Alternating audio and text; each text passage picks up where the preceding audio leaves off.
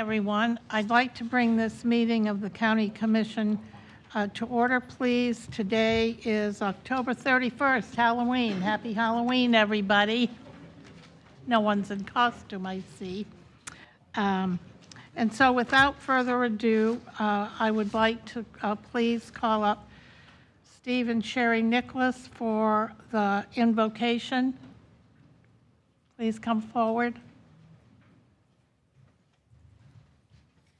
Well, I don't look like a Steve, but I'm a Sherry. How about that? Good morning, everybody. Father, we are so thankful that we get to have this time to share and to be a part of changing our community. And we thank you that there is one Father who loves us, one God, one Christ. And Father, we need your wisdom. We need to have ears to hear. This is a very important time. And we just pray the blessing of the Lord to be upon this meeting, that their eyes are open and our ears have full understanding of your will for our beautiful city. We are so grateful to live in a beautiful state called Florida. And in this community, I believe we're most blessed. It's a piece of heaven. And so bless us and help us, Lord, we ask in Jesus' mighty name. Amen. Amen. And now for the Pledge of Allegiance, led by Commissioner Peters. Pledge allegiance to the flag of the United States of America and to the republic for which it stands, one nation, under God, indivisible, with liberty and justice for all.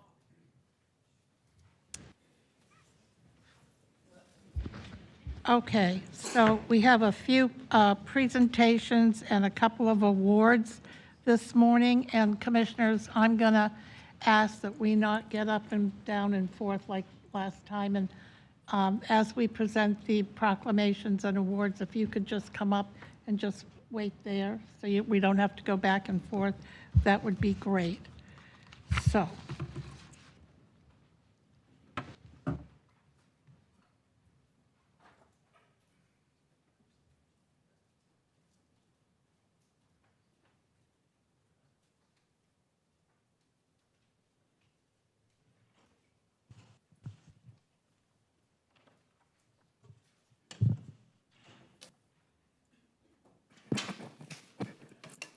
What? Do you want us up there now?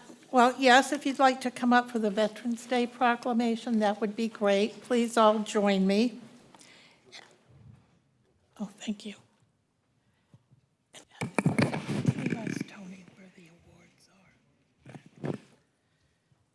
I'd also like to ask Reggie Fujimoto, the Director of Pinellas County Veteran Services, and all of his staff to join me at the podium as well.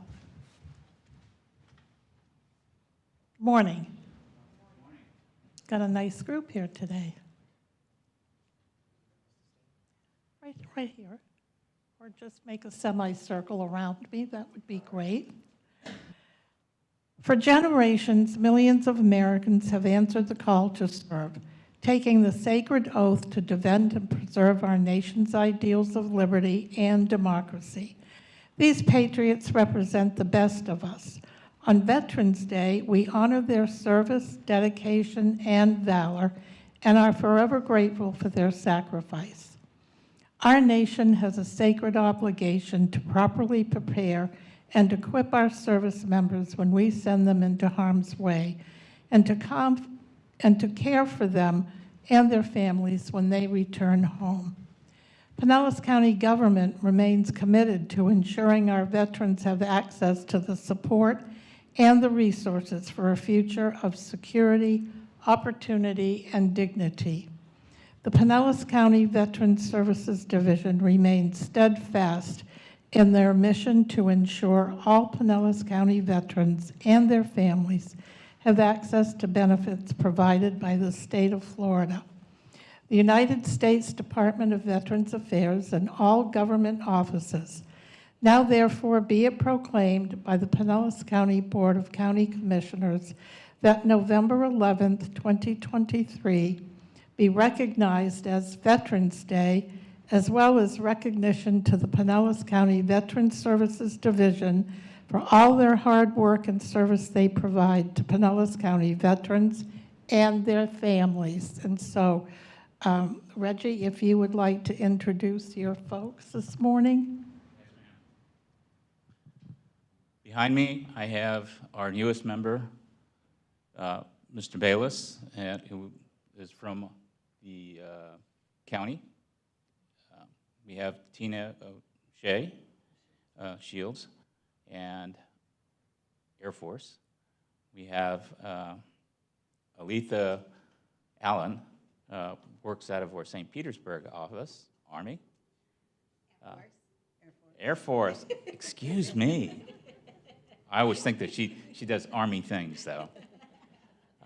Dave Foster is our senior VSO, who I've worked with in the past, and he's my number 2. Does an outstanding work. Scott, we go back a ways, back and forth in Pinellas County, and he's come back to us as a VSO. He's done great things, and he's a wealth of knowledge. Marine, so. So we have the Marines, the Army, the Air Force, where's the Navy? Okay. Don't want to leave anyone out. Yes, we have. All right. And this is your proclamation, which has been signed by all of us. Would you like Ma'am? to say a few Yes, words ma'am. up here? Please. We're humbled and honored to stand before you in regards to the proclamation. We accept it as veterans, not only for our department, but for all veterans, for all of Pinellas County. We thank you. Thank you for this recognition, both past and present for veterans. Thank you.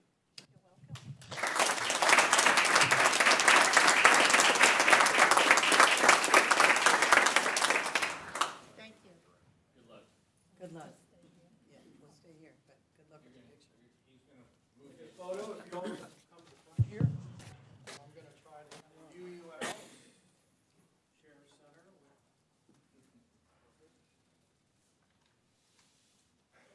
Thank you all for your hard work.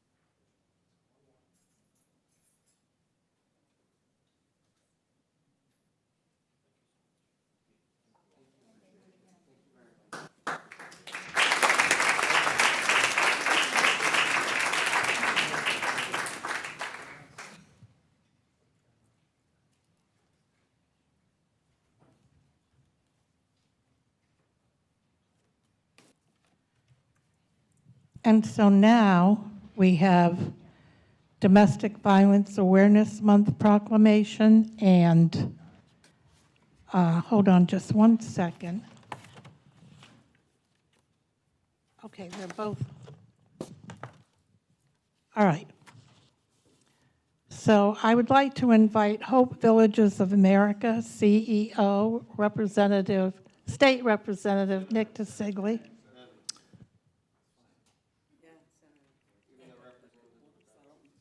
What? How could I do that and you're my senator? Senator Nick DeSigli, CASA Community Action Stop Abuse. Sherry Kester is standing in for Lariana Forsythe to join me at the podium. Good morning. I thought you weren't going to be here. Well, she's here. Okay. Domestic violence is a pattern of abusive behavior in any relationship that is used by one partner to gain or maintain power and control over their intimate partner, and the problems of domestic abuse are not confined to any one group of people, but affect people across all economic statuses, races and ethnicities, sexual orientations, cultures, and societies. The crime of domestic violence violates an individual's privacy, dignity, security, humanity due to the systemic use of physical, emotional, sexual, psychological, and economic control and/or abuse. The impact of domestic violence is wide-ranging, directly affecting women, children, men, and society as a whole. These organizations, whose representatives are before you today, have provided support, safety, and advocacy to domestic violence survivors and their children throughout Pinellas County for many years, and we are so happy to have them here in our community. Now therefore be it resolved by the Pinellas County Board of County Commissioners that the month of October 2023 be recognized as Domestic Violence Awareness Month to increase public awareness of domestic violence. So, hold on, let's see.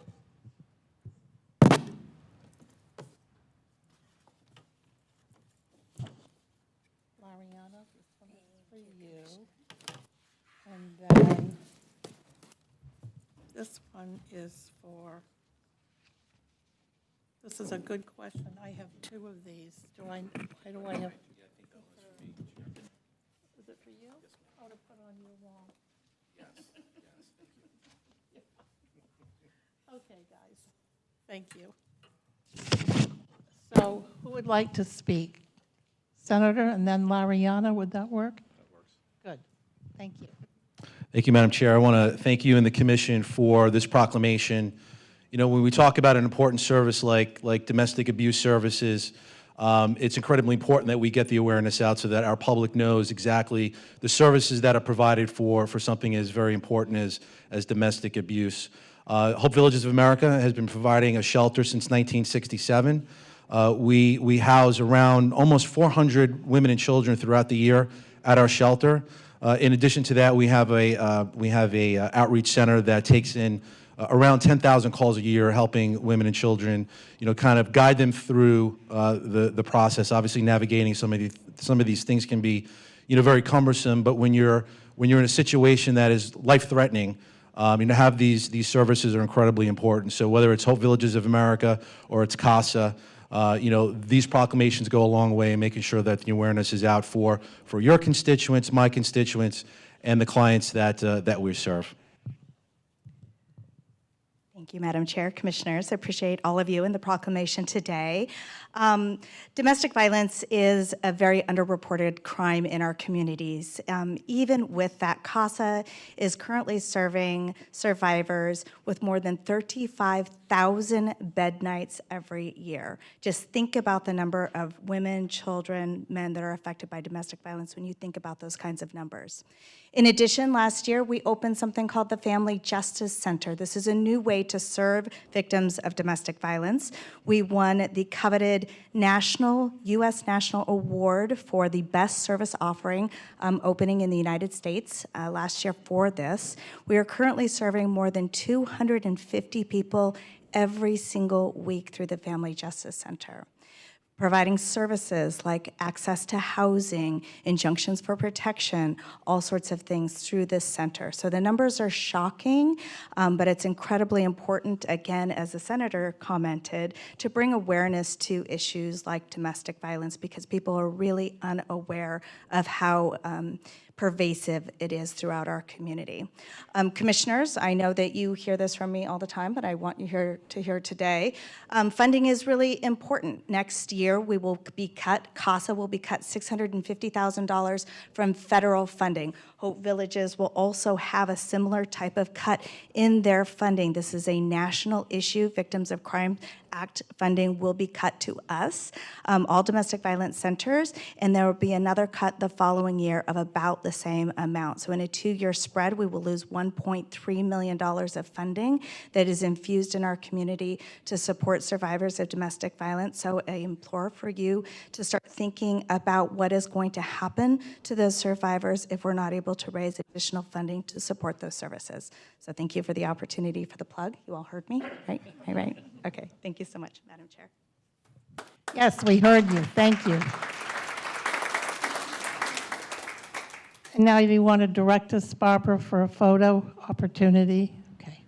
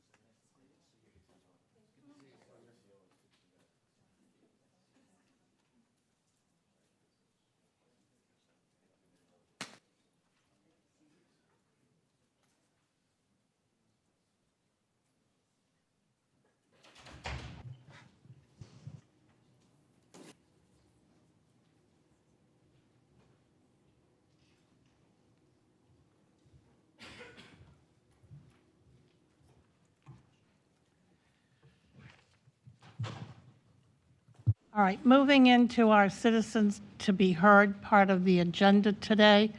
We have many cards that have already been filled out. So for those folks that are here in the room and maybe out in the holding area, if you have not signed up to speak and you want to speak today, please make sure that you come, talk to the clerk over here and sign up, okay? So without further ado, Tricia Kirby.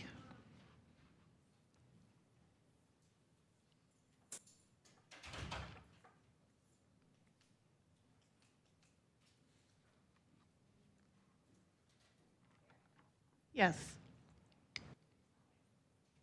Good morning. I got a prop here for you. For the record, Tricia, could you please repeat your name and your address so we have you on the record? Sorry. Sorry. It's Tricia Kirby, 1111 Spencer Avenue, Clearwater, Florida, 33756. I'm here today about the SBCA issue. I worked in rescue. Some of you may remember me, long-timers, 2013. I volunteered at one of the highest kill shelters in the state of Florida. I ministered to the animals. I say ministered because I go and feed them their last meal of the day before they were killed in the morning, talking with them, petting with them, making sure they got some decent food. And thank you for your attention, everybody. I appreciate the time I took to be here, and I appreciate you giving me your attention. Thank you. Thank you. So we're here today because this is not a pretty picture. Animal activists, animal shelters, animal rights organizations, animal care organizations are really upset by this. There's county money going in partnership to this organization. One of the things that we are looking at, we would love to have that completely stopped. They said they paused it. She needs to be removed as the director. This is not an okay thing. One of the biggest things is that we have a agreement with them, spay-neuter vouchers that they are refusing because they're spending their vet money now on their private brokered puppies from these puppy mill organizations, which, by the way, are on the 100 worst puppy mills in the entire country. While we have nearly 2 million animals still being killed every year because there's no space for them, we are bringing in puppies from out of state that are sick and in atrocious living conditions. Nobody needs to be owning one of these puppies. I know you care about puppies. I've seen your posts. I'm friends with you. You care deeply. I share those posts, the ones where you're trying to help lost animals find homes. Owner surrenders, that agreement needs to end. There's no accountability there. Now, they may claim that we're putting down animals that need to be euthanized for humane reasons. Not true. There's a person who went and shadowed them for a day because she was going to be working. She was applying for a job at the SPCA, and she said that they look for reasons to kill those animals. She withdrew her application because she said they looked at it, they'd look at a cat and say, this one has a dental issue. No x-rays, no exam, just this one has a dental issue, and then they would put it down. So there's the numbers of animals being killed there, more than 50% there, 59%, including the owner surrenders. That is not okay. That is a super high kill rate. None of the money from this county or any taxpayer should go to that organization ever. And the city of Indianapolis is banding together with us because it took them an act of Congress to get her out of their area, and then she came here, and they want to help us because they know how bad this is, and the stories I've read are horrific. Please do the right thing. And this is a shell game. That's why I brought that. Thank you. Your time is up. Kimberly Chandler.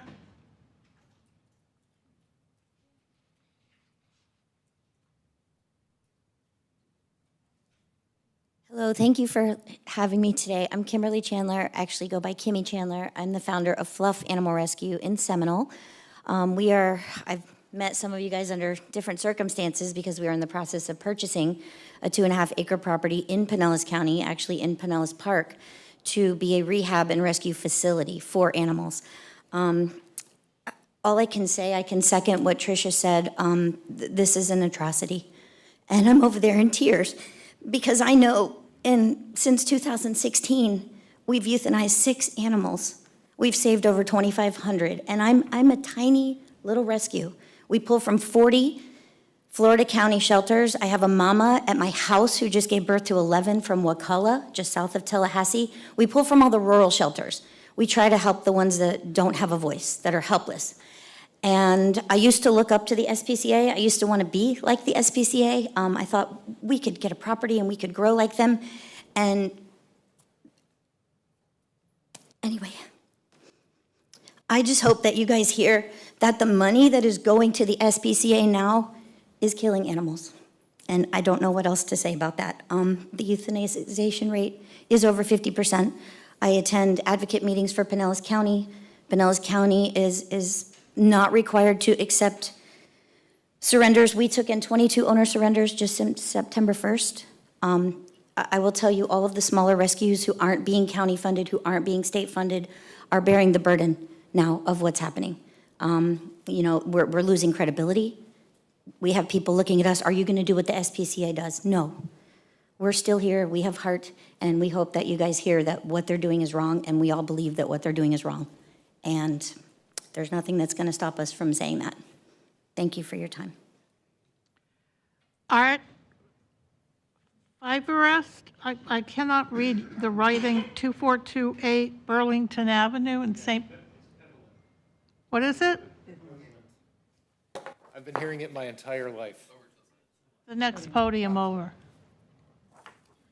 So good morning and thank you for your time. My name is Art Fivolent and I'm here representing Let's Fix This Now, advocating for a new perspective on animal management in the county. The SPCA program has taken a pause, but I think we all know it's a ruse to escape the pressure of their own bad decisions. But I'll let others speak to that because there's a bigger story to tell. The SPCA blowback has exposed a far bigger problem that we in Rescue know too well. I challenge you to spend a week in a Pinellas pet rescuer's life or spend a day on social media scrolling through the hundreds of different pictures and pleas by rescues trying to find homes for homeless animals, are begging for foster homes to find a place to stay so they can pull more. If you do that, you'd know we have a huge problem, and you'd understand our commitment and passion and frustration of rescue in Pinellas, not to mention the downright disappointment of the tone-deaf and heartless decisions made by the SPCA. We dedicate our lives, our money, our homes, and our freedom to save animals, and every week, every single week, there's an unending tsunami of dogs and cats overbred, discarded, or abused who will die in the county shelter system without these rescue groups. Compassion fatigue is an understatement. PTSD is real. These rescues are your constituents, and they don't get enough respect from the county or the community. Rescues pull the pets in your charge to find them a loving home, because without these rescue groups, hundreds or even thousands are going to die every year. You don't see these rescue people, and perhaps you don't even know that they exist. You don't pay them, and you obviously don't care enough about them or the animals for which you guys are responsible. The laws on the books currently tell us that. Rescues do what the county fails to do: deliver the space, time, money, and resources to save as many animals as possible.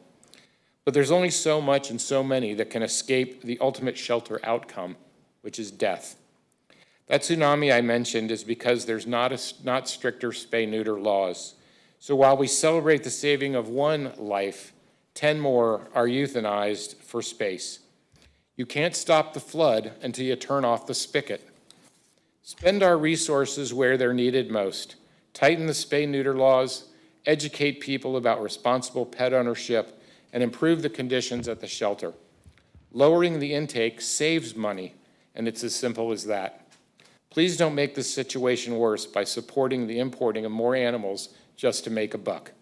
We have the opportunity to show the community you are compassionate, not greedy, that you understand the issues, not blind to them, and that you can make a positive difference for discarded pets' lives. Thank you. Thank you.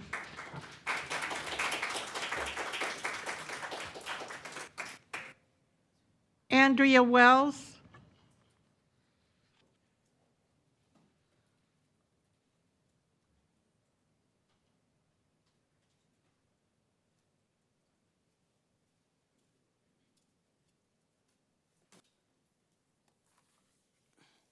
Hello, everyone. Morning. I remember some of you from, well, no, I was here 15 years ago. For the first TNVR attempt, and I was all by myself and finally got it done. Anyway, not all of you know me. My name is Andrea Wells. You wanted my address, you said? Yes, please. Sorry, please forgive me. Can I stop the time? No, please continue.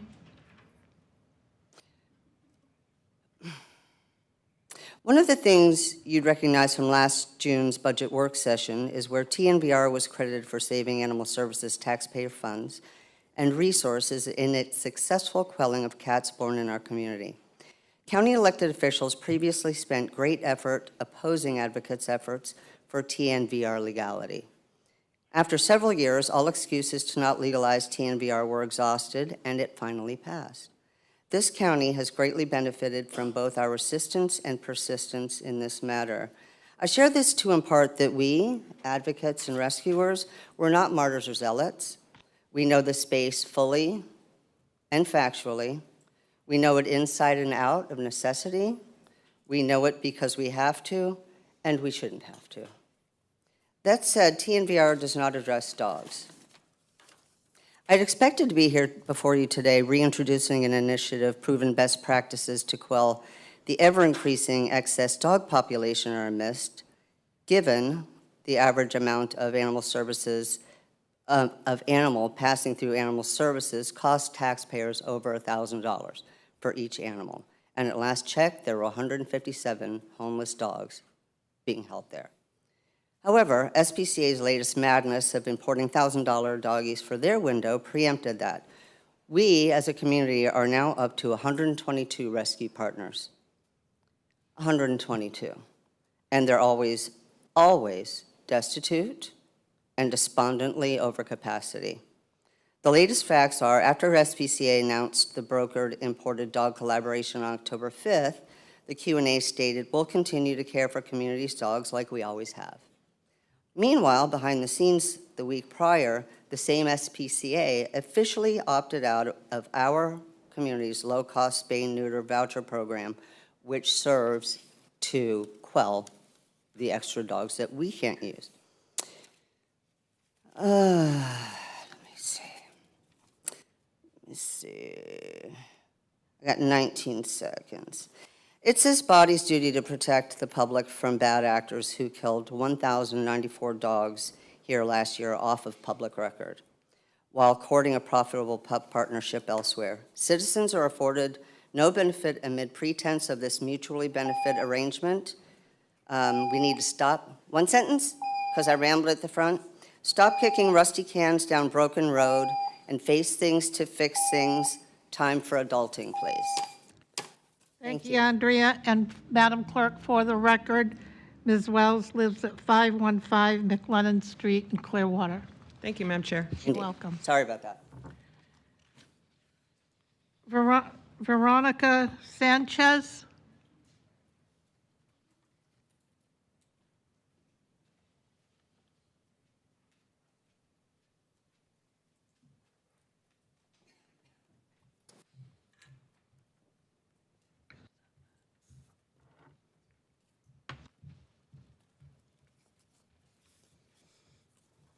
Hello, good morning. My name is Veronica Sanchez. I'm from Land O'Lakes, Florida. I come to you today as what I like to call a civilian. I am actually not affiliated with any rescue group or shelter. And I would like to say thank you so much for allowing me to speak today. So I will say one of the positives about the SPCA's announcement of partnering with known puppy mills is the fact that for citizens like me who don't work in rescue, it was a giant red flag that started waving in our community for the fact that we still have a very large problem when it comes to the euthanasia and killing of shelter animals. So if there's anything that I can say is a positive of this partnership, it is that it's for folks like me. Now I have become even more educated. I also wanted to thank you as a county commission for making the move to stop any new retailers. The reason I am here today is to kindly ask that you do revisit that decision to have grandfathered in current retail stores. I believe that decision to stop new ones was a great one, and it was a step in the right direction. But I do ask that you consider a phasing out instead, as other communities have done. As you can see, you have a handout in front of you. Sorry, it's not very fancy. I'm not very astute at putting nice presentations together. But I wanted you to be able to take a look. Those photos that are on your handout were actually taken this past weekend at Sunshine Puppies on Ulmerton Road in Largo. If you take a look, these dogs look sad, sick. They have food that is just thrown onto their beds. They're living in cages. They're not on grass. And these puppies have had a really jarring start to their life. Some of the observations, as you can see, they were eating their own feces. They look sick.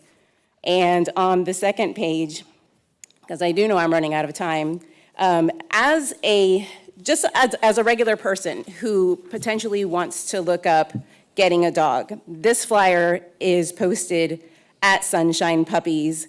This one particular puppy comes from a breeder in Missouri who, as of June 2023, according to the USDA, had 77 adult breeding dogs and 35 puppies. There's no website for them. If they were proud of what they did, they would say, here's where your puppies come from. As you can see, there is just one little rank photo of a weird-looking house. So I know that I'm running out of time. In conclusion, I just really wanted to ask, please do revisit that decision and consider the phase-out of the retail stores. Thank you. Thank you. David Balaguetis Jr. David Balaguetis Jr.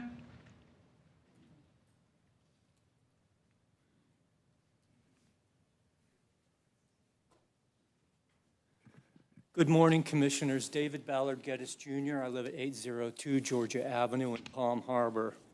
Published in 1972, Maloney's Water Code, Chapter 1, Section 13, states that every person shall be subjected to an annual user surveillance fee for the use of water, and failing to pay such annual user surveillance fee shall constitute grounds to revoke a person's consumptive use permit, disallowing water to such persons. Maloney's Water Code, Chapter 5, Section 10 states that the powers of the Water Board shall have the right to enter our property, claiming eminent domain in Chapter 1, Section 23 of Maloney's Water Code, soldiering us in our homes.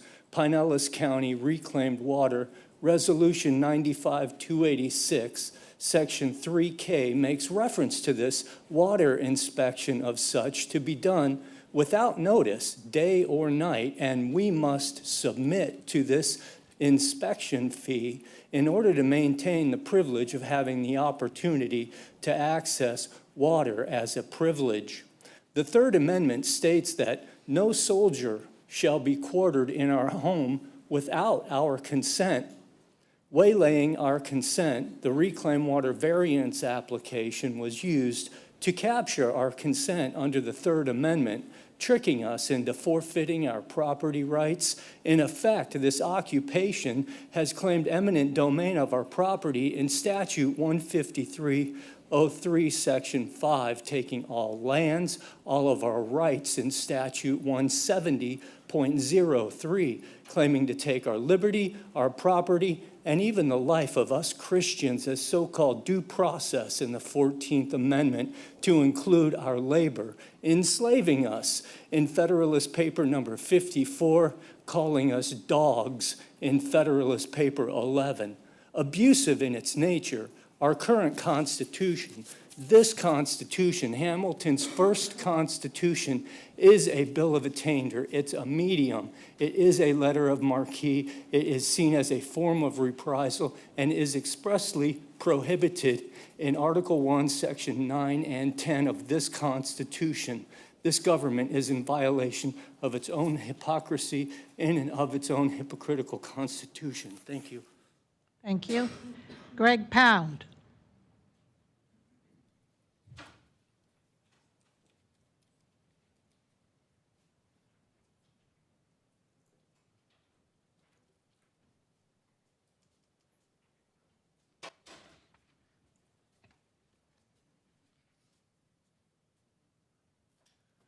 Greg Pound, Largo, Florida, with savingfamilies7@gmail.com. I would like to read something out of Ezekiel chapter 7, verse 24. It says, "Wherefore I will bring the worst of the heathen, and they shall possess their houses." And this is a judgment. We see it even on America because we have become a nation that has destroyed families against their children. You know that the domestic violence group, I sat in Tallahassee through the whole week of the trials on this domestic violence scam that was going on in Florida, where DCF, the women running DCF, running a scam against the families to get children in DCF. And then they take the children and separate them from their parents. And this is what we have in America, what we have doing for money.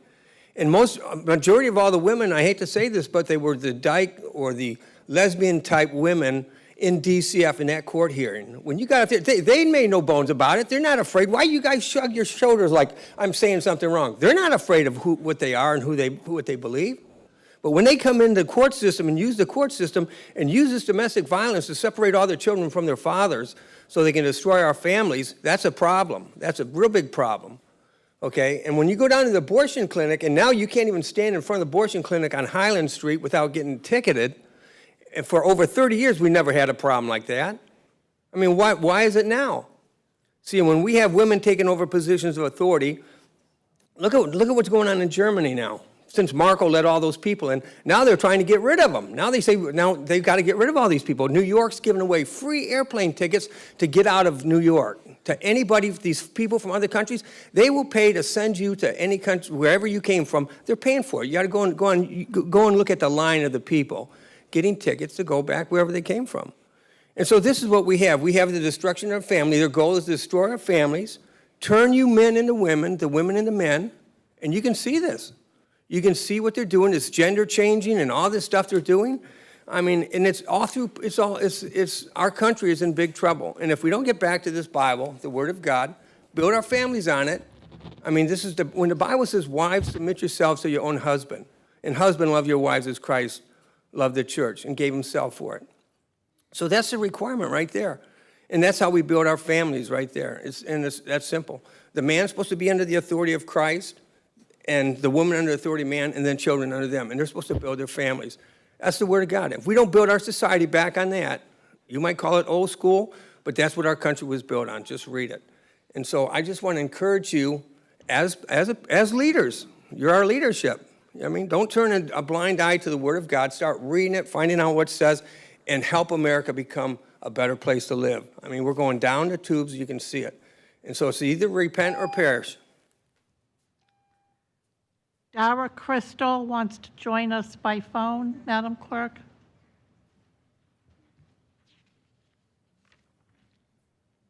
Ms. Crystal, are you there? Can you hear us? Please press star 9 to unmute, or raise your hand in the Zoom application.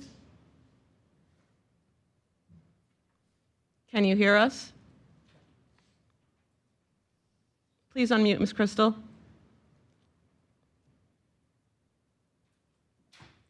Ms. Crystal, can you hear us? Hi there. Yeah, can you hear me? Yes.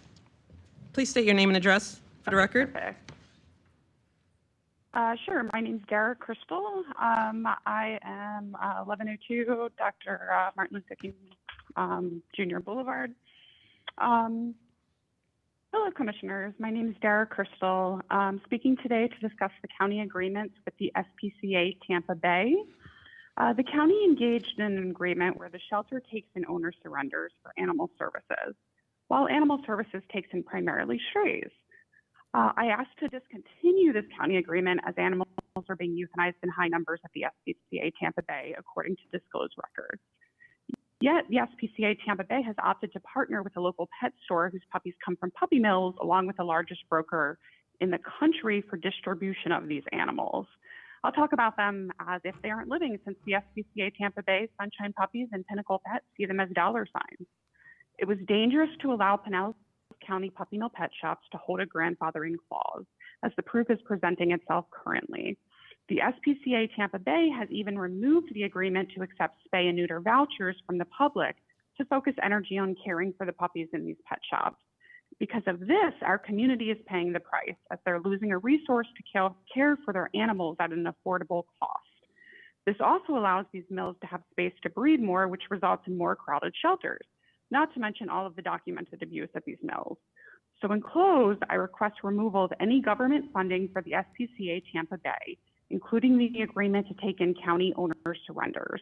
Increase the resources for Pinellas County Animal Services. The SPCA Tampa Bay All for Dogs program has paused, not stopped. I hate to see what additional damage is waiting if action isn't taken now. Thank you. Thank you for your time.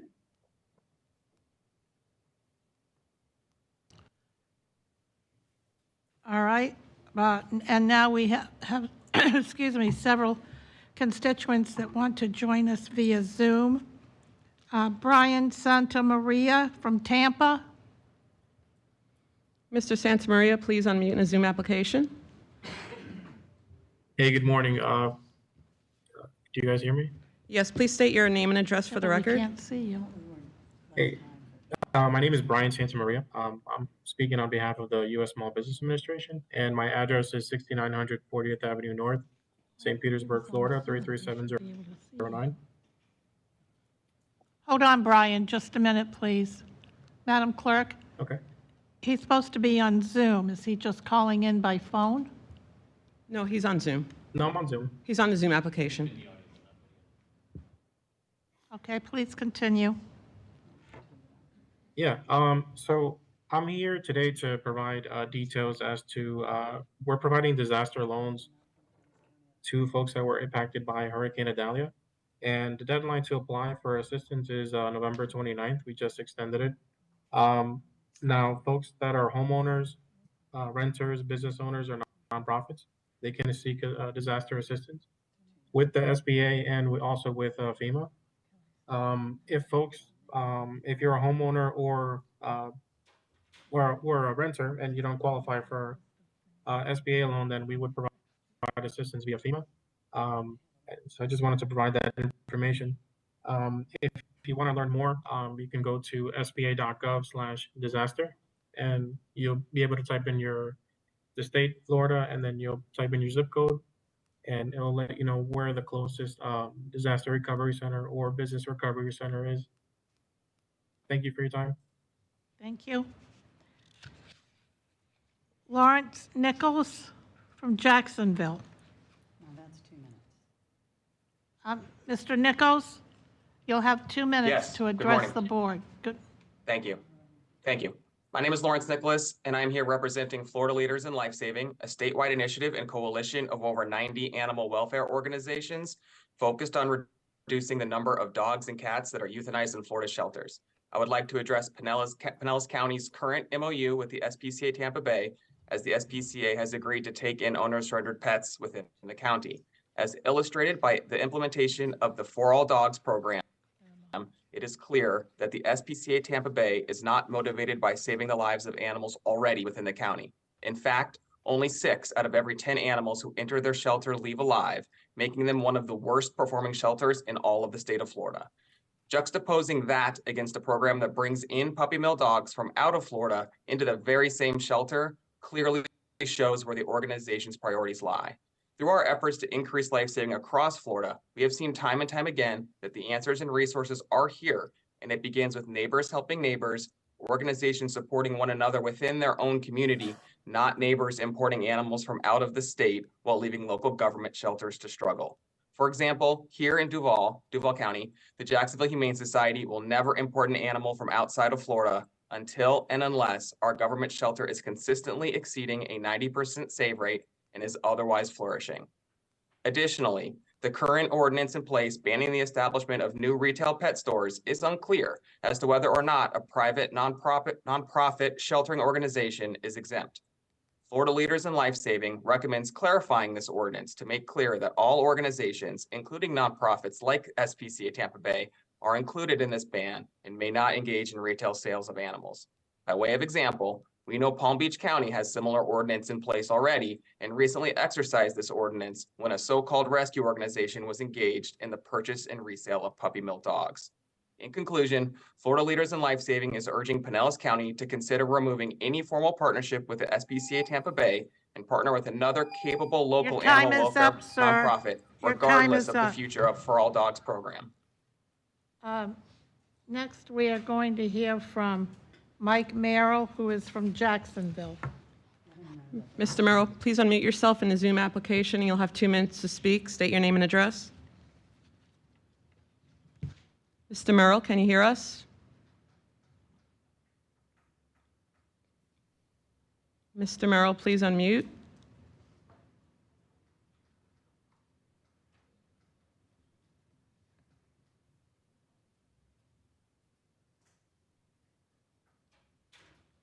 All right. Mr. Merrill, are you there? Yes, I'm here. Can you hear me? And you're calling from Jacksonville, correct? That's correct. Then you'll have 2 minutes to address the board. Thank Can you. you hear me Please- now? Yes, please continue. My name is Mike Merrill. I'm the Executive Director of Florida Urgent Rescue. My address is 7643 Gate Parkway in Jacksonville, Florida. And I'm, like many of the other speakers, I believe it's a huge mistake to have a prominent shelter partner with puppy mills and a for-profit breeding enterprise. I'd like to echo a couple of things that previous speakers have said. One, Florida shelters are in crisis. Owner surrenders are high, adoptions are slow, and donations are down. With the economy adding complications, I think it's really tough time for animals in general. Instead of promoting puppies for purchase through pet stores, I think it's time to make two important changes. One is remove the grandfather on the ban of retail sales through existing pet stores. They don't need that. There's no reason why they need to be grandfathered in. There are plenty of other pet stores that do just fine offering either pet adoptions or just selling pet products. There's a huge industry there. They don't need to be selling puppies and kittens. And the second thing is another person said, you can't stop the flood until you turn off the spigot. There's another component to that, and that's to enforce the other laws that are on the books to crack down on backyard breeders. Anybody selling puppies or kittens is required by Florida law to have a health certificate. Start enforcing that law. When backyard breeders make their money by not providing the care that the animals need. So they skip the vaccines, they skip the deworming, they sell sick puppies, and then a lot of puppies are either sick or they die, and then they dump them. So it's time to shut down that, turn off that spigot, remove the grandfather, and start enforcing the laws on the books, because the animals need you. Thank you. Thank you. Excuse me. Kate McFall from Tallahassee. Ms. McFall, please unmute in a Zoom application. Yes, ma'am. I believe I did. Yes, we can hear you. Great. Hi there. My name is Kate McFall, and I'm the Florida State Director for the Humane Society of the United States. I live in Tallahassee at 1206 Walton Drive, and thank you for a few minutes of your time to speak with you all remotely. First, I'd like to thank you for your support for Pinellas County Animal Services. Your animal services goes above and beyond and has excellent programs supporting the people and pets of your county. In my work, I see a lot of different shelter professionals in Florida, and Pinellas County is up there and one of the best. So thank you for supporting the important work. I'm echoing what a few others have said previously of your animal services. I know this commission has been stated that y'all adopted an ordinance, and we urge you, as someone who works on animal protection policies, ordinance, and legislation, puppy mills and the retail sale of pets is a top priority for Florida, and we urge you to revisit your ordinance, your pet retail sales ordinance, and phase out the retail sale of dogs, cats, and rabbits altogether, and encourage the stores to transition to selling goods and supplies. We have a whole program to support and assist in that way. And should y'all want our assistance, we were happy to jump in. We are working on this at the state level, but everyone knows that takes time in Tallahassee. In the meantime, local ordinances, especially in important counties like Pinellas, are meaningful and help decrease the demand for puppy mill puppies. The public outcry in response to the SPCA Tampa Bay flawed pilot program working with the pet stores was loud and clear. We strongly oppose the pilot program also and are pleased it's put on hold and hope it stays there. But the HSUS Puppy Mills Department, and we're at your, here to help in any way that we can, and urge you to revisit that ordinance and phase out the retail sale of dogs, cats, and rabbits going forward. Thank you so much. Thank you. And last is Fraley Rodriguez from Claremont. 2 minutes. Fraley? Madam Chair, I do not believe that Fraley Rodriguez has joined us today, and that concludes the individuals who pre-registered to speak via Zoom on this item. Okay, thank you very much. So, Commissioners, now we are on item number 4, which is Barry to introduce. Madam Clerk. Thank you. Agenda item number 4 is case number FLU 2305. This is a proposal for a land use change from residential urban to commercial general on approximately 0.19 acres located at 4685 Park Street in West Lellman. This is companion to item number 5 as well. The public hearing was properly advertised and an affidavit of publication has been received for filing. No correspondence has been received by the clerk, and the matter is properly before the board to be heard. Thank you. Members? Move approval. Second. Okay, it's been approved by Commissioner Eggers, second by Commissioner Justice. All those in favor, please signify by saying aye. Aye. All right, item number 5. Thank you, Madam Chair. Agenda item number 5 is case number ZON 2306. This is the second of 2 public hearings to consider a proposal for a zoning change from R4, 1, 2, and 3 family residential to E2, employment 2, on approximately 0.19 acres located at 4685 Park Street in West Lellman. This item is companion to number 4. Since this is a quasi-judicial hearing, all those individuals who plan to speak on this item must be sworn in. For those wishing to speak, whether you are attending in person or virtually, if able, please raise your right hand. Do you swear or affirm that the testimony you are about to give is the truth, the whole truth, and nothing but the truth? Please signify by saying, I do. The public hearing was properly advertised and an affidavit of publication has been received for filing.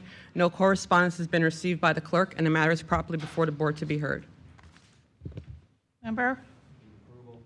Second. It's been moved by Commissioner Eggers, second by Commissioner Justice. All those in favor, please signify by saying aye. Aye. Okay.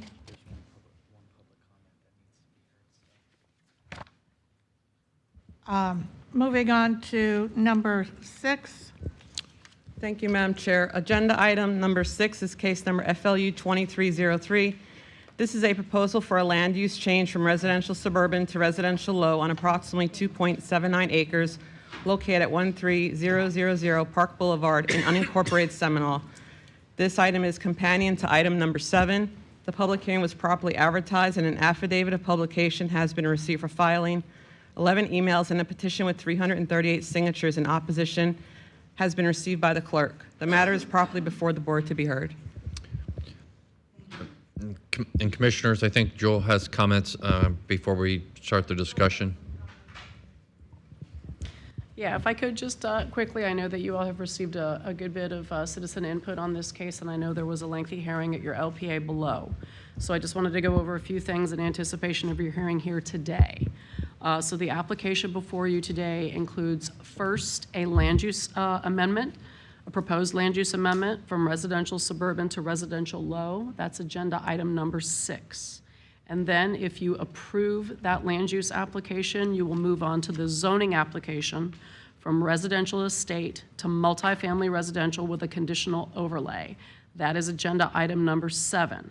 That item also includes a development agreement that includes certain limiting factors that staff will address more specifically during the presentation. So your decision on the land use application is legislative in nature, and the basis of your decision should be whether the request is consistent with the comprehensive plan. It's a rational basis standard, meaning your decision must be rationally related to a legitimate governmental interest, basically meaning protection of the health, safety, or welfare of the community. Your decision on the zoning application is quasi-judicial in nature. Again, must be consistent with your comprehensive plan and other regulations set forth in your land development code. The burden there is on the applicant to prove that the application is consistent with your comprehensive plan, at which time the burden would shift to the government to demonstrate that maintaining the status quo achieves a legitimate public purpose. Your decision here should be based on competent, substantial, fact-based testimony.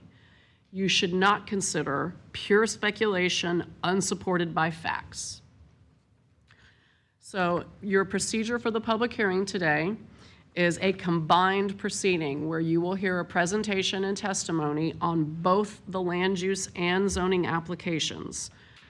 Therefore, your conduct here is going to be governed by your quasi-judicial ordinance. So the presentation, and I know you all are familiar with this, but just to go over it again, you'll have a presentation by staff, the applicant, and all public comment will be handled jointly for both the land use and zoning applications. But again, to be clear, you will be making separate decisions.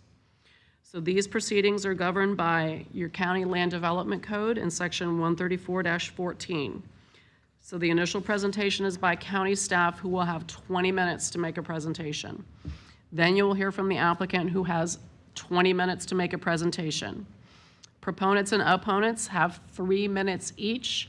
You all are familiar with the procedures that you have where you allow groups of people to combine their time, where if you have 5 people present that yield their time, one individual will be given 10 minutes to speak. You'll have rebuttal. That is time that may be reserved by most likely the applicant to respond to any comments that are made. That will be time that they reserved from their initial 20 minutes.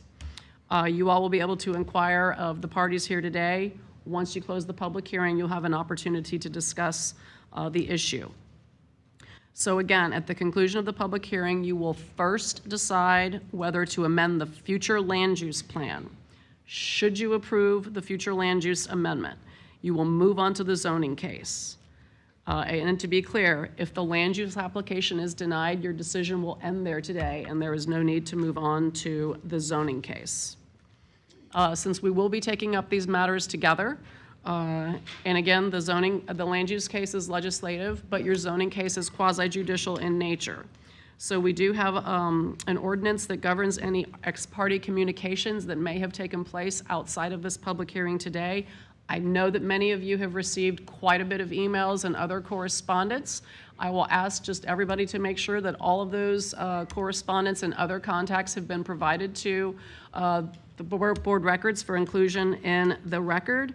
And I would also request if anybody has inadvertently had any conversations with anybody about this case, that those conversations be disclosed at this time by letting us know the substance of those conversations and with whom those conversations may have taken place.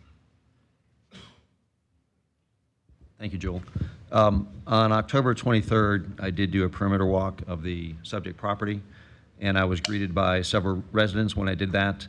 I didn't get the names of all of them, but I did have a brief conversation with Delaney Ward and Donna Chisholm about the proposed land use and neighborhood compatibility. And I would just ask, basically a nod from everybody that any communication that you have received on this in writing has been shared with board records. Wonderful. All right, with that, I will turn it over to staff. Glenn?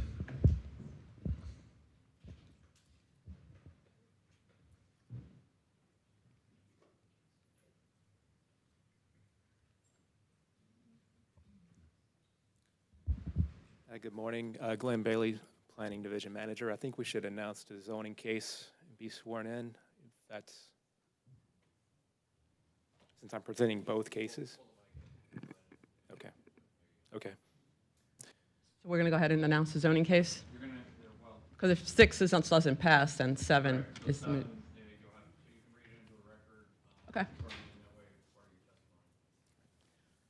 Agenda item number 7 is case number ZON 2303. This is a proposal for a zoning change on approximately 2.79 acres located at 13000 Park Boulevard in unincorporated Seminole from residential estate to multifamily residential conditional overlay, with the conditional overlay and an associated development agreement limiting the number of residential dwelling units to a maximum of 20 that will include a combination of 1- and 2-bedroom units and single-story accessory residential structures to be occupied as independent housing for a maximum of 24 persons with developmental disabilities as defined by Florida statute section 393.063 subsection 1, with supportive housing services for on-site residents only.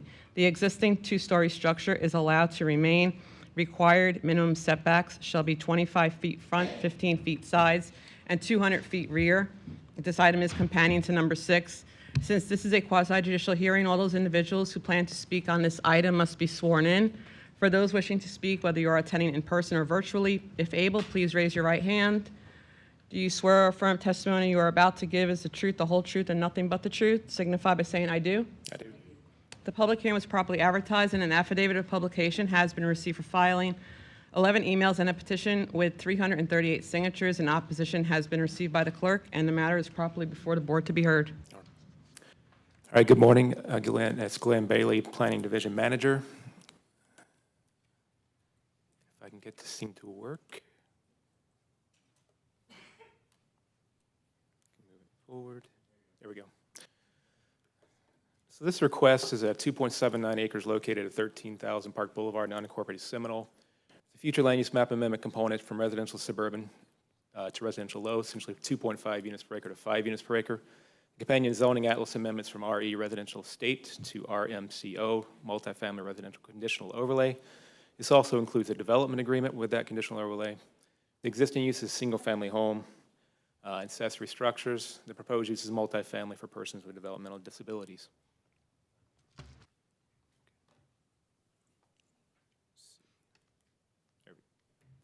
the other way. See, that way. Okay. And some case history on this. Different cases, as you remember, most likely went to the public hearings in 2022 and early 2023. The identical future land use map amendment request, which was case number FLU 2204. That's from RS 2.5 units per acre to RL 5 units per acre. The similar zoning amendment request at that time as well. However, there are a couple of major differences. One is the rear setback has now been increased from 120 feet to 200 feet, and also includes a inclusion of a development agreement. And I'll get more into that in a moment. The local planning agency recommended denial of that previous case, and you denied the future land use map request without prejudice. And since you did that, the zoning case was moot.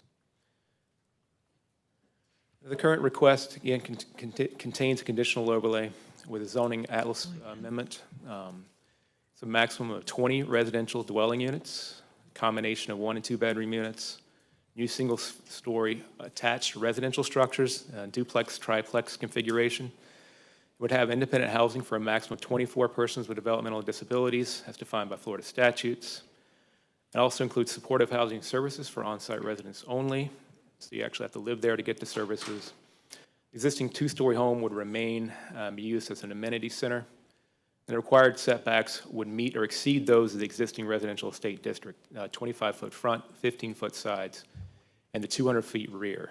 For regular change to residential multifamily, you would have a 10-foot front and 5-foot setback side and rear standard in RM, so you can see it a much broader setbacks than normally would be allowed in a residential multifamily district. It also includes, again, a development agreement which reinforces the conditions and restrictions of the conditional overlay. Importantly, it makes the concept plan binding, which the conditional overlay could not do. So when you saw this before, it did not have a development agreement, and you could not make the concept plan binding. In this case, you can. It also requires a deed restriction that makes the development agreement basically perpetual until changed by the Board of County Commissioners. You can see a location of the subject property on the south side of Park Boulevard. You see it's fairly large property surrounded by large residential estate-style lots to the south and to the east. And to the north and south is a commercial and office, kind of a residential, kind of a commercial and office node with shopping center to the north. You got gas stations, restaurants, other types of non-residential uses in that commercial node. So it's a combination of uses in this general area. We see the future land use map amendment request. On the left is currently the residential suburban land use. On the right, you see a little more of a gold color residential low. You have both of those designations in the general area. And you can see the red is the commercial general for the commercial uses surrounding it. The purple right next door is residential office general. So that allows for office uses and also residential uses. And the blue areas are your institutional uses. You have schools, cemeteries, churches, things like that in this general area as well. Here you see the zoning atlas map, that kind of a beige color that the subject property is a residential estate. You see it's an area of residential estate properties to the north, to the south actually, excuse me, and to the east. To the north is your more commercial uses again, shopping center. The pink colors, neighborhood commercial uses, less intense uses. There's an office use directly to the west, and the blue use is an assisted living facility, and the more brown color is your residential agriculture. It's actually a cemetery in that area. On the right side, you can see the change going to multifamily residential. There's not any multifamily residential in this general area per se. There's some right off the screen to the east. That said, the commercial use to the north would also allow residential multifamily, so it's not necessarily an outlier. Some additional information regarding the property. Again, Park Boulevard is a 4-lane divided arterial roadway. It's a commercial office node again to the north and to the east. Large lot single-family homes to the south and east. A property to the east along Park Boulevard, importantly, is owned by the applicant. So it is a single-family home. It's owned by the applicant, and it's used for a similar purpose as what they wish to use this subject property for. So just on a smaller scale. The subject property, again, importantly, is not connected to the adjacent neighborhood by driveways, by roads, or anything like that. It's just connected by property lines to the east and to the south. The only direct access to this property is from Park Boulevard itself. And staff feels that this proposed development is a transitional use between that commercial office node and the larger residential lots to the south and east. Here's some site photos of the property looking south from Park Boulevard at the entrance of the current entrance of the property on the left, and you can see the home on the right, the current home. On the left is you're looking east along Park Boulevard, and on the right is the adjacent medical office immediately to the west of the subject property.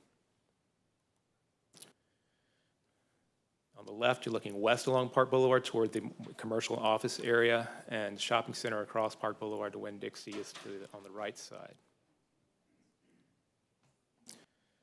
Some additional information regarding the land use. The current residential suburban land use allows for residential, agricultural uses, institutional uses, recreation, open space, again at 2.5 residential units per acre. For non-residential uses, your maximum floor area ratio of the size of your building is 0.3. The proposed residential low land use has a slightly larger FAR, floor area ratio 0.4. It allows 5 residential units per acre, so it allows more density, and it allows the same types of uses, the exception of the agriculture use. Potential traffic impacts of this change is approximately 31 additional daily trips, so it's not really much of a traffic impact in this case. Some additional information on the zoning. The current residential state zoning allows single-family residential and accessory agricultural uses. 32,000 square foot minimum lot size, so it's a fairly large lot, minimum lot size. Maximum building height of 35 feet. Again, setback requirements of 25-foot front, 15-foot side, 20-foot rear setbacks. Proposed residential multifamily conditional overlay zoning with a development agreement would allow single-family attached for developmentally disabled, so you'd have your duplex, triplex units. All buildings would be on one lot with a minimum 15-foot separation. The new buildings would be 1-story height, 1 story only. Again, the larger setbacks via the development agreement and conditional overlay, 25-foot front, 15-foot sides, and 200-foot rear. The existing home would remain as an amenity for the on-site residents. And importantly, the applicant also intends to seek an affordable housing density bonus. This is not part of this application. It would come later as an administrative process, which is standard for the residential multifamily zoning district. The RL would allow a maximum of 14 units of base density. The density bonus is needed to achieve what they're proposing of the 20 units. So that would require a density bonus at a later time. The development is subject to full site plan review. Importantly, also the subject property is not within the coastal high hazard area. It's evacuation level D. These types of uses are not allowed. Density bonuses are not allowed in this coastal high hazard area.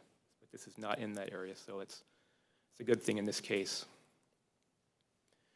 Here we have a concept plan that is binding. It's with a development agreement. You can see that they are proposing 7 individual buildings in addition to the current single-family home, which is in the center. Those 7 buildings will be a combination, again, of single-story duplex and triplex units.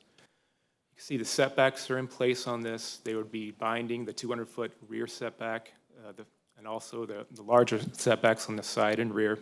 The entrance way would be set off Park Boulevard. There's no other places to go.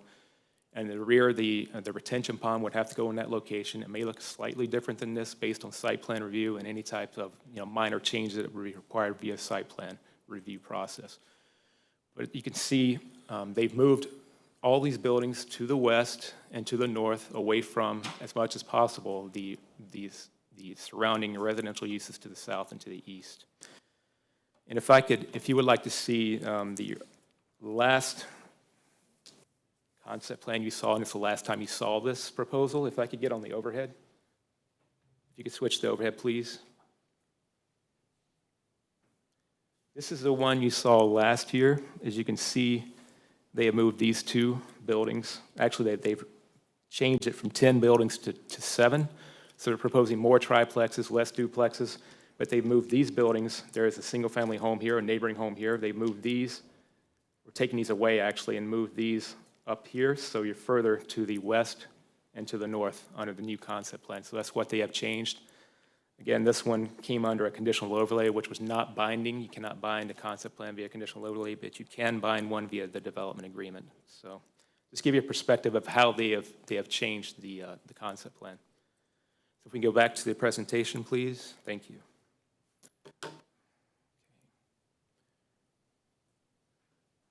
The recommendation on the land use, the future land use case, FLU 2303, is subject property fronts a busy arterial roadway with a mix of uses around this general area. The sole access will be from Park Boulevard.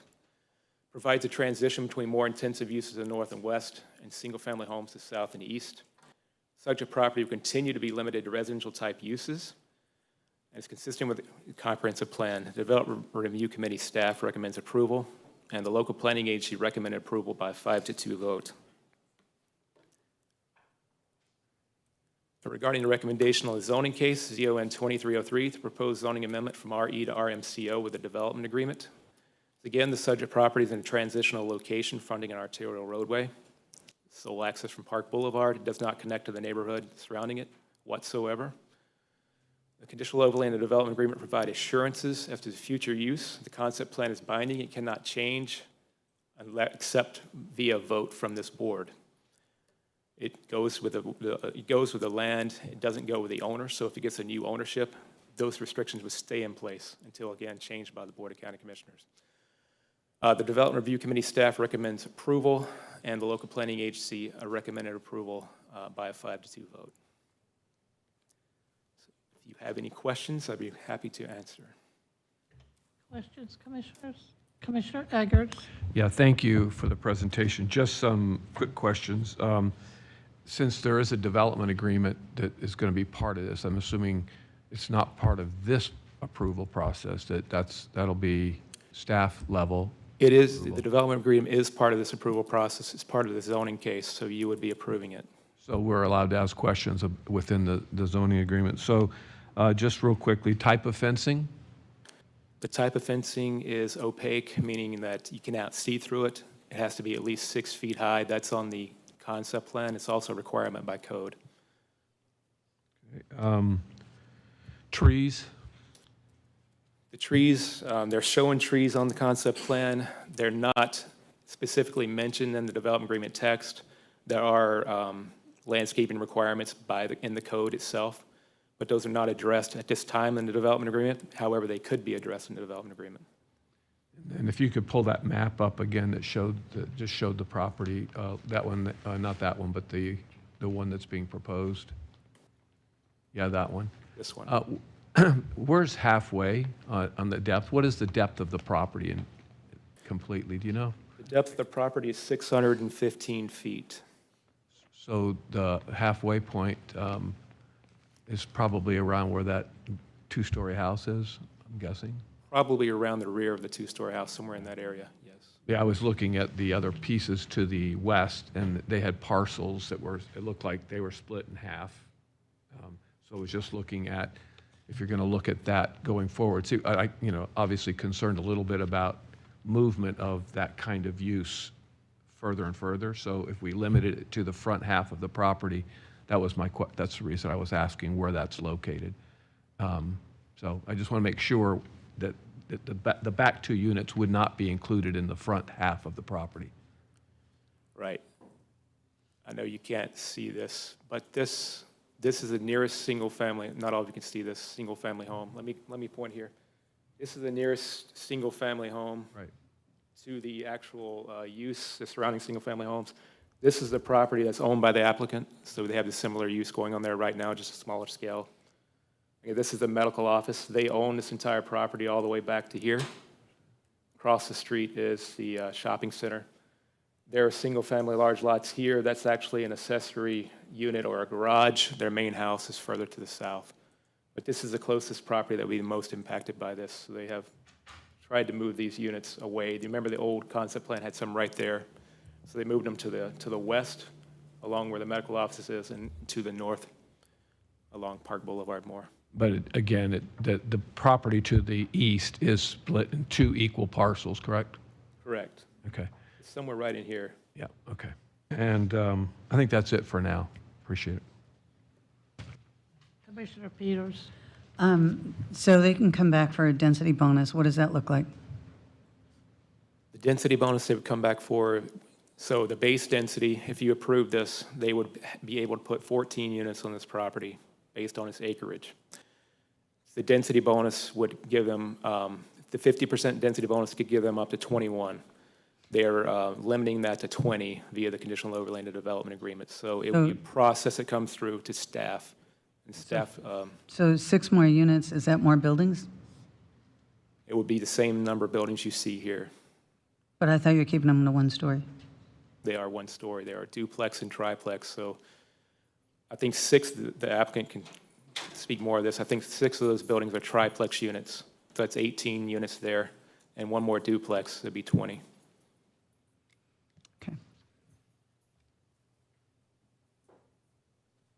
Commissioner Scott? Thank you, Madam Chair. Thank you, Glenn. So these units will be rented or leased, correct? They won't, the inhabitants won't be owning them, right? Yes, that's correct. Do we have, does the development agreement, I looked, I didn't see it, contain any lease terms or minimum lengths of stay or anything like that? It does not. That's something the applicant would have to explain more, but it does not. Okay. Kind of where I'm going with that is one of the most common complaints that I get from residents is, short-term rentals, damaging the neighborhood characteristics. And I'm kind of curious if this, is it 6 months, is it 12 months, is it a month, is it, Right. Because I'm just worried that if it's commercial activity going into a residential neighborhood where it was never intended to be, number one, but also in a state residential neighborhood where it was really never envisioned that it would be. So I'd like to get some clarification on that. And also, was the traffic studies, did that include commercial traffic coming in and out for deliveries or trash pickup or? It's based on the land use, so it's residential low land use, so it's only based on a residential use that's intended for the property. It does limit it to the developmentally disabled individuals, so that's all that can stay there. Right. Regarding your short-term rental question, it's not possible. Okay, Thanks. Commissioner Flowers? Thank you, Madam Chair. Thank you for the presentation. So where the 4 trees are now by the parking lot, which in the previous presentation we had, there were 3 buildings there, I believe. Is there anything within the proposed request that would allow them to come back later and put 2 to 3 additional units in the areas where they've now removed them in order to? They can always come back and ask for different things. Of course, they'd have to go through the same approval process. To do that, they would have to increase the land use again to add more density, so. So that is something that would have to come back before us, Absolutely. nothing that they could just arbitrarily do on their own. Correct. For the structure that is currently there, the home, do they intend on utilizing that for office space or living, or do you know? What the conditional overlay says is an amenity center for the residents. It doesn't get really more specific than that, but I'm sure they can answer that question. Okay. And so for the ingress and egress off of Park,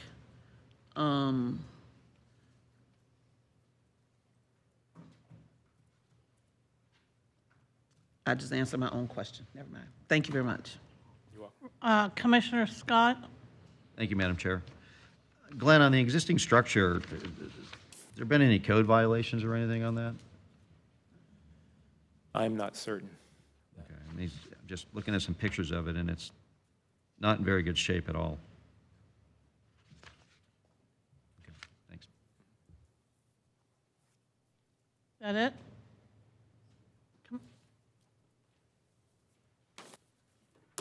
No more questions from the commissioners or comments or anything? No? Okay, then let's move on to citizens to be heard. No, applicant. Oh, do we want to hear from the applicant? I'm sorry. I didn't mean to overlook at you. Please come forward. Thank you, Charlie.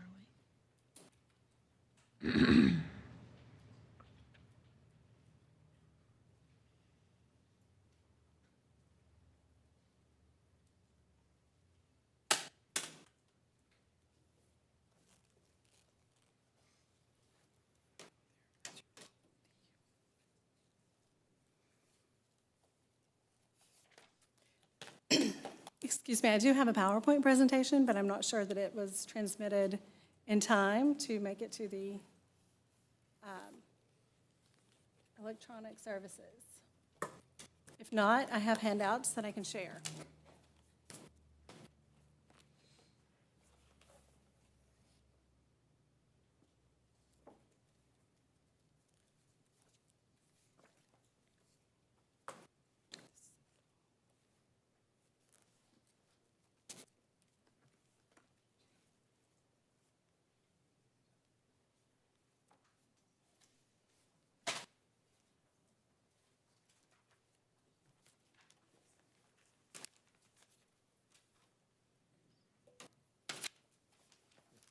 I think we did get it, so, yeah. Is there a way to make this? Okay. Good morning. You're welcome.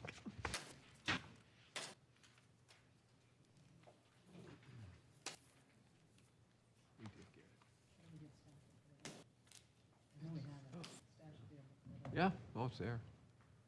Staff should be able to pull it up because it's in our documents in Granicus. The PowerPoint is. Yes. It is. The PowerPoint was an attachment? I don't believe so. Yeah. I think it's uploaded to the record. It's the last item.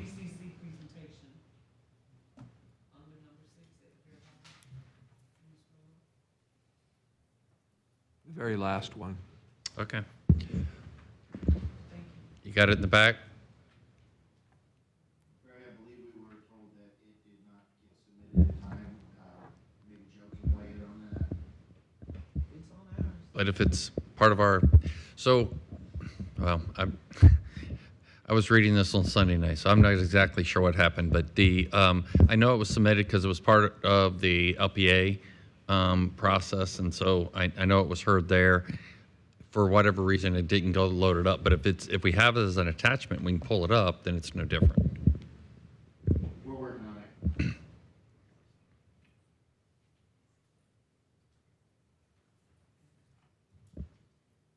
You may want to get started. Okay. I'll just go ahead and get started with what we have for now. Let's see if that catches that. The microphone is there to any the issue with right. that, Joel? The microphone is to the right. I knew I was going to do that several times. What I'm hearing is that there may be a minor modification between what's in the record and what is intended to be used, but I think that that's something that the applicant can speak to as she goes through the presentation. So if it's the wishes of the board to have it pulled up, I would recommend we go ahead and pull it up since we do have it here.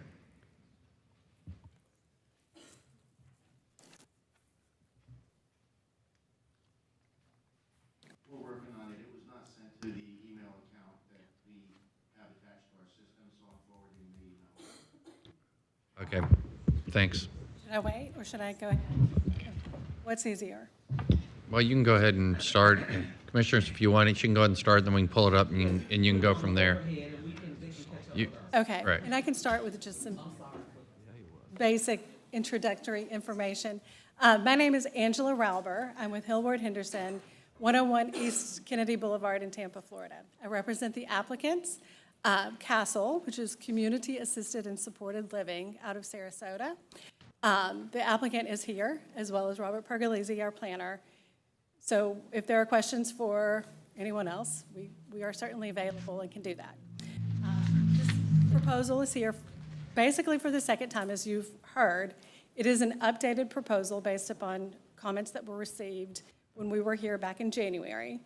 And the things that we have done to update the application are in direct response to concerns that we heard from the hearings. And we've been through several hearings at this point. We've been to DRC, we've been to LPA a few times, and we're back before you now for the second time. The proposal as it stands today, there's, of course, as you've heard, there are two parts to this. There's the future land use, and there's the rezoning. We believe that both of these have been shown and have been recommended by staff and now LPA as consistent with the comprehensive plans, objectives, goals, and policies. And we've refined the project to really accommodate the transitional nature of this property. This is a large lot, and it's actually two parcels of property with frontage on Park Boulevard. And Park Boulevard, as you've heard, is a busy mixed-use area. It's a 4-lane divided arterial roadway. There's heavy commercial across the street, and there are a number of mixes of uses that are in this immediately surrounding area. The property, the subject property is the transition point for this neighborhood, we believe. And we believe that the site plan supports that transition point.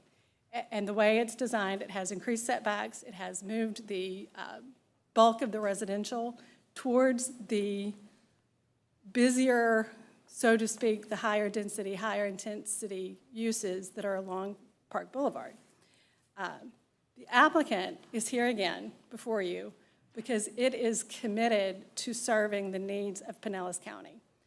Pinellas County has needs for affordable housing, for housing choice, for housing access, and Castle's mission is to serve people who have special needs in this community and in the other communities in Florida that it serves. Castle serves a variety of housing types and a variety of special needs, different populations. I want to be clear that this particular project is designed for persons with intellectual and developmental disabilities as that is defined by statute. I'm going to jump ahead since... So they're pulling up the presentation. So my understanding is the presentation that you made to the LPA, that there were some modifications made to that presentation. So we can pull up, so the packet that you got, commissioners, is from the LPA. They were expecting that to be to be modified and uploaded to the BCC. That's not, that didn't occur. So we can pull up the presentation of the LPA, but you'll need to make changes. The only change is that LPA recommended at this time. Okay. That's it. There you go. With the changes. So if we can pull that up, I don't know how to do that. So. No, the staff will do that if they're ready to do it. Okay. I saw them. I'm not sure where to look. No, you can't. I'm waiting for them to tell me if it's, Barbara, is it ready or not? Or can they? Okay, well, let me just jump ahead and talk ahead. a little bit more about what we're proposing so you can see a concept plan, because I think that's what matters most here.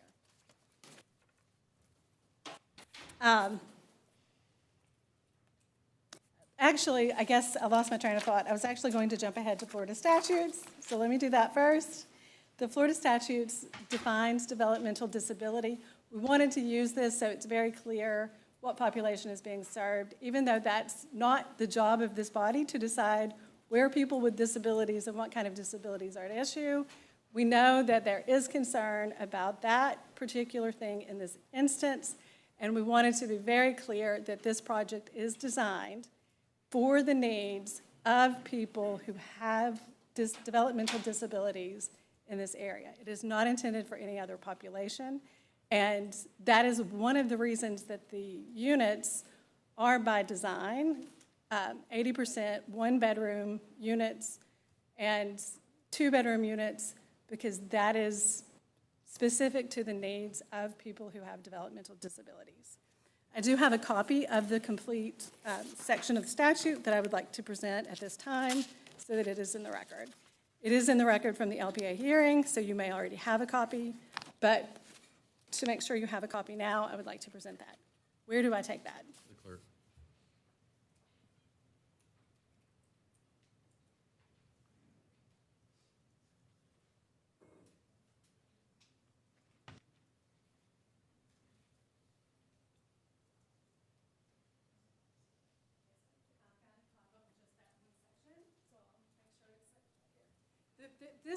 This statute, this specific definition is one subsection of a larger statute. So I want to make sure that you have the complete statute in front of you, or the complete section of the statute. But again, this is... To the mic. This way? You're not at Your the mic. mic. My mic. Oh. This looks like a mic. I Yeah, know. but it's not, it's not. But I want you to be able to see that because, again, Castle does serve other residents with other different types of needs. And again, we want to be sure that that is pointed out here. With that said, I want to turn it over now to Robert. I know we still don't have my presentation up. I think we can live without it. And I'll pass it on.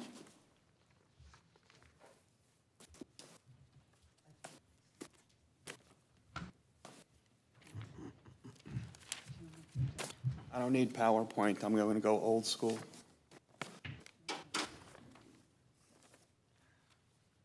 Good morning, Commissioners. My name is Robert Pergolizzi, and I'm a AICP certified planner and a professional transportation planner with Gulf Coast Consulting, 13825 ICOT Boulevard, Suite 605 in Clearwater, and I've been sworn.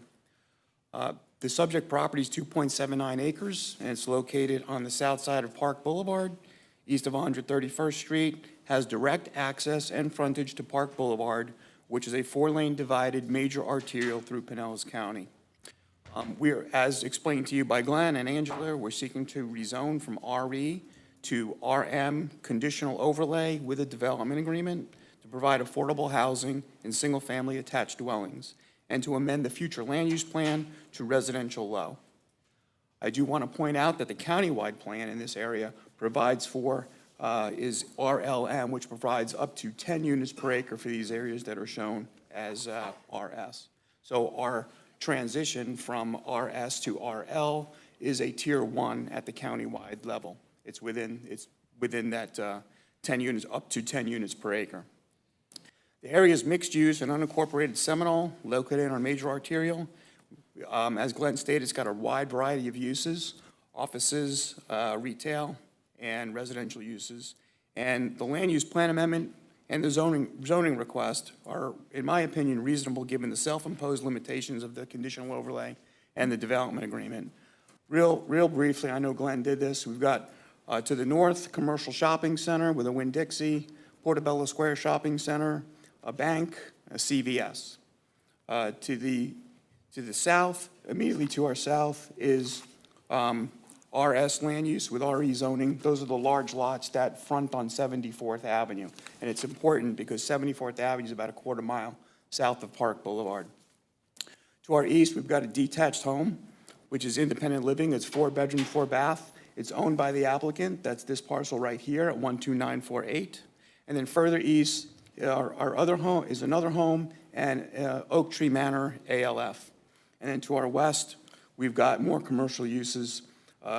Gas station on the corner, Jodo's Pizza, Seminole Garden Florist, and then over here in the purple is ROG land use with general office zoning. It's a Max Health medical office building. So it's a large mixture of uses in this area. We believe that the rezoning to RM with the conditional overlay and the land use plan amendment to residential low with the development agreement is appropriate for this parcel, which fronts on this arterial roadway and can serve as a transition between the heavy commercial to the north and west and the lower density residential to the south and east. I'll point out that, as Glenn mentioned, the commercial, you could do up to 24 units per acre. On the office, you could do up to 15 units per acre. And then we have this precipitous drop to 2.5 units per acre.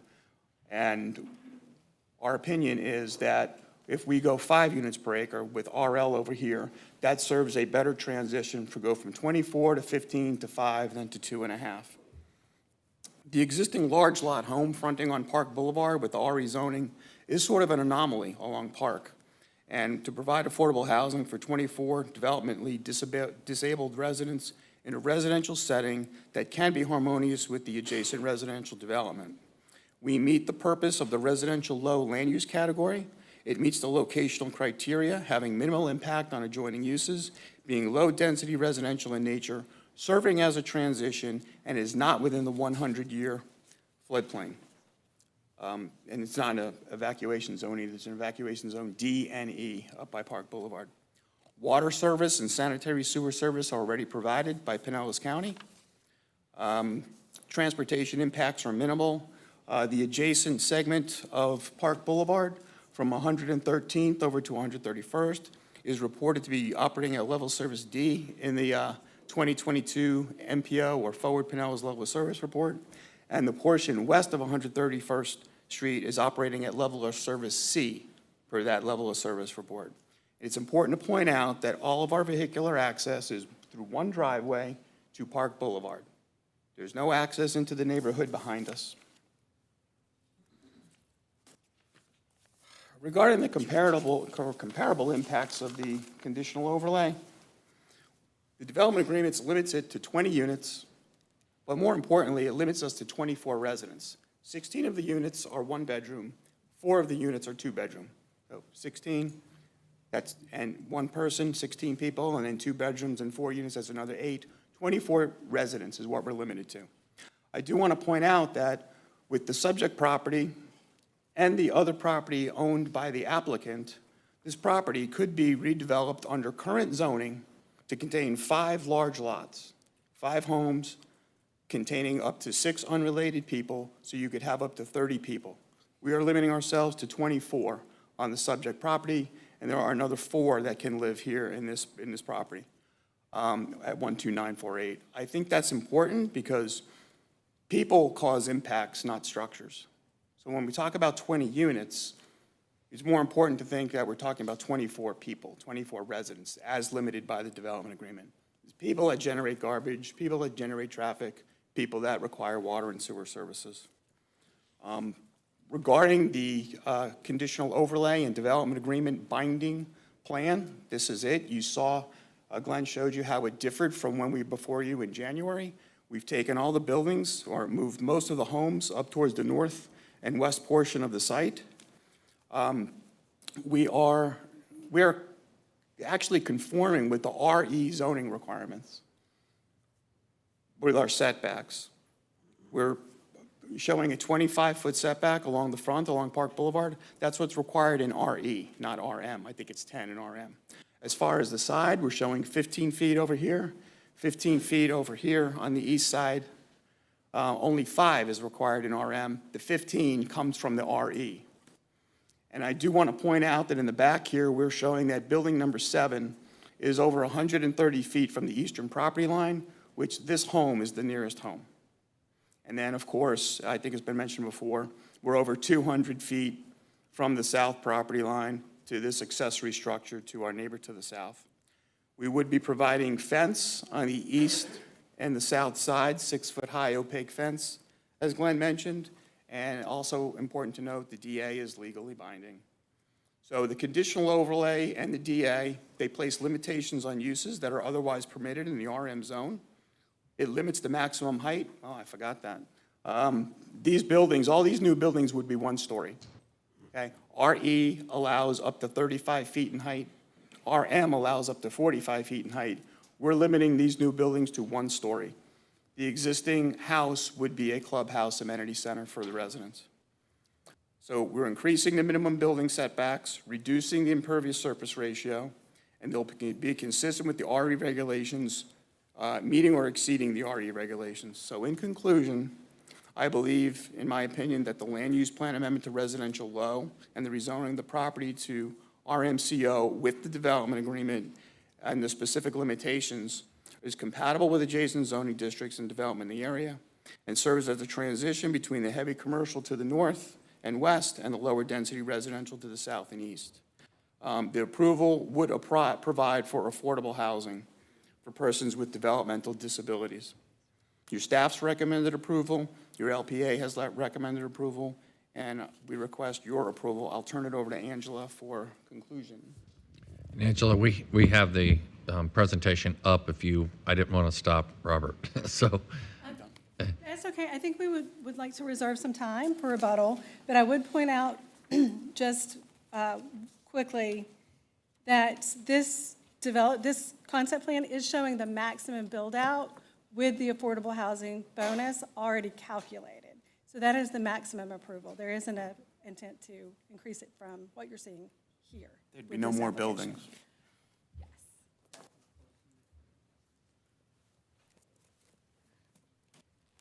I can answer any questions you have of me, and the applicant is here as well. Commissioner Scott? Thank you, Madam Chair. Thank you very much for the presentation. So you said structures do not create impacts, and I'm going to disagree with you slightly on that.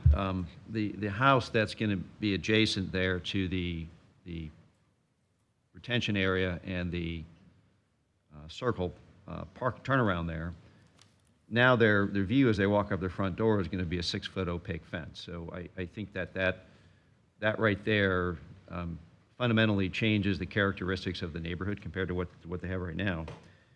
But the existing structure on the property hasn't been touched. It's in a state of serious disrepair, which is not a way of creating goodwill with your future neighbors. So what assurances can you give the community that the new structures are going to be properly maintained?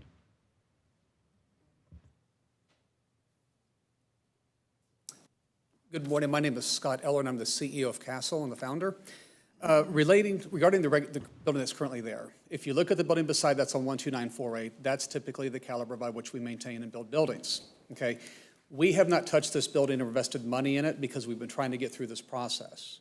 And depending on how this process goes, we're either going to have one or two different ways we're going to go. If we prevail today, it will be to build at the site as it is with an amenity center or basically a clubhouse for them to do their social gatherings or whatever they do like you would do in a typical neighborhood, okay? The other use would be to where we would build houses, like I've been working on a statewide panel for the opioid settlement for the state. We could build up to 4 more houses on the property for people in recovery. And so in that case, I would remodel the house for a single-family home with people who live together as a family versus building it as a clubhouse. So, you know, we have to figure out which way we're going to expend funds to remodel the home, and we've been waiting to get through this process to make that decision. I hope that answers your question. Thank you.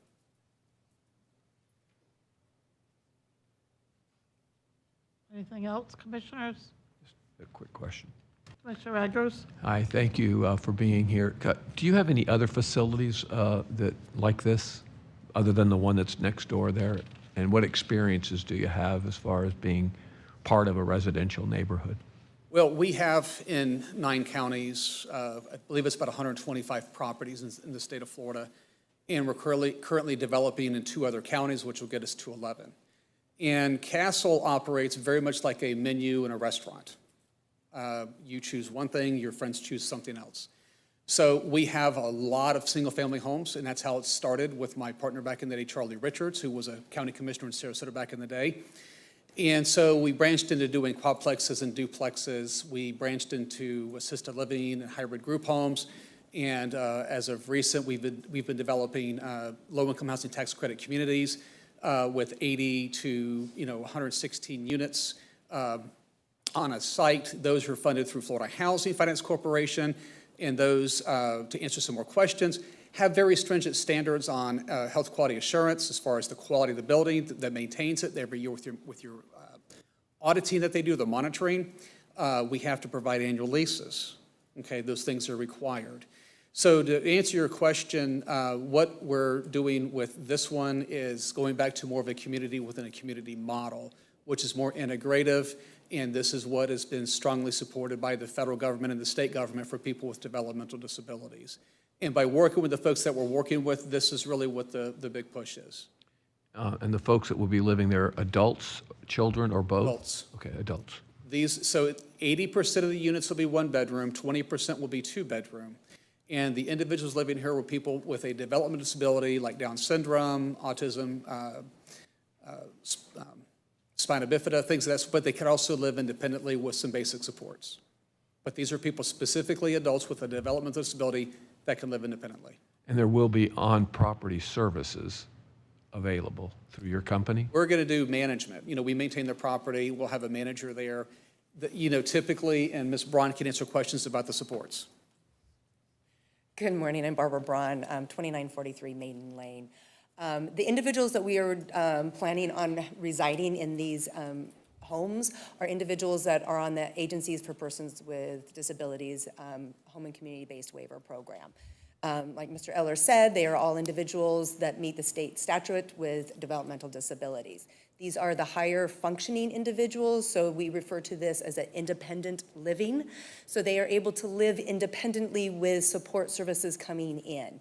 Everybody that will be in the program, in the housing development, will be on the waiver, as I said. They will have a support coordinator that will help them coordinate their services. They will have a supported living coach that will be meeting with them weekly.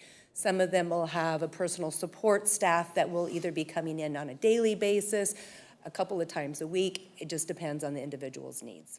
Okay, yeah, I was just wondering where those folks would be housed, because I was thinking they would be on property as well, but they're not. No, they will not be. Be brought in as a... No, we have 2 different types of models. You have independent living, Those are the ones that, like I said, are able to live independently with minimal support. And then we also have supported living, and those are the ones like in our adjacent property that have live-in support.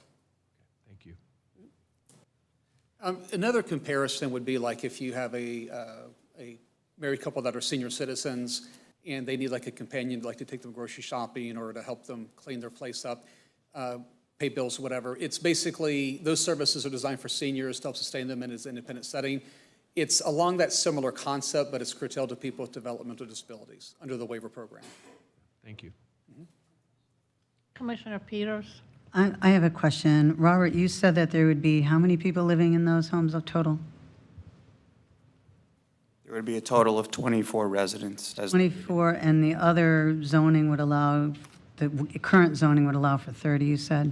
Current, with the two properties combined, the current zoning, the current RE will allow up to 30. Okay, so I'm looking at your website, sir, and it says that the property that you purchased a home in Pinellas County, surrounding vacant land, the home will be renovated to supportive living apartments. The land will be developed into 6 or 7 additional structures, which is what you've shown us, housing a total of 32 individuals with disabilities. So that, what's on your website reflects the buildings, but doesn't reflect the people. So I'm just, The website hasn't been modified. oh, okay. It's an So old, I'm- the web, yeah. you know, we're between web companies, I apologize for that, but what we are stipulating to build here, but also in these units, the way we finance it, we cannot have more than the 24 on the site. Okay. Thank you. I just wanted to clarify what I'm seeing on your website. Thank you.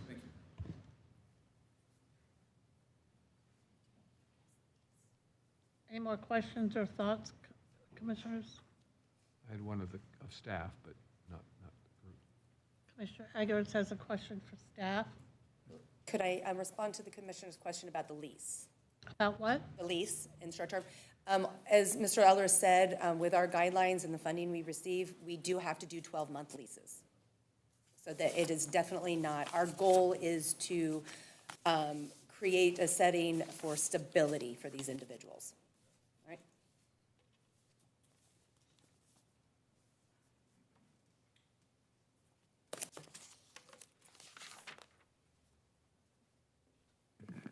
I'm hoping I've got my notes kind of all over the place here, so I'm hoping I catch them all. But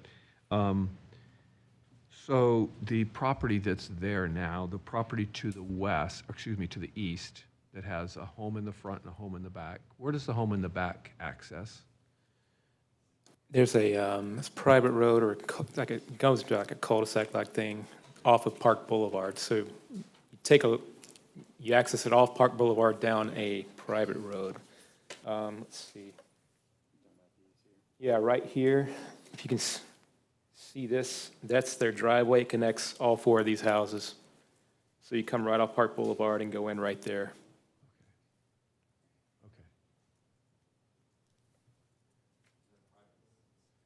It's a private road, yes. And Commissioner Scott, we checked on the code enforcement background. They had 1 violation, I believe in 2021 for tall grass. It was immediately taken care of. The last question I had is on the zoning piece, just when you pull up that map, it shows it, again, I'm not going to get into the particulars, but it seems like the only zoning of that type in that area, I mean, at least around it, just seems to jump out. So maybe you could clarify that, the zoning. The nearest RM zoning is off this page a little bit on the other side of this ALF. Hold on. I'm not sure if it'll be on that map or not. Yes, you can pull up the PowerPoint, the staff PowerPoint, please.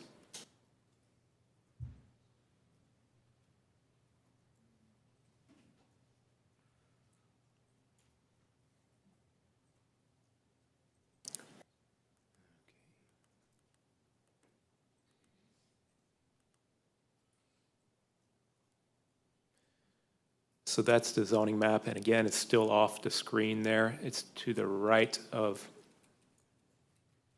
this. There's an intersection here, just past this property, and there's residential multifamily on both sides of Park Boulevard. That's the closest ones, but Again, however, this property here could have multifamily residential on it. C2 allows multifamily residential right across the street. But is the zoning similar or just has similar uses?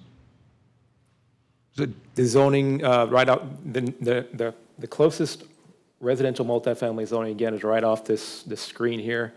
That would allow apartments, condominiums. Where? I'm sorry, I miss it. The one across the street, the commercial is C2 commercial, where the shopping center is. That would allow a full range of commercial retail uses. It also allows multifamily. Yeah, but it's currently zoned different than this. Correct. So this is the only zoning in this area like this. Correct. And the conditional overlay makes it unique. And you're comfortable from a staff perspective? Yes, because. Having that little zone all by itself because of the conditional overlays takes. Correct. And development. Not zoning, if you will. Right. All right. That and the fact that the commercial across the street would allow the same thing.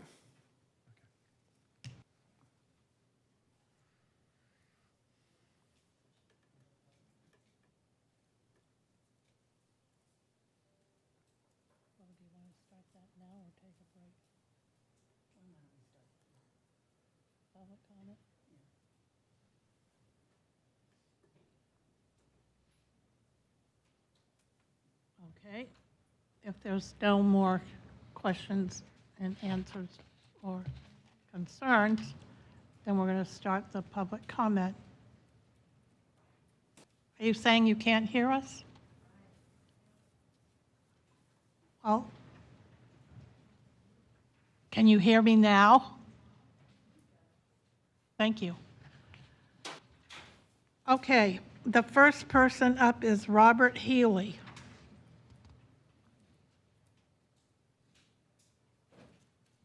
Please state your name and address for the record. You'll have 3 minutes. I had a group sign on the back for 10 minutes, Madam. Oh, you did? Okay, you'll have 10 minutes. Thank you. My name is Rob Healy. Hold on one second. We got the timer Jump the set gun. here. Yeah, you got it. Are you, Madam Chair, do you want to check to make are sure you speaking for all the people that you want to represent? Or I'm is each speaking. one of them? There are 4 people on the back of my card that we filled out the card, and I'm speaking on their behalf. They're not going to speak. Are they here? Yes. Yeah. Can I show? Sure. Some of them are in the outroom. Outroom's full. 1, 2, 3, 4. Sharon Homer, Diane Bergsford, Kristen Silver, I can't pronounce the last name. Okay, and Susan Tucker. I didn't see Kristen. Okay.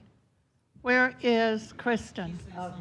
She's blocked by the pole. She's in the back, Kathleen, I can see her. She's right there behind the pole. You can't see her. Okay. 1, 2, 3, there it is. I got it. Okay, thank you. Sorry for the confusion. Please go ahead. Okay, thank you.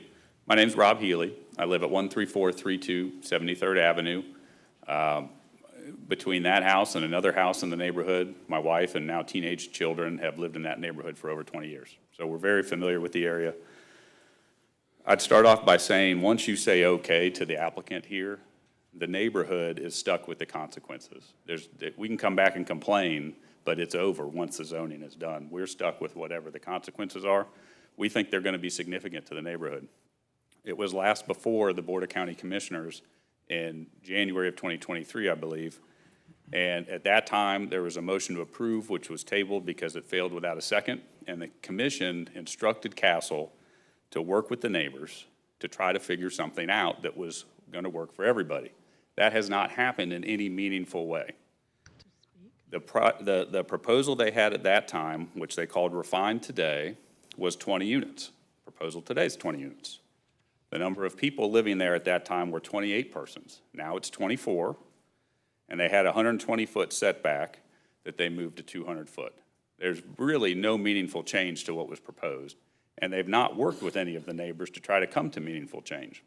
To my knowledge, there's one neighbor only in an adjacent property that they tried to work with. I believe that gentleman's here and is opposed to it. He had entertained some interest in agreeing to it, but no one else has been spoken with by Castle to try to work something out. This is residential estate zoning, as you've heard, and they're trying to move it to multifamily. The density is a magnitude of what would be permitted. It's a very dense development that they're proposing, and it's out of character with the neighborhood. As you've heard, Castle has the property next door. It's a community residential home under Florida statute. It's 4-person for developmentally disabled. It's staffed by Castle 24/7. There are no conflicts with residents of the neighborhood and that property. There are no objections to folks with developmental disabilities living in the neighborhood. The issue that we have, and we suggested this at the local planning agency at the hearings, is that what they have proposed, this very dense development of 24 persons, they are landlords. And they've said so. They said so in front of this commission back at the prior hearing. They've said so at the LPA both times. They're landlords. And so if we have an issue with anyone or anything at the property, there's really nothing that we can do about it. We could call code enforcement in theory. We could call the police if there's that type of issue, but there's no one there for us to address those issues with. And their existing property fits with the character and the density of the neighborhood. They're on an estate-sized lot, single-family home, 4 persons. It fits in, it looks like it belongs, and it's a good addition to the community. It's a reasonable compromise. What we suggested at the LPA, and apparently they've said that they're not willing to or unable to do it, is why not have more homes like that on this 3-acre parcel? It's a 3-acre parcel, and to clarify what was said about the density that's permitted on it, 3 homes could go on that existing, not 5, 3. So to be clear, to get to 4, they'd have to take some property from their existing and give it to this parcel to have enough to get to 32,000 square feet and have 4. To get to 5, they have to count the place they already have. So this existing property that they're asking to change the zoning and land use, as it is now, it could have 3 single-family homes. Those 3 single-family homes could have 6 unrelated folks, and the likelihood of that is very unlikely. Single-family homes are a totally different use, and that's why we have different land zoning rules. We have residential, we have multifamily. There's a reason why we don't put multifamily spot zoned into a residential estate neighborhood. My understanding is they can't do it the way that the neighbors, I think, would agree to put in other single-family homes for developmentally disabled because of whatever the financing structure they have. And I'm not familiar with that, but I certainly take them at their word.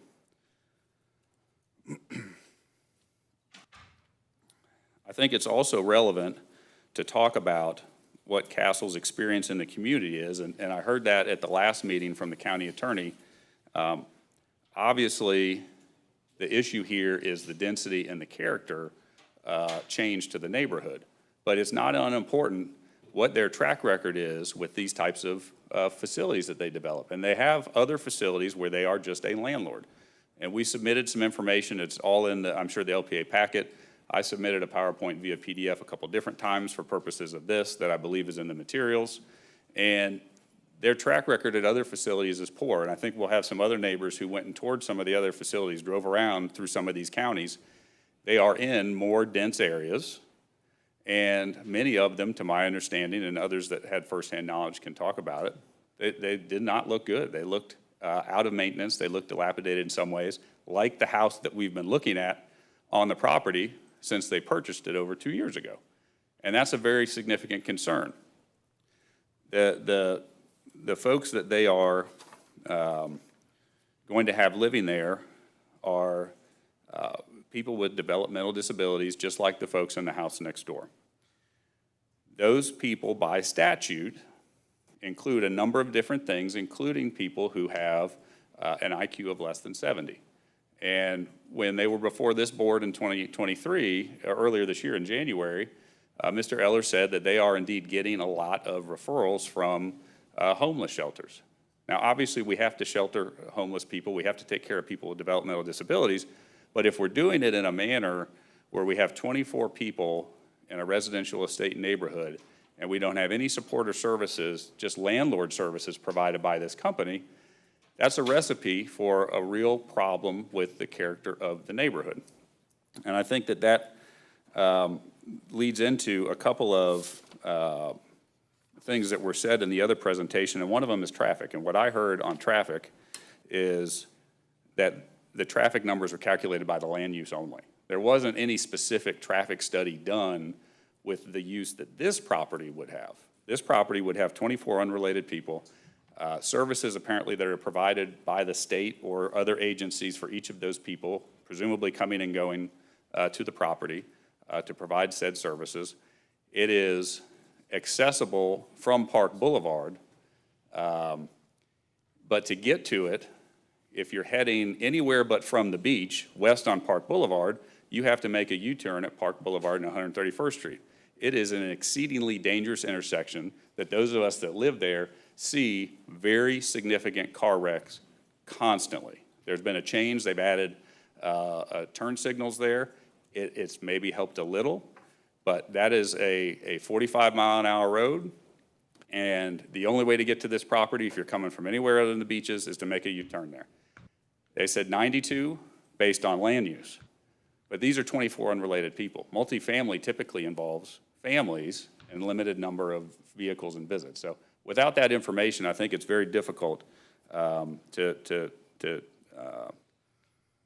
approve this separate and apart from the change to the density and the character, which I think in and of themselves are enough to deny the applicant's request here. What I heard from the county attorney at the beginning of the meeting this morning was that the burden is on the applicant. The applicant has to show that this is an appropriate change to the land use and the zoning.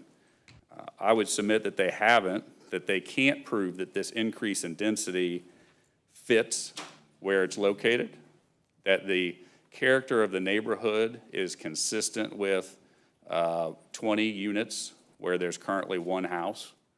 And then the burden of the government is that the status quo serves the public interest. And certainly it does. We've been here in front of this board. We've been in front of the development boards, zoning boards.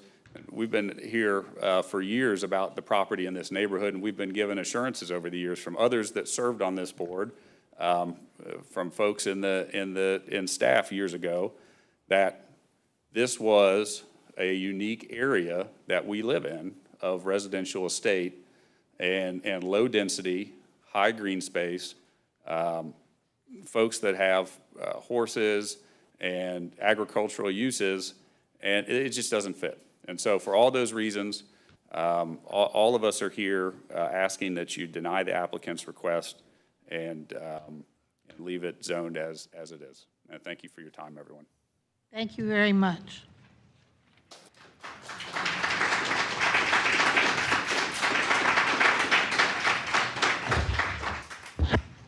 Next, Robert, did you have folks that you wanted to speak on behalf of? Robert Perglosi? No, that's. Oh, okay. Well then. Are you asking just about the card, the card? Because of the Yes, card? he has a Okay. card filled out that he's speaking for 7 people. There are a number of people here who had to fill out a card because we're representatives. So if you see cards from all of us. Okay, well then you've already spoken, so that's good. All right, thank you.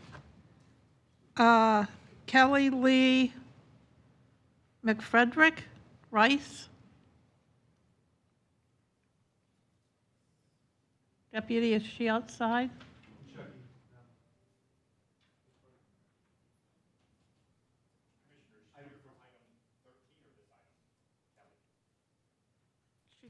Sorry, was in with the wrong batch. I apologize. Scott Eller.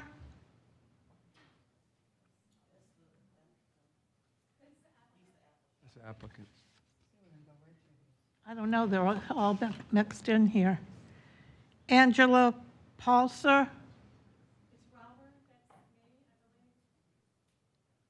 Says Angela from Tampa. Okay. What? Yeah, maybe. We'll see. And did we already, oh, he already spoke. Okay. Hold on. Oh, yeah, that's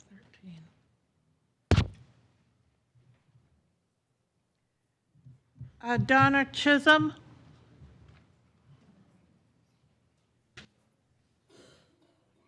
And she's speaking for Paul Slasic, Dan Davis, Elena Klosanowski, and Susan Kuntz. Are they all here? Are those folks all here? Can those four stand up?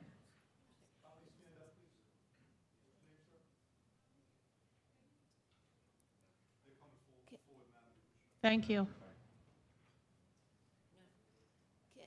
I have a request. Glenn Bailey is in there. If he could speak, because he has to leave before I go. Glenn Getchell, I'm sorry, Glenn. Who is it? Glenn Getchell. All right. Thank you.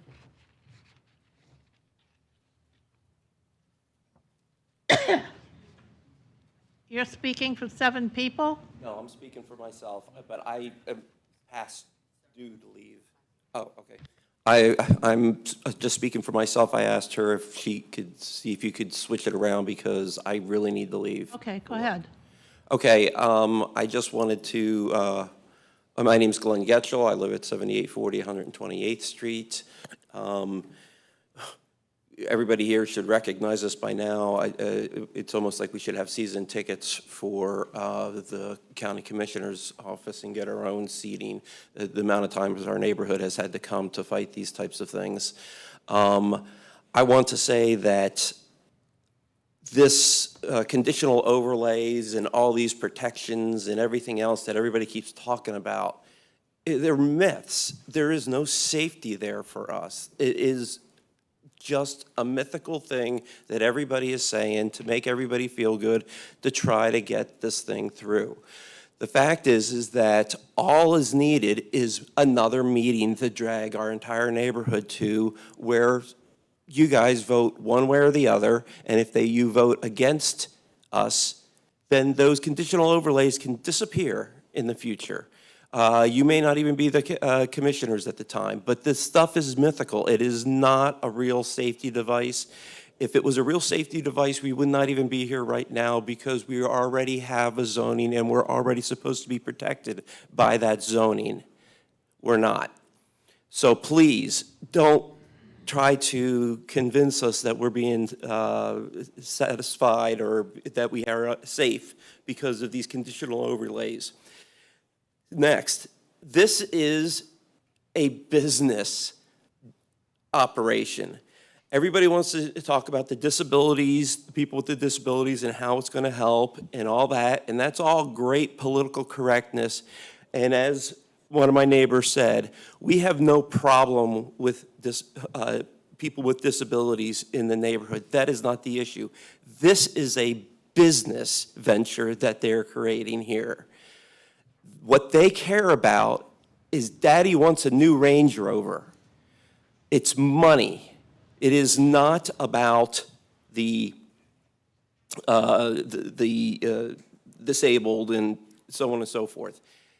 And, you know, we shouldn't have to be dealing with this constantly every single 6 or 8 months. I think the last time we came, they didn't even have the meeting. There was no nothing to make us, to even to let us be aware that there was no meeting, and yet we came.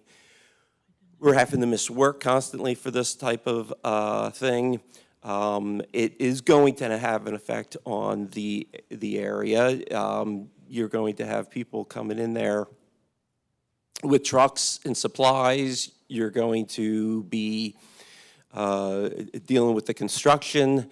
You're going to be dealing with lighting. So there's going to be a lot of things that's going to affect people. Thank you.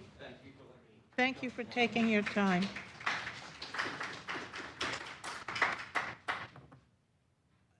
Joanna Jones? Donna. Go back to Dawn. Donna Chisholm. Where'd she go? Are you Donna Chisholm? Okay, sorry. And You're the fo- behind the and- pillar, I couldn't see you. Yeah, and the four I people. was Hey, hiding behind the pillar. Okay, so we're back again. Get a little nervous, so bear with me. Last time we came before you guys, we had 164 signatures on our petition to oppose. This time is, and it was sent to you guys, 338 signatures this time. And like Rob said, nobody's ever approached me. I live on, I didn't even say my address, 7676 DeLong Way. I'm the house that is right to the east of the property.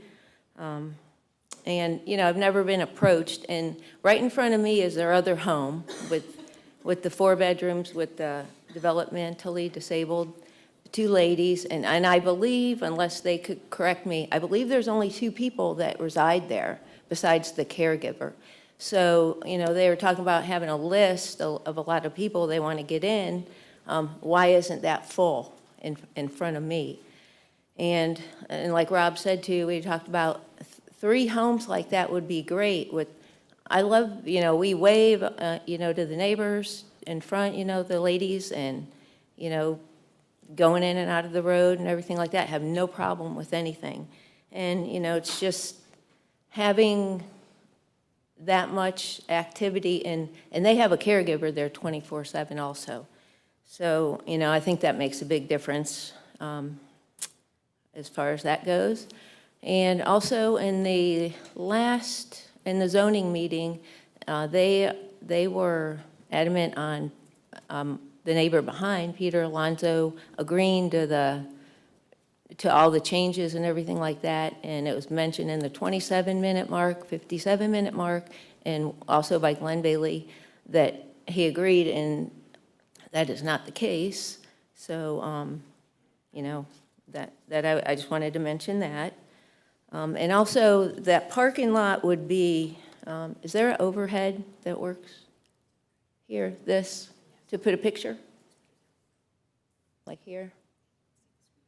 Okay, yeah. Okay, yeah, that's the back of my house, the pool with the property over there, where there would be a retention pond and parking lot. And I wanted to know, are they gonna have lights on there, 24/7? Right there, that's the back of the property. I don't know if any of you had a chance to come out and see it.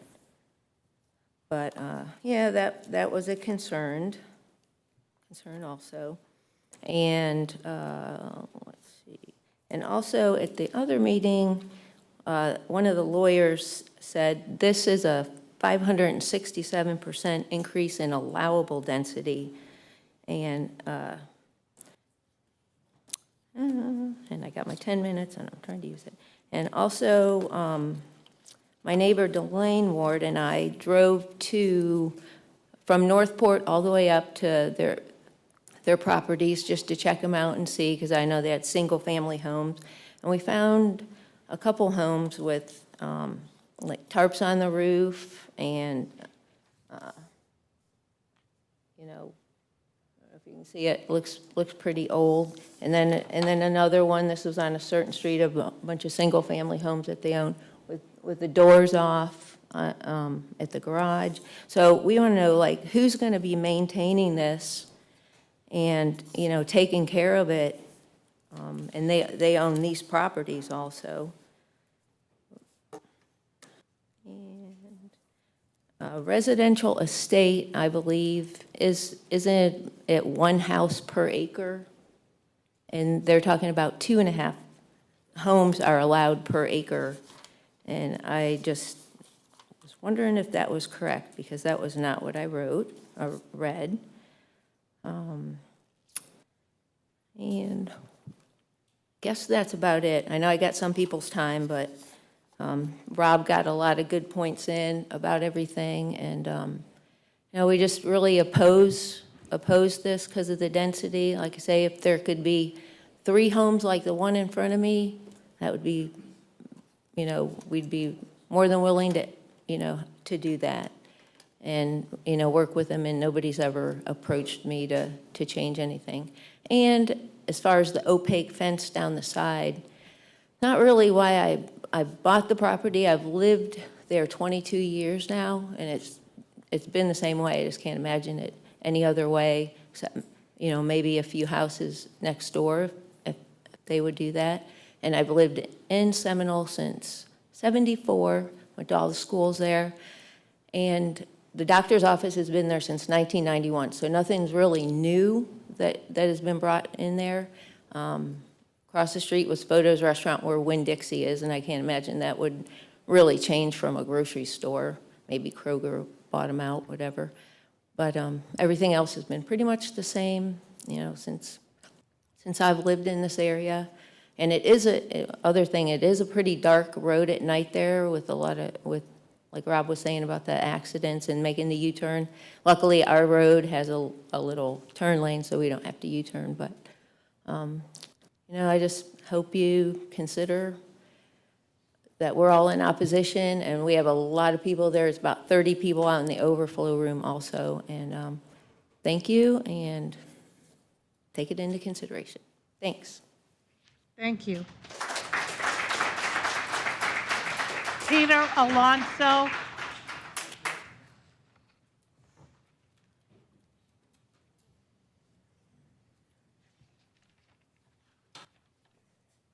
My name is Peter Alonso. I live in 12983 74 Avenue. I'm directly south of the property in question. Besides what the members already, people already spoke, there are some concerns I really have. One is the drainage problem. When they present the plan, they show the retention pond, which is directly north of my property. And I asked the question if that retention pond will have a drainage, an overflow drain, so it won't overflow to our property. And they respond they were not planning to do so, and they were responding they will not need to because they will follow the code, so they will follow the city or the county's thing. So the problem is that is okay in a normal neighborhood. We have a neighborhood which already have a draining problem. Every time we have a storm, we have 3-4 inches of water staying there for 48 to 72 hours.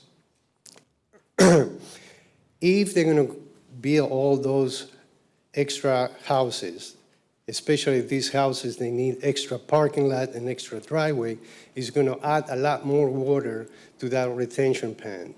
And it doesn't have an overflow drain, it's going to overflow to our properties. All the neighbors in the east and west of my house, they all have problem with that. So that was never addressed. I'm one of the persons who tried to get something done, try to see if we can agree on something, be compromising in some respect, but unfortunately, I could not. Another thing happened is I asked if they can put in writing an agreement with the new tenants or the new neighbors in that property will not complain about the use of animals like horses, dogs, and so on. And I asked that a few months ago, and finally about 2 weeks ago, they agreed to send that paper. That agreement, it wasn't an agreement, that was a contract in between them and me. They want me to sign exclusively for me. So I asked them, look, I'm looking for the entire neighborhood to be able to continue to have the animals, and we don't have anybody complaining about it. So at that point, they did refuse to do so. They only want me to sign a contract between them and me. So I just, besides okay, thank you. Thank you. Jonathan Jones. Jonathan Jones.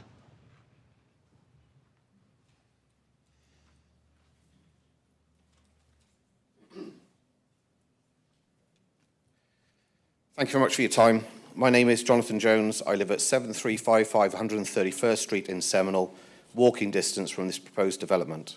We have 2 small children, and I've been in this community for over 10 years. My wife and I also own a small business right there. If I could show you where it is, because this hasn't been pointed out by the developers at all. You can show that.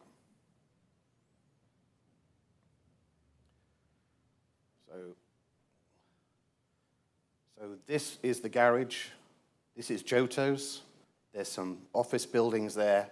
And then our business is AMA, Authentic Martial Arts Summer Camp. And it is virtually next to you. You have the doctor's land, and then you have this new proposed land. Excuse me. So we provide karate. We do before and after school, and we also do summer camp for over 100 children aged between 5 and 12. When they were speaking, I don't think I heard. They said they were going to put a 6-foot fence along the east and the south side. We're on the west side. I didn't hear about putting a fence up there. The reason we purchased this business earlier this year was to continue to provide a safe environment for children in our community. The fact that our business is located in a single-family neighborhood makes the parents feel they are being taken care of close to home. Times aren't like they were when I was growing up. My voice is for all the children in our community who should be able to feel safe and protected so they can grow into the next generation of Americans. Why make this change if it poses even the smallest increase of risk to these loved children? There's no real criteria for who can live in this development. There's no monitoring, security, or restrictions on those who may live there. Traffic will increase. We have children walking to and from school, riding bikes in this community. Do we have any guarantees the crime rate won't increase or that home values won't go down? What's stopping them from buying up more land and turning this whole area into a multi-residential neighborhood? What is the compelling reason for this change? I implore you to put the safety and security of the children before you make a final decision. As I mentioned earlier, these are the next generation of Americans. Why increase the risk to their safety? If anything was to ever happen to them, do you really want that on your conscience? Thank you for your time.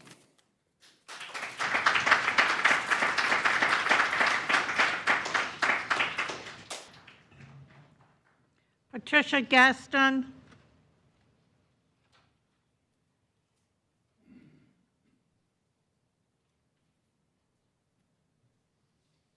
I had good morning on my sheet, but I think it's good afternoon now. I'm Patricia Gaston. I live at 12785 Park Boulevard, and I'm sure most of you have seen me before because we are here every 2 years. While the LPA board voted to approve this rezoning, one member who knows the history of this area voted to deny. John Cuevo was the zoning manager for Pinellas County for over 30 years. He held the same position that Glenn Bailey holds today. In the 1980s, the commissioners recognized that this area of South Pinellas County was unique. They asked the staff, Mr. Cuevo, to do research as to what should happen to the properties in this area. Based on that information, the board agreed that these properties would remain RE larger lots. Conditional overlays weren't even around during that time. Also, the medical buildings were established as the transitional property.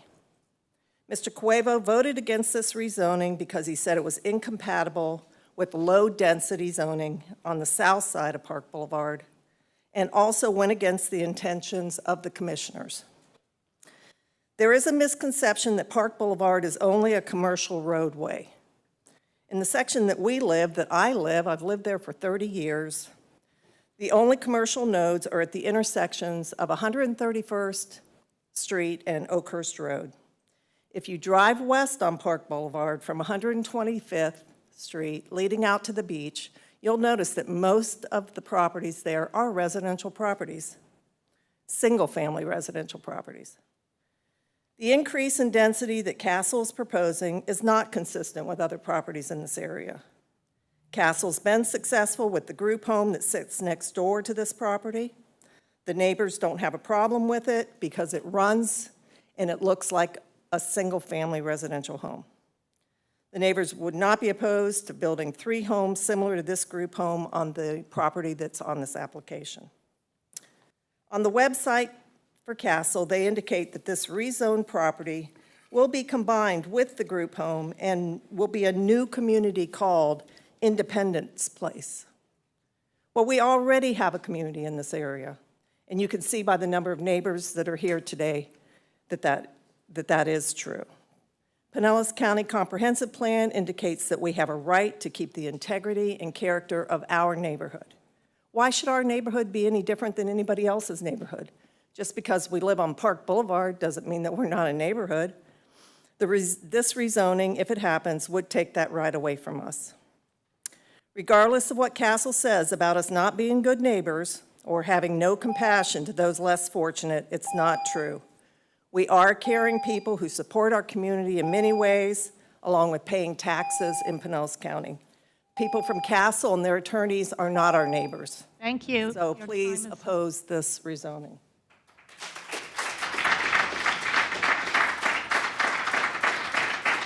Cody Chisholm. Cody Chisholm.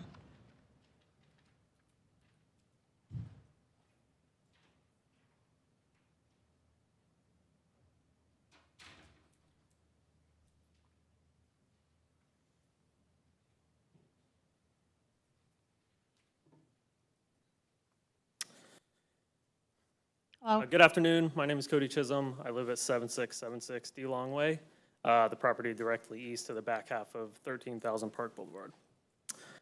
I would like to start out by saying how beautiful and unique this area of Pinellas is.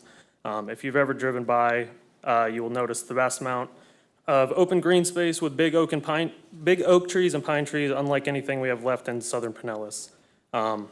It's the reason why my parents purchased their land and built their home in 2001, and it is why all the residents here care so much about it to constantly have to come back to protect it. This isn't the first time we've been here to fight for keeping this land zone for what it is currently and what it always has been, and it certainly won't be the last time if this zoning and land use is changed. This will allow Castle to expand on their property next door or allow for other developers to come in and buy up other parcels. This entire area is large single-family homes on estate-sized lots. Unlike what has been claimed, the area is not a growing commercial area. The last time this area has had a commercial property built was CVS in the early 2000s, which was previously Mantrap and was already a commercial lot before that. Every other commercial space has been here for over 25 years, and many of these were before I was even born. This is strictly just not wanting the zoning and land use change due to the density of this project, and the change would not keep the characteristic of the surrounding neighborhood. Previously, we have fought against the expansion of the current ALF on 128th, the addition of a new ALF across the street, a storage facility on that same property, and then the current property we're here for today. The residents of this area fought for the last 20 years to keep this land from being developed like the rest of the county has. This is the last of green land in this part of the county, and if you were to drive by it, you would understand why we fight for it so much. This development will drastically change the characteristic of the neighborhood, as nothing like this is in the area. These large trees and green grass will be turned into a parking lot, more concrete, and a retention pond that will exacerbate the mosquito problems we already have here. Not to mention street lights that will be on all night long, every single night. It has already been said that if this is approved, Castle can come back to get an approval to add more units. At that point, it would be much easier for it to pass since it's already zoned for what they want.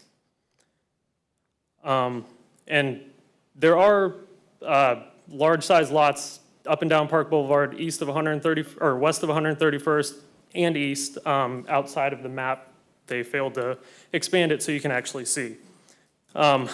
I hope you see this through the eyes of the residents that have lived here for many years, and that you will deny this zoning and land use change.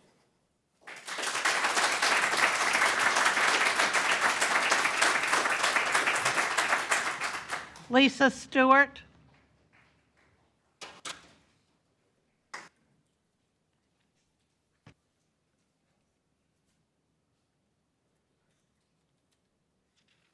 Good afternoon.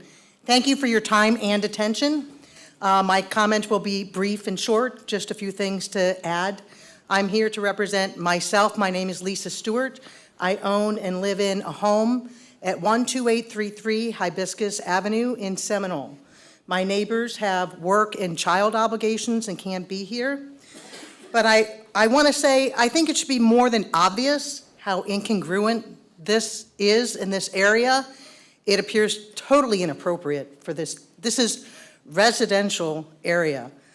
I would also like to say that it would cause a gross decline in our property values. I'd like to go on to say that I believe it's disingenuous, and I'll say that politely, about some of the facts that were given earlier today. Totally disingenuous to think the number that was cited earlier about the traffic, that is not an appropriate number. You're not accounting for the services, multiple services, that would be coming in for each resident. So that number is not close. It's not an anomaly that these are large residential properties. That's all there is, both ways on Park Boulevard. So, and it was completely off the screen, the one example they were citing to you. It's not heavy commercial area. A Winn-Dixie, one CVS, one bank. That's not heavy commercial.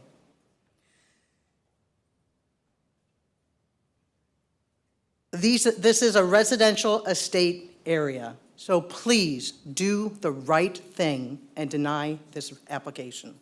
Thank you.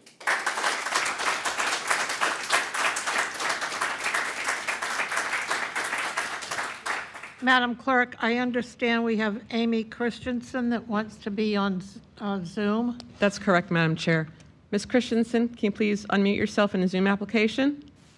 State your name and address. I'm here. Can you hear me? We can hear you. Okay. My name is Amy Christensen. I live at 7355 131st Street in Seminole, walking distance from this proposed development. You heard from my husband, Jonathan. We are small business owners here, very close to this development, where we provide karate and after-school programs for children age 5 to 12. We see anywhere from 60 to 100 children come into our business on a daily basis for after-school program, and during our summer camp, it's a long-term 7 hours a day for summer camp. These developers would want you to believe that the only people with disabilities like Down syndrome would be housed there. They are misleading you. The statute that they are using as the criteria for housing in this proposed development is quite broad. It's identified in your agenda. You can see it. They actually attached it. It's section 393.063. And if you look at the statute, the definition of developmental disability includes someone who has an intellectual disability. And if you look at the definition of intellectual disability, it's down a little bit farther down the statute. It's section 23. It's simply defined as scoring lower than 2 or more standard deviations from the mean score on a standardized intelligence test. So by definition, scoring low on an IQ test qualifies you as having a developmental disability and would qualify you to live in this development. The problem here is that these developers have now given you no additional criteria that they will use to determine eligibility for this housing or to protect the community. They haven't told you anything about how they will take into account any accompanying diagnosis these individuals may have. They could have psychiatric, substance abuse related, other diagnosis. They are simply landlords providing no oversight to for this development. The criteria is very broad in the statute. It allows this company to have broad latitude to decide who qualifies. Then they get paid by the government to house these individuals with no access to on-site medical or psychological services. This is not a situation like we already have, like the ALF, that we are happy with, that has 24-hour online medical support. These individuals will be independently moving within the community with no support services. They are in a stone's throw of a school childcare center, walking distance to an elementary school, a middle school, and a high school. We plan this area for single-family homes. Maintain the status quo. There should be a compelling reason to change, and they haven't given you one. Please maintain the status quo. Thank you.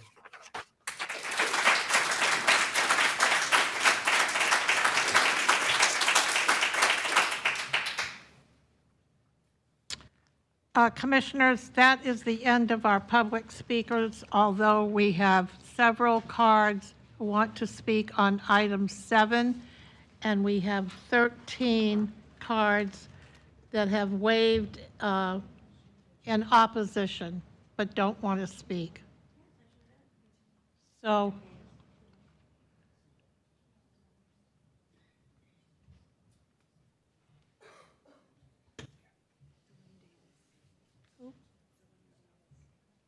I'm sorry, I didn't know.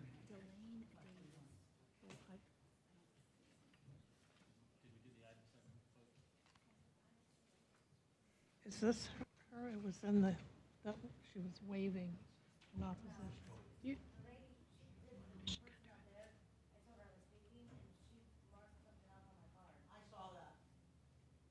But that's Davis right there.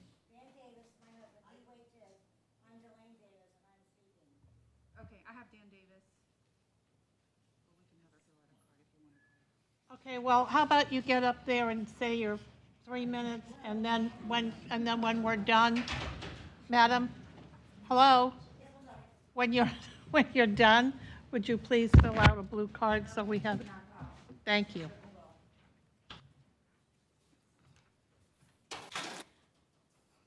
Hi, thank you, everyone. Sorry about that. I'm obviously a very passionate person. I believe what I believe. My name is Delane Davis. I live at 7675 DeLong Way in Seminole. I'm right next to the property with Donna Chisholm. And I just want to state that as the owner of this property at 7675 DeLong Way, which is in the vicinity to the property at 13,000 Park Boulevard, I'm opposed to the change in the land use from residential suburban to residential low and change of zoning from residential estate to residential medium, multifamily residential conditional overlay. My primary concern from a planning perspective is that the applicants are proposing a significant residential density increase adjacent to a zoning district residential estate that permits and currently contains lower density development as well as land uses that are not compatible with the requested density. As we all know, zoning is how a local government attempts to create uniform neighborhoods and uniform land use in some areas.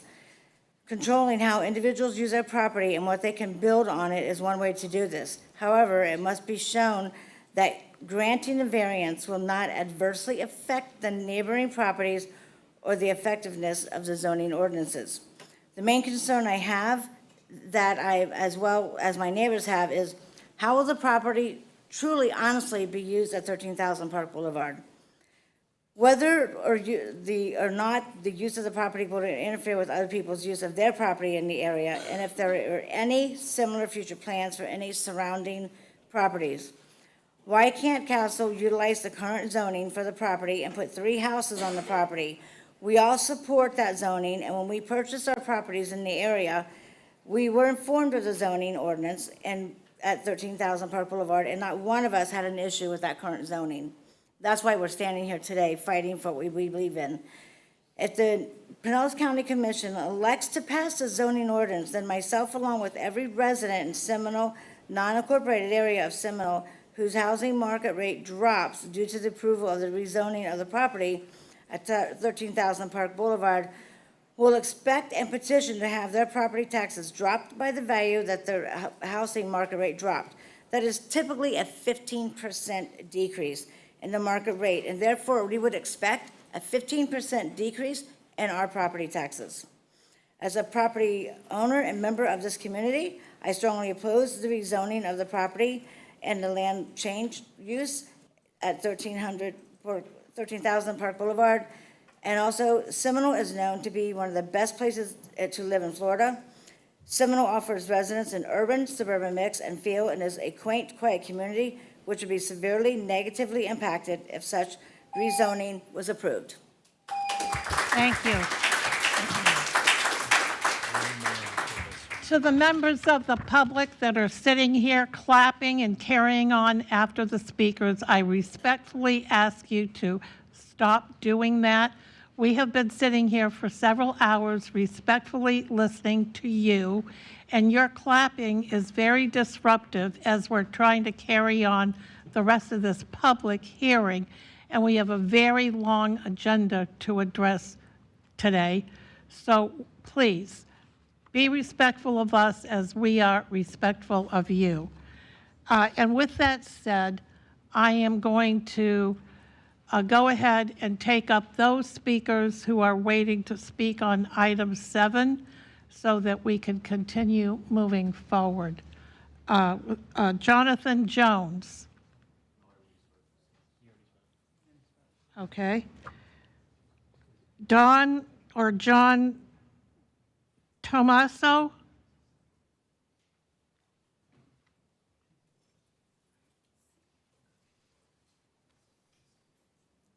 Hey, sorry about the clapping. I didn't realize that was disrespectful. I live right behind this property, this project, on 2.5 acres, and I'm just here to say I'm fully opposed to it. Nobody from Castle has approached me. They say they care about what's going on with the neighbors, but right after the owner spoke, he took right off. He doesn't care about our concerns. And, we've been here multiple times, and I've said before, I can't believe it's even got to this point. It seems so black and white. And I just here to say, I don't want to be redundant with what everyone has said, but just very opposed. And it will directly affect our whole neighborhood. And it's hard to appreciate unless you've walked the property or been there to see why we're all here. But so I just encourage you to make the right decision. Thank you. Thank you. And also, just to ensure that everyone has an opportunity to say their piece, if there's anyone here in this room or out there, Deputy, who wants to speak and they failed to fill out a card, please come forward now and fill out the card over here with the staff, please, so that we don't leave anyone out. Yes, Commissioner Flowers. Thank you, Madam Chair. I just wanted to ask a question for clarity. Since 6 and 7 are two separate items, should we handle 6 first with speakers and all of that, and then move on to 7 and then handle that, or should we be doing them together? I thought they were two separate. They are two separate items for you to take two separate votes on. However, it is a combined public hearing for purposes of for the staff, the applicant, and anybody wishing to speak on either one of these items. But you are correct. You all will take two separate votes at the conclusion My of the public apologies, hearing. Madam Chair. No worries. We're going to get this straight because it's Yeah. a big decision and it's very complex. And for clarity, for any of the citizens who wish to speak, now is the time to speak on either 6 or 7 or both. Correct. Thank you, Madam Attorney. Okay, so now, let's see, hold on. What's that say? This right here.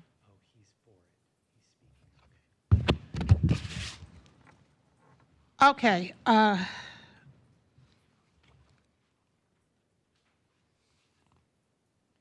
Patrick Spillman.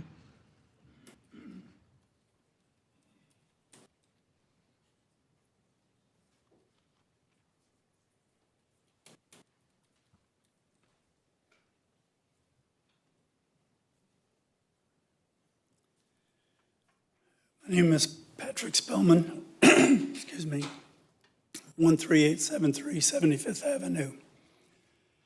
I want to point out that this, as I spoke before, is a land grab by a multi-million-dollar 501c3. They have 125 properties that they spoke of, none of which are anywhere near the applicant's home.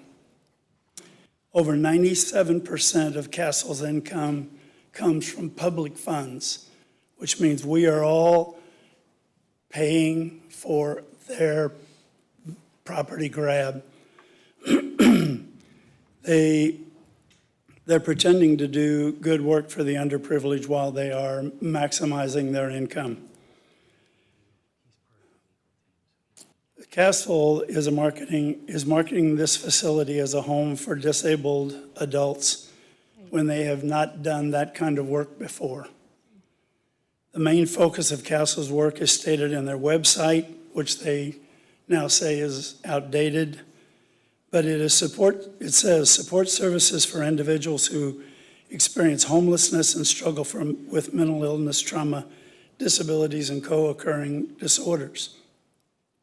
Down below, it says the transition program is a 90-day program to reintegrate post-release incarcerated individuals into the community and reduce recidivism rates for providing supportive housing. So what they intend to do and what they are saying they're going to do are completely two different things. So while we have schools very close, we have a liquor store across the street, which they failed to mention. We could be putting drug addicts and individuals with alcohol problems right there where within 3 or 4 blocks of our children. So we respectfully request that you look hard at this multi-million-dollar operation and refuse their application. Thank you.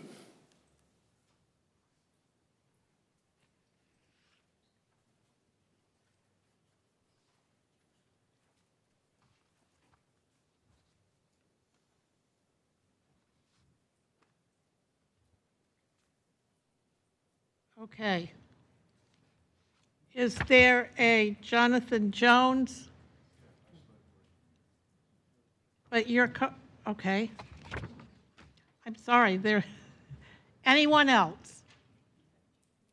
Is there anyone else? How about outside? Okay. So. Also has 5 minutes and 41 seconds. Who's speaking to them again? And now we will hear how many? Hold on. No one else. The deputy says. Yeah.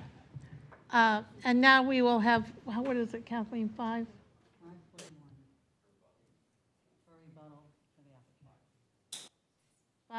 5 minutes and 41 seconds for rebuttal.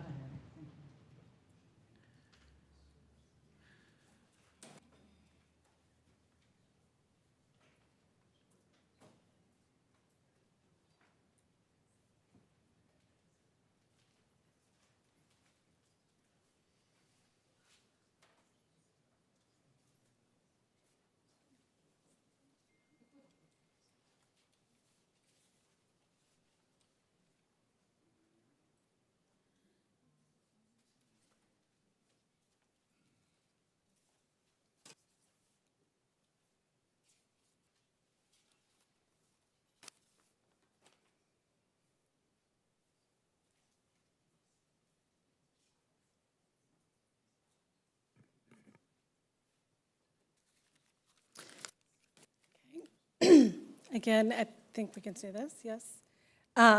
So I think what we've heard today is a lot of information from neighbors who are obviously opposed to the project.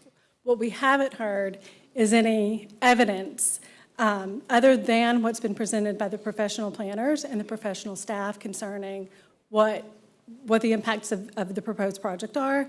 And all of that evidence has supported the case that the future land use change is consistent with the comp plan.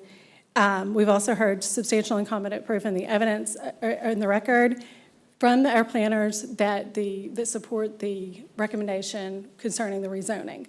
The land use is consistent. There's existing commercial in the area. There's existing multifamily that's within 1/3 of a mile of the property. All of that evidence is in the record.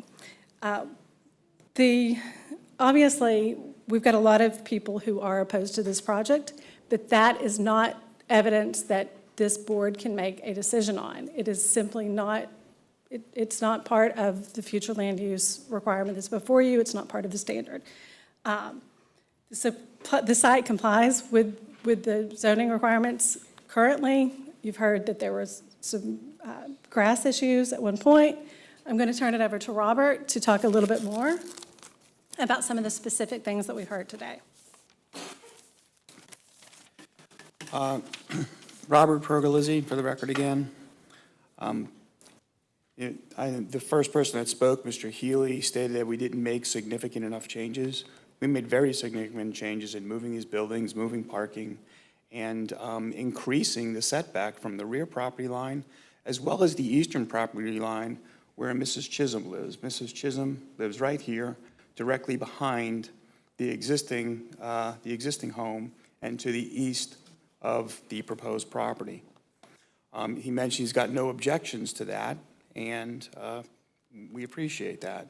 As far as traffic is concerned, we looked at this using Institute of Transportation Engineers. We generate 79 daily trips, 9 a.m. peak hour, and 11 p.m. peak hour trips. As I testified earlier, the adjacent segment of Park Boulevard is operating a level of service D, which is an acceptable level of service per your comp plan. Regarding Mrs. Chisholm's statements about she's going to be looking at a fence, well, the fence is a requirement. The 6-foot opaque fence is a requirement along our eastern property line, and Mrs. Chisholm is the one that is closest to us. So we specifically took the buildings away from here, where they were shown 9 months ago, and moved them to the western side where we're adjacent to a medical office. As far as the medical arts people, they're over on 131st Street. That is their building there. The medical office property runs the entire length of our property. So the medical office property is between our property and the martial arts. Did also want to point out, I believe one person spoke that said in order to get to the site, you have to make a U-turn at 131st. 131st is a signalized intersection. There's a median opening just to the east of Jodo's where you could make another turn, where you could make a U-turn there. So regarding Mr. Alonso, we thought we had an agreement with him that he wasn't going to be in opposition, but I guess his neighbors spoke with him. But as far as drainage is concerned, that is the low end of the site. That's where the water flows now. This is up at 23, this is down at 18. Mr. Alonso's property is even lower than that. So the water naturally drains that way. That's why the retention pond would go there. And we'll have significant landscaping. Actually, this plan shows 75% open space, which is well above the minimum requirement of open space in the RE zone, for that matter. And I believe Mr. Eller wanted to speak as well. Got a minute 15. Thanks. Good afternoon. I'm Stephen Poland. I'm part of the legal team. One of the things that, probably the thing that has not been talked about here is the Federal Fair Housing Act.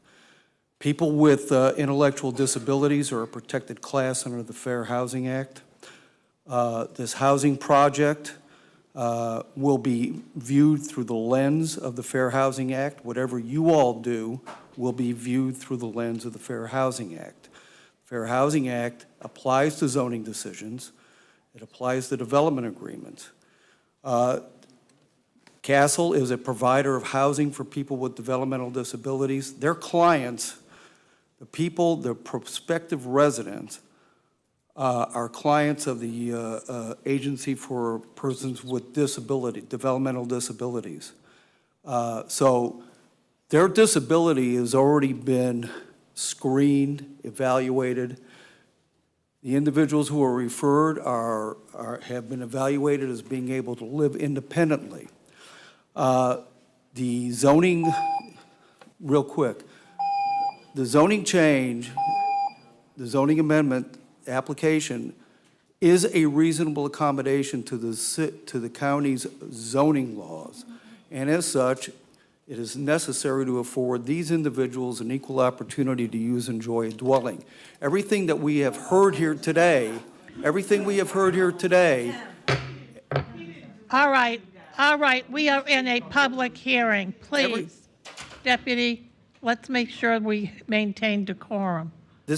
All the opposition Your time is up, sir. Thank you, is based on the nature of the disability of the residents and has nothing to do with the character of the neighborhood. Thank you.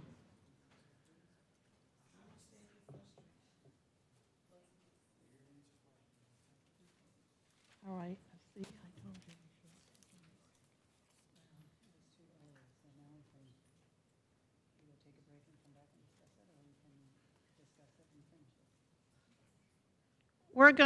We're going to have our discussion among the county commissioners and the applicants and the attorneys and staff. So I would really ask you to refrain from comment and refrain from clapping and allow us to deliberate properly. And in order to get everybody in a nicer frame of mind, we're going to take a 20-minute break, okay? Thank you.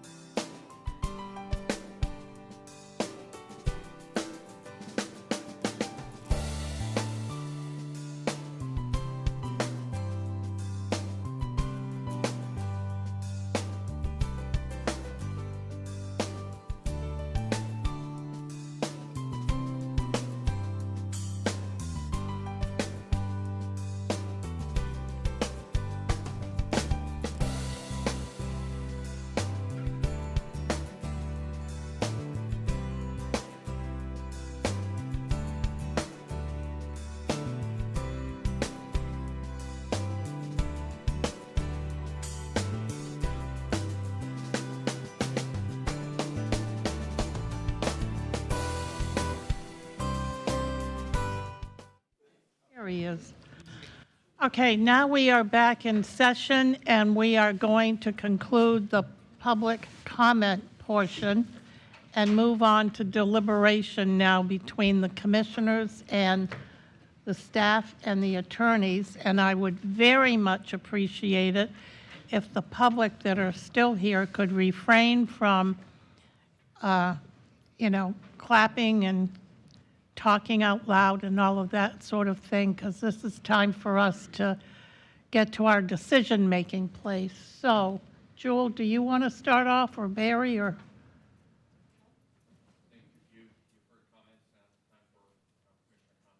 So, commissioners, Commissioner Peters has a question. And this would be for staff, and I think it's different staff than January. And were you the same staff person in January? You were? Okay. Yeah, he's just in a manager's role versus he was still in zoning.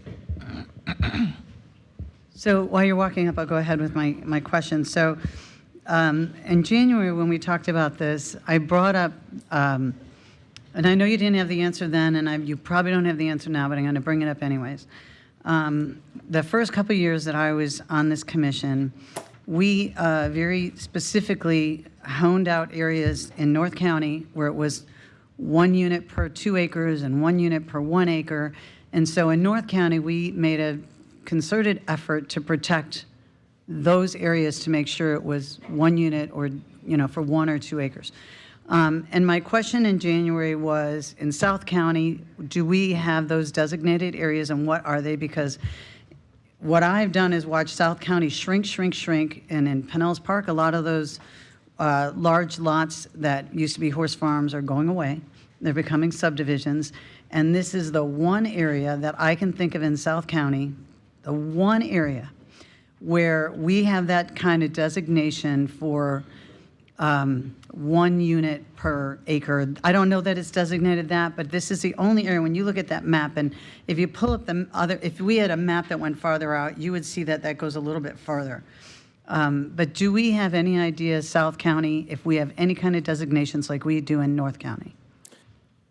So the North County is protected by what we call community overlay. It's the East Lake Tarpon Community Overlay, and that's a separate process to protect those areas, or put different basically criteria about what you would look at for changing land use and zoning. There's not one of those in this area. There's one in Tierra Verde. That's the only one in South County that I'm aware of. You also have East Lake Tarpon, you have one in Ozona. Okay, because we have Tierra Verde as they may on Ocean View Drive have an acre or so, but there's not. And that's pretty suburban, Tierra Verde. And North County has always been protected for its well-filled protection zone, so that's kept the density down around East Lake Tarpon as well. Okay, so we have no protections in South County to keep Not other from than the land use map. urban sprawl to continue and take all the large lots?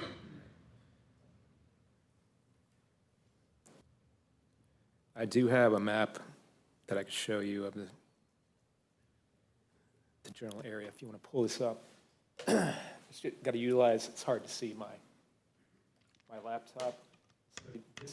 This area right here is a residential estate in its totality, so you can see the entire area. Right. Park Boulevard, that's the commercial node we're talking about. Commissioner Eggers, this is the closest multifamily residential to this.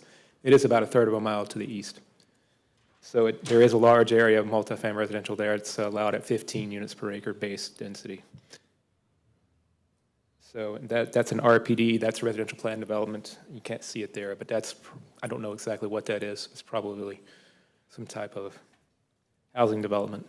So in your opinion, do you think this is the only area that we have left in South County that has a large swath of that kind of, you know, kind of 1 acre per, 1 unit per acre, 1 unit per 2 acres? There you can see it there. That's the land use map. That's where it allows 2.5 units per acre. Yeah. What about over by the Seminole Lake Country Club? There's some up in this area. There's some scattered around. Just scattered around. Yeah. This is 5 units per acre here. That's 7.5, 5 units per acre. Various. Okay, so that's really the only swath, I mean, real swath of land that's kind of protected that way. What is that area? Is that South Pasadena down there on the your right? No, you've gone past it. Up. Right here? Right there, yeah. That's Millennial Park. Millennium Park. Oh. I think I would know that, right? Yeah. Okay, thank you. That answers my question. I appreciate it. Okay, Commissioner Eggers? Yeah, so I'm prepared to make a motion, but I did want to make a couple of comments. Do you want me to make a motion first, or? Well, do we want to see if any? That's fine. I'll just make my comments, and then we can let others do that as well. And mine are going to be brief. You know, Pinellas County is a county that has an incredible amount of opportunities for the way we live, work, and play. It's a very densely populated county. I certainly appreciate the applicants' efforts to improve the application that they did. I appreciate some of the efforts that they made, although I'm not sure that the efforts with the residents were made to the extent that they should have. But Pinellas County provides a lot for a lot of people, including, and I was going to mention the North County 1 per 2 acres, 1 unit per 2 acres up in a specific area with an overlay.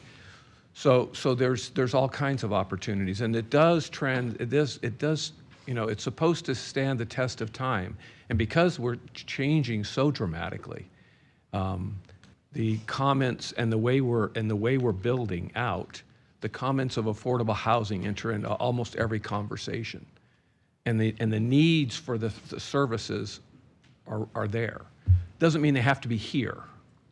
And so I certainly, I think that this does not fit the character of the neighborhood at all.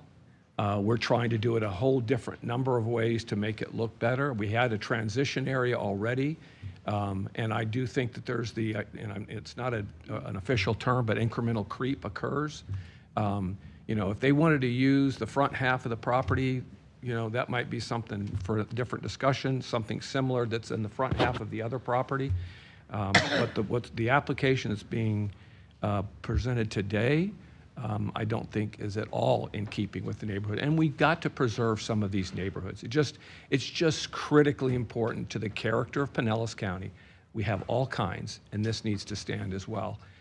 So that's just my comments, and you'll know how I'll be motioning here in a little bit. Thank you. Commissioner Flowers. Thank you, Madam Chair. I just wanted to clarify a couple of things if possible. There was a concern noted from one of the community residents that there would be the potential for this site to, at some point down the road, be transitioned from the intended purpose and/or use that's been presented before us today and become basic available rental units. Am I correct in stating or believing that if that use were to change, they would need to come back before us if they would go from utilizing this property for individuals who are disabled or have certain disorders?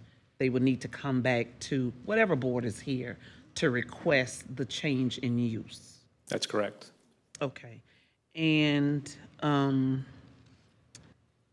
just a little caveat, the young lady did talk about the tarps and things like that on the home. I'm not sure if this is why, but just a reminder, Hurricane Ian hit in 2022 in September, and there are some properties still around that area that are attempting to recover around Northport, Sarasota, and all of that. So I can't say that's why there were tarps on the roof, but I do know that there are still people down there trying to get assistance to kind of fix some things. So I just wanted to share that in general. My other, I guess, question and/or concern was just maybe getting a better understanding or follow-up from Commissioner Scott, because he did share that he had been around the property and that it needed some work. But we were also told that there are people living in that property. And I know you said that there was only one, that you could find one active code case for tall grass or high grass or whatever.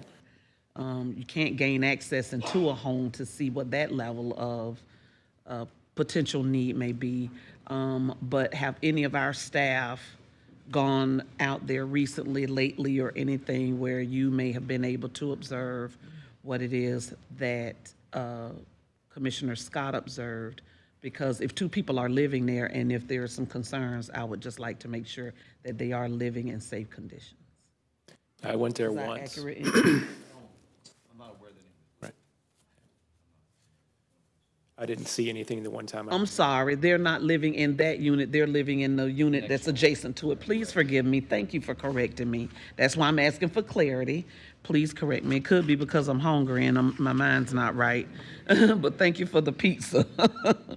And thank you for clarifying that, Commissioner Scott. I do apologize for mixing up the two.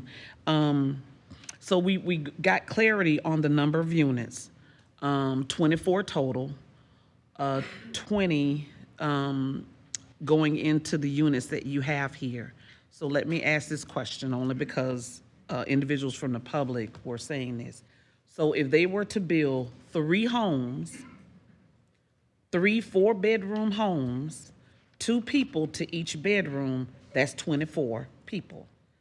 So if they were to build 3 homes with 4 bedrooms, would that be an allowable use? I'm just asking, would that be an allowable use on that property versus the 2 bedrooms and the 1 bedrooms with multiple units on that property? If they wanted to do more buildings like the one they have now next door, they could do that as a community residential home.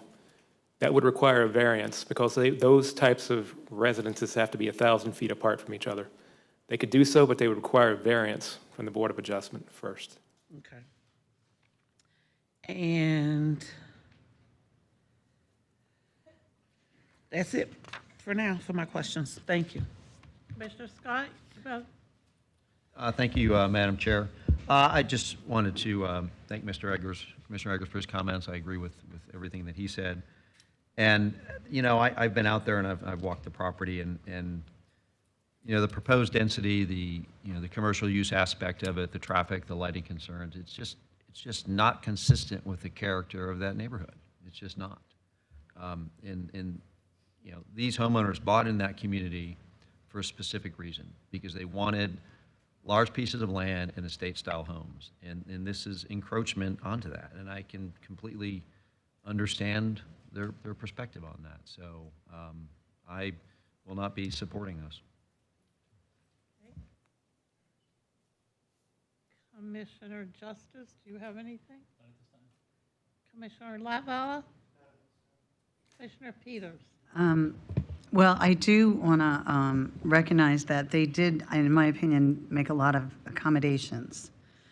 And just for the residents, about some concerns, and this hasn't been a problem so much in Pinellas County, but it certainly has been a problem in Palm Beach County, where, sober homes go into neighborhoods, and there's nothing local government can do it. And so, just so you know, people can put up houses and make them into sober homes, and that's all ruled by the federal government, and there's nothing we can do. And we don't really have a problem here. That doesn't mean one day we won't.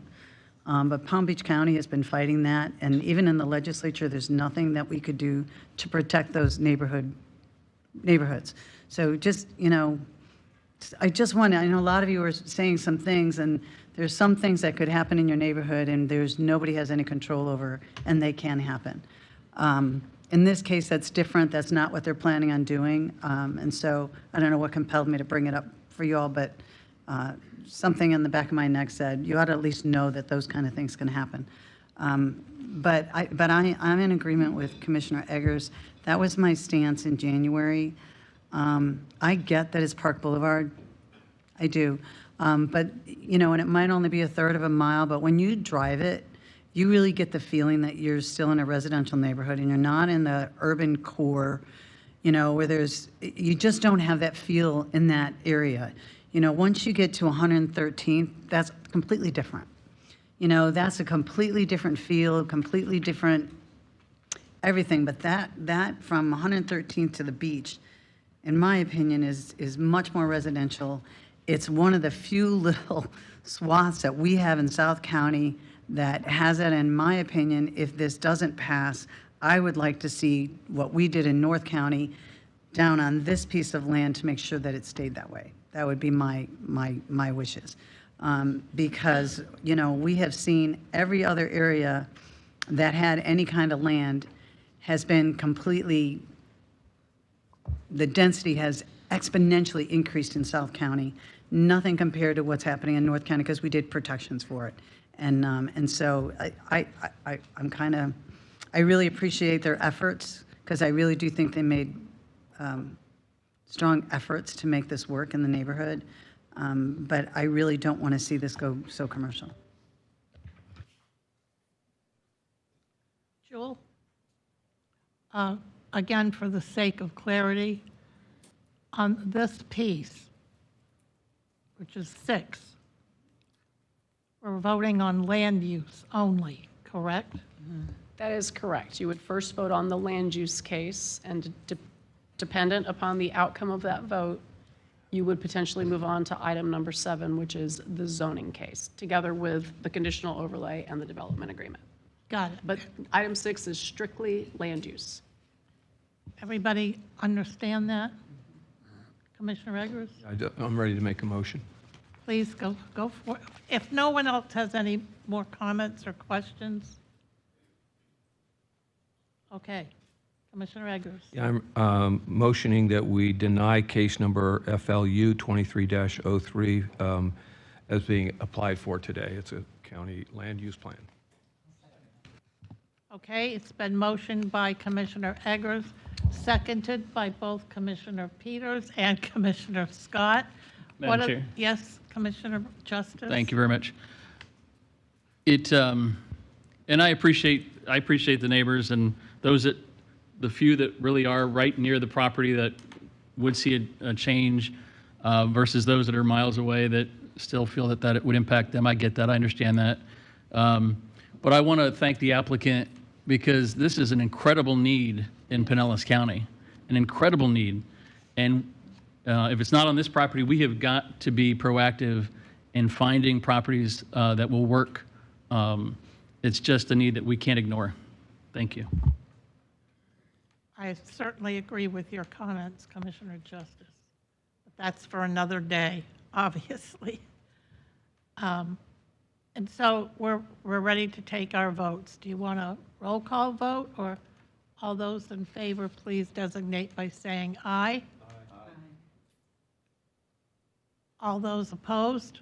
No. Okay, so Commissioner Latvala, Commissioner Flowers, Commissioner Justice, Commissioner Long all voted no. Commissioner Eggers, Commissioner Peters, Commissioner Scott voted yay. So the motion fails. So now we can skip number 7. I would suggest you make an alternative motion. Now we need a new motion. Who wants to make the new motion? I'll make the motion, Madam Chair. Okay. I would like to vote in favor of staff's recommendation with the additional caveats and the proposed overlay for item number 6 as it relates to the community assisted and supported living. And if I could clarify, Commissioner Flowers, and I Y'all apologize. always get us mixed up. That's a good thing. But Just the land use at this point. land use, please forgive The me. I'll take out additional- the overlay. Please back that out. I apologize. I'll be better after I get my salad, but back that out. Do you need me to restate the motion, Madam Clerk? That would be helpful, please, Commissioner. Okay, no problem. I would like to move approval of item number 6 with, regarding the land use for community assistant and supported living, Inc. All right, it's been moved and approved that we move forward with the recommendation from, what? I know, I was she was about just to getting ready to say that. She was about to say that. Commissioner Eggers? Yeah, please. Well, I can see how the motion is carrying. I would ask this commission, as we go forward, to remember that this county is for all people. So it includes people that have an acre per a house that's been there forever on an acre of land. It's part of a residential community. If you go north or east and west on Park Boulevard, north and south on Park Boulevard, a comment was made about the intersection being commercial nodes for the most part. And that's where they belong. I think we're making a huge mistake as we move forward in this regard, because you are taking away a character neighborhood that exists in Pinellas County. We have parks, we have environmental lands, we have 50 units per acre with affordable housing density bonuses. We have all of that, and yet this little piece of property is the beginning, in my opinion, of what I call just incremental creep. Because if you approve this, then there's nothing that says you can't approve the next one. And so I am extremely upset about it and think we're doing absolutely the wrong thing. Would ask for reconsideration. Thank you. Madam Chair. Commissioner Flowers? Commissioner Eggers, I truly understand your concern, and trust me when I tell you that I fully understand and have seen how the creeps in my community, in South St. Petersburg up to the Pinellas Park area. So I'm very familiar with that, and having to make a decision based on what it is that our policy says for land use. And what can and cannot go in certain communities. And when we have a policy or an ordinance that allows certain uses to be granted, then perhaps later down the line, maybe not today, but maybe down the line, we just need to look then at potentially changing that policy. I fully agree.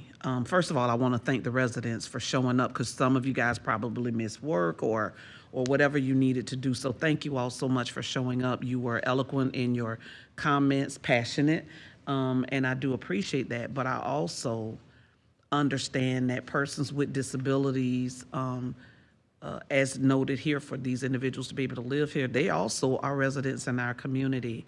And we are just trying to, it's a delicate balance. We're just trying to make sure everybody can have a place to live here. And we don't have a whole lot of land. Commissioner Peters said it best, maybe we need to look at a couple of things going forward that would give some protections, I think was the word she used. But it's a use that is compatible with our current land use zoning. And I've looked at all of the backup, and I've heard all of the information that's been brought forward to us to include some of the things that are being done to try to buffer those individual homes in that community. So it is a delicate balance, and I don't want you to think, Commissioner Eggers, that I don't understand your passion and your focus on just trying to make sure that we are making decisions with the best of intentions in mind. But I also see where what's being presented has been presented in a way, in my opinion, that is compatible with what we have as a policy now related to land use. So that's why I made the motion that I did.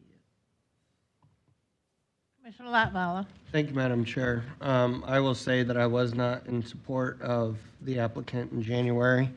I believe the concessions that they made were very reasonable. And Pinellas County is a county for all.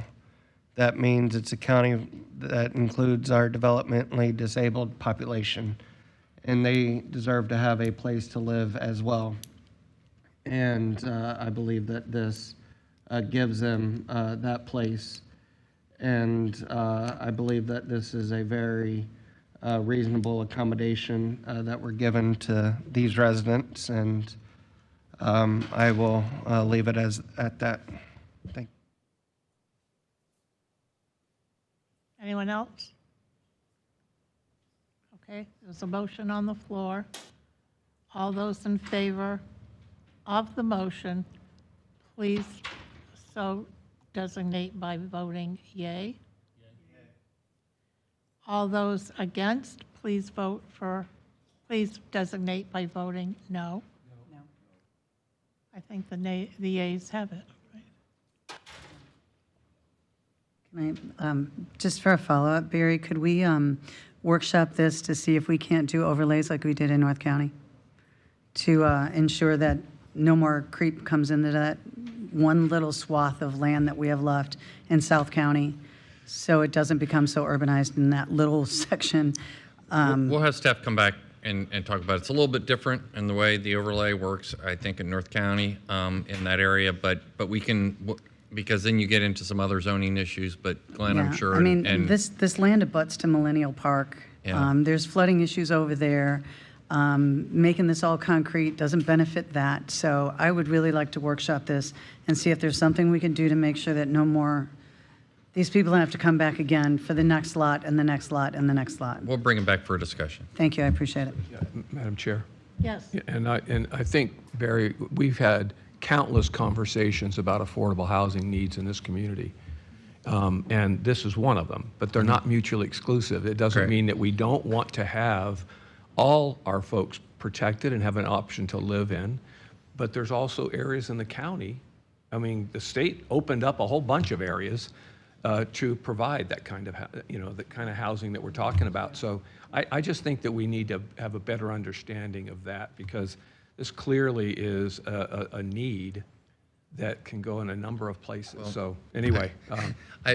It'd probably be better to do this at a workshop. I think I'll have comments for you, because I think this is a serious issue that, as you saw here today, requires deliberation. And so we'll put it on for a future workshop and discuss it. Yeah, so that's my point. It's affordable housing needs are out there, and I just want to make sure we're addressing all of them, not just bricks and mortar, but what needs are out there that we need to find specific spots. I mean, because you don't know. You just don't know the size of properties that are required and the zonings that are there and all of that. So it's a complicated thing. It's a complicated issue. So I look forward to that conversation. Okay. And may I suggest, Commissioner Eggers, that while we're talking about that particular issue, we also take a look at the land use for our industrial areas that we have designated in the county, because we might be able to swap there. We have the Teal study that was complete. I know, I've been hearing about it on Forward Pinellas forever. No, we brought it here. We had a discussion Maybe we need here. to talk about that again with this concept. We'll put it on for a workshop, and I'll bring lunch. Oh, great, that's good. Thank you. And Madam Chair, since Yes. item 6 passed, you do need to take action on item number 7, which is the zoning together with the development agreement. Correct. So on to number 7. Madam Clerk? I read, you want me to reread it into the record? Yeah. Yeah, I read it into the record before. On item 7? Yes. Okay. All right. Move approval. It has been moved by Commissioner Flowers, second by Commissioner Latvala. What are the wishes of the board? All those in favor say yay. Yay. All those that are opposed say no. All right, so 3 noes, 4 yays. So we're good? Okay, we're good. Yes, Madam Chair, that concludes item 7 and 8. On to item number 8. Agenda item number 8 is case number LDR 22-01. This is the second of 2 public hearings to consider a proposed ordinance amending Chapter 134 General Administrative Provisions, Chapter 138 Zoning, Chapter 154 Site Development, Right-of-Way Improvements, Subdivisions, and Platting, and Chapter 158 Floodplain Management of the Pinellas County Land Development Code. The public hearing was properly advertised, and an affidavit of publication has been received for filing. No correspondence has been received by the clerk, and the matter is properly before the board to be heard. All right? This is previously discussed modifications, and this is the second public hearing. What are the wishes of the board? Commissioner Eggers? Is Kevin here? Maybe he could just speak qualitatively what we're trying to accomplish. Kevin is here, but so is Michael, and so Or whoever needs you to want speak on Kevin this. to address the commission. Yeah, just some qualitative comments about what improvements this is bringing to our process.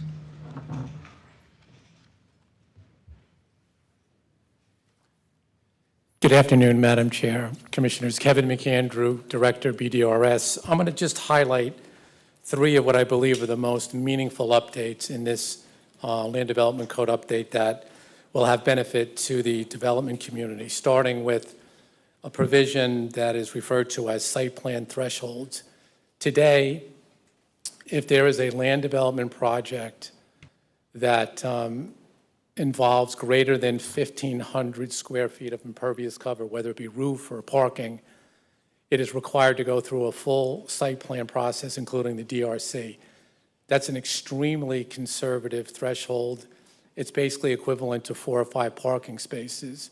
This update will increase that threshold to 7,500 square feet, inclusive of either a new building or building addition, up to 3,000 square feet. So we're confident this is going to bring relief to the small businesses, the smaller infill projects that if you're below this new threshold, you just go straight through a building permit, and the requisite reviews, including engineering and environmental, would take place during the building permit process. So we're very favorable to this update having an impact. In a similar manner, we've put in a provision referred to as a minor plat. This one, again, is another... Say that again, I'm sorry. I missed that. A minor plat provision. This provision is one that also is going to benefit the smaller infill projects, often affordable housing projects, where today, if you have a small division of land that exceeds 2 lots, you're required to go through a full site plan and platting process.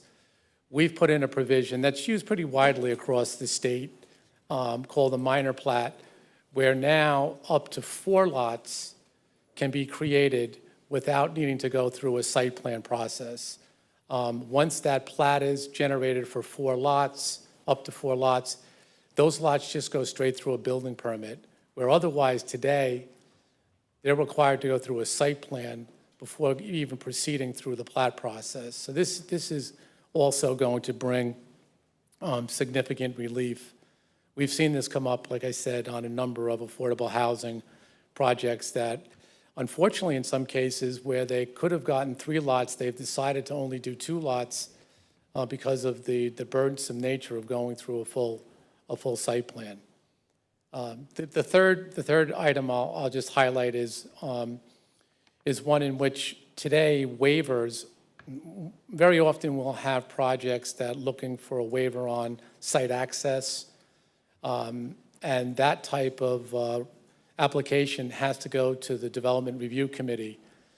This update will take that requirement out of the Development Review Committee, and we will allow staff to make those determinations. It's an important one also because often this type of waiver really holds a project in abeyance or freezes it until there's a determination on it.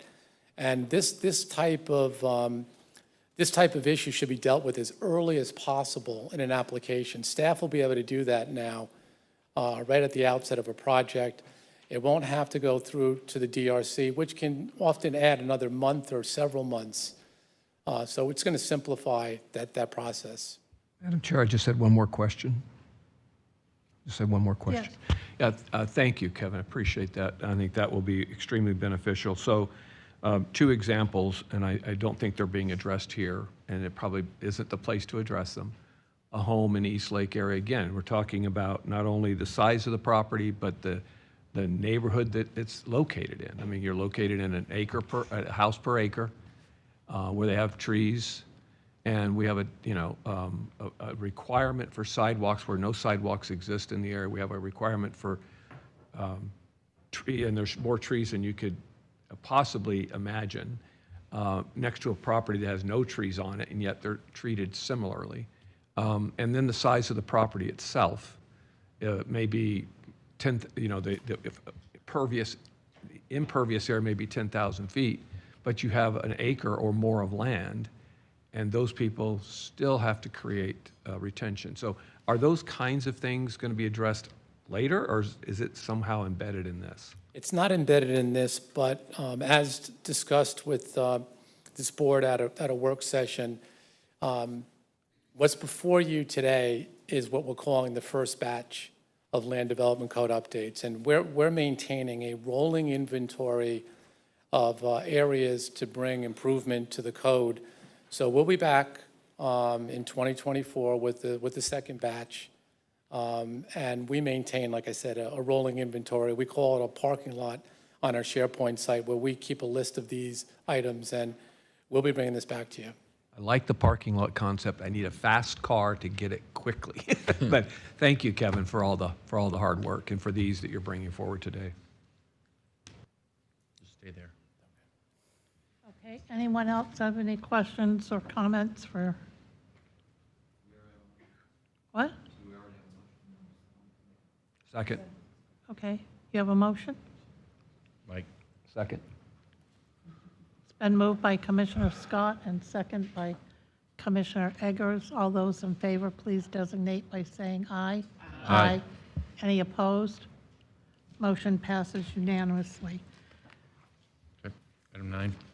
Agenda item number 9 is case number LDR 23-02. This is the second of 2 public hearings to propose a legislative ordinance amending Chapter 138 zoning of the Pinellas County Land Development Code, providing revised authority and meeting notice procedures for the Development Review Committee. The public hearing was properly advertised and an affidavit of publication has been received for filing. No correspondence has been received. The matter is properly before the board to be heard. All right, what are the wishes of the board? It's been moved by Commissioner Flowers, second by? I'll second it. Second by Commissioner Scott. Oh, excuse me. All those in favor, please designate by saying aye. Aye. Aye. Any opposed? Motion passes unanimously. Agenda item number 10 is a legislative petition submitted by the Pinellas County Housing Authority to vacate Monroe Court, Washington Drive, Lincoln Place, and Jefferson Circle, 12375 Jefferson Circle, as dedicated in Official Records Book 4719, page 1833, lying in the northwest quarter of Section 093015, Pinellas County, Florida. The public hearing was properly advertised and an affidavit of publication has been received for filing. Letters of no objection have been received. 1 letter of concern has been received by the clerk. The matter is properly before the board to be heard. Okay, and before we take up the item, we have one citizen comment who would like to speak to the issue. Jeremy Tull.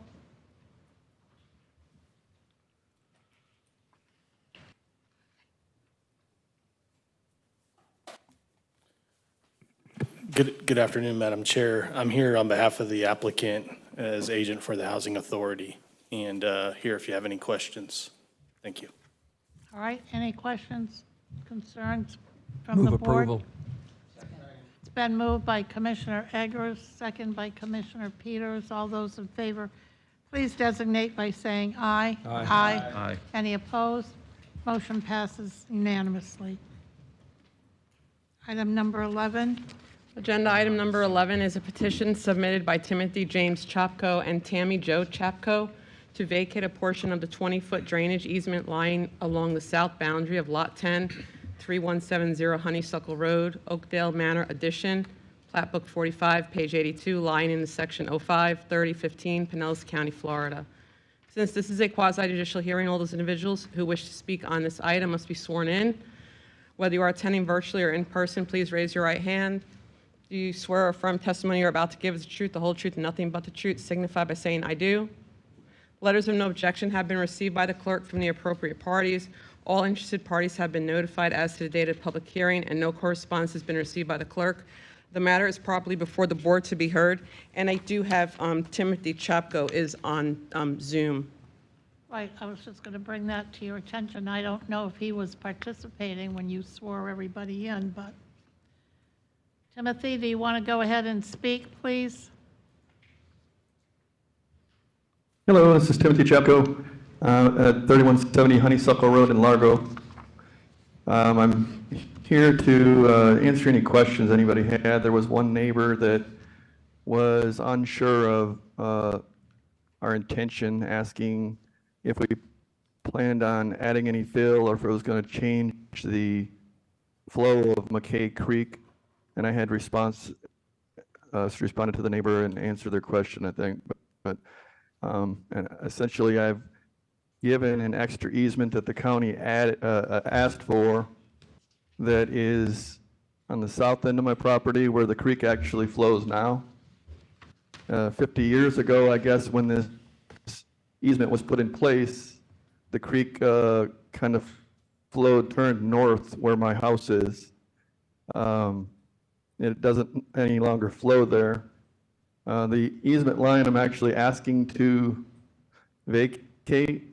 The neighbor next door to me had the entire 20-foot vacated because it goes right through their house and swimming pool. So I'm asking for a small triangle near right behind the pool that's on my lot currently. And the creek no longer flows there. And we do not tend to add any fill or change the flow of the creek at all. And I'll stand by if there's any questions. Thank you. Questions, commissioners? No, Commissioner no Eggers? questions. I move approval. Commissioner, it's been moved by Commissioner Eggers, second by Commissioner Flowers. All those in favor, please designate by saying aye. Aye. Aye. Aye. Any opposed? Okay. Commissioners, item 12 is to be deferred.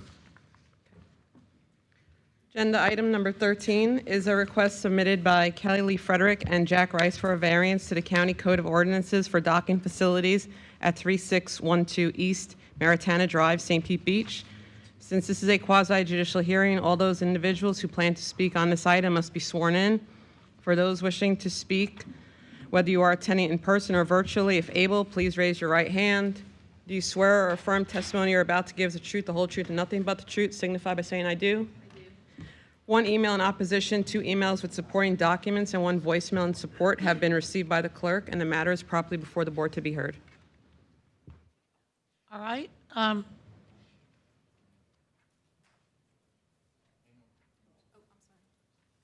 We have two cards from citizens wishing to be heard. The first one is Lauren Rubenstein.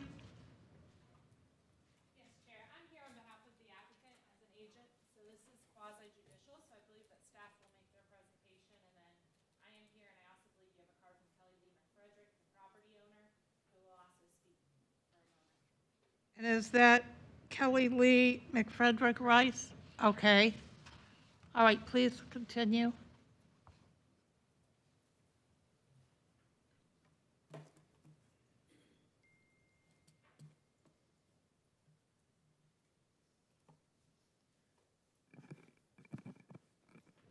Good afternoon, everyone. My name is Julie Sims, and I'm the Environmental Program Manager for the Water Navigation section. For the record, I wanted to let you know that pursuant to Section 58-535A, all property owners within 500 feet of the subject property have been properly and timely noticed.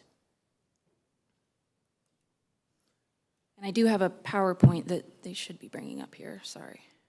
There we go. All right. Before going into the specifics of this request, I'd like to give you a bit of background regarding water navigation. Chapter 58, Article 15, regulates activities for dock and dredge and fill projects. Water navigation operates countywide pursuant to this code, as well as the county charter. The requests before you stem from two sections of the code. Firstly, the code states that a dock shall not be designed or constructed to accommodate more than 2 boats for permanent mooring. The intent of this section was to provide a reasonable number of boat slips for a single-family property. It was also adopted to ensure private docks did not evolve into rental or slip leasing operations.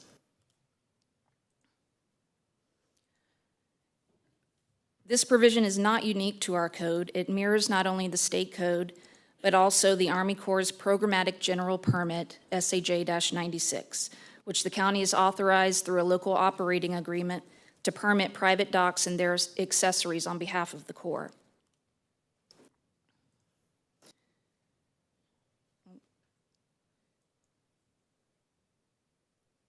This section of water navigation regulations only allows for roofs over boat slips. The intent of this section is to consider the overall aesthetic impact on the county's waterfront, as well as the direct impact on waterfront views of adjacent neighbors. Instead of prohibiting roofs, the county chose a compromise position to allow roofs over boat slips. So again, the property owners are requesting 2 variances, which are noted on this slide.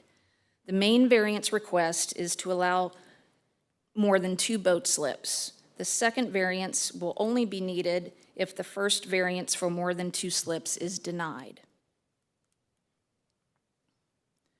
In deciding whether to grant a variance, a positive finding of fact to each of these criteria you see is required. Before we go into staff's findings, I'd like to give you a little bit of history on the item before you. The subject property is located at 3612 East Maritana Drive in St. Pete Beach, and it's just north of the Don Cesar. The yellow arrow you see here is pointing to the dock that's associated with the subject property, which is directly across the street. The original structure appears to have been built sometime in the 1940s. In 1988, the county received an application to repair the structure. At that time, there was an existing roof and a slip underneath that roof. In 1991, an application was received to add 2 davits to the existing slip. Note there is still 1 slip with a roof. The only change was the addition of the davits. The next permit approved the addition of a boat lift in the original slip, along with the 6 tie poles for a wet slip to the right of the original structure. And that created the second boat slip on the property. The davits were removed for the installation of the boat lift. The original slip and roof remain. This 4th permit, issued for the subject property, allowed a new slip with a roof to the left of the original structure. The 6 tie poles are no longer on the plan, and that's important to note because to add this new slip to the left, one of the existing slips had to be removed in order to be in compliance with the section of the code that only allows 2 boat slips at a single-family property. And this brings us to the current application that was submitted in 2021. This application proposes the addition of a 56-square-foot aluminum catwalk and a 160-square-foot floating dock. The original slip and roof remain. The newer slip and roof on the left remain, and the tie poles for the wet slip are not on the plan. Staff conducted a site inspection for this application and discovered the 6 tie poles were never removed, and also that the floating dock was already installed. Since then, the owners have removed the floating dock, but have not agreed to remove the tie poles. With the tie poles present, creating a wet slip, this property now has 3 boat slips, where only 2 are allowed. Staff have proposed several alternatives to resolve this matter, most recently requesting the original boat slip be blocked off by placing a total of 3 2-inch by 6-inch boards across the opening, with each board being a minimum of 6 inches apart. This was in response to the owner's suggestion to place 1 board of the same size across that opening. Staff did not feel that 1 board would give reasonable assurance that the original slip would stay blocked off. The owners have also suggested putting a restrictive covenant over the structure prohibiting the use of the original slip. However, staff feels a restrictive covenant would not be enforceable. Okay, now getting back to the specific variance requests, this slide shows you the locations of the 3 existing slips, labeled 1, 2, and 3. Slip 1 is the addition that was approved in 2018. Slip 2 is that original slip.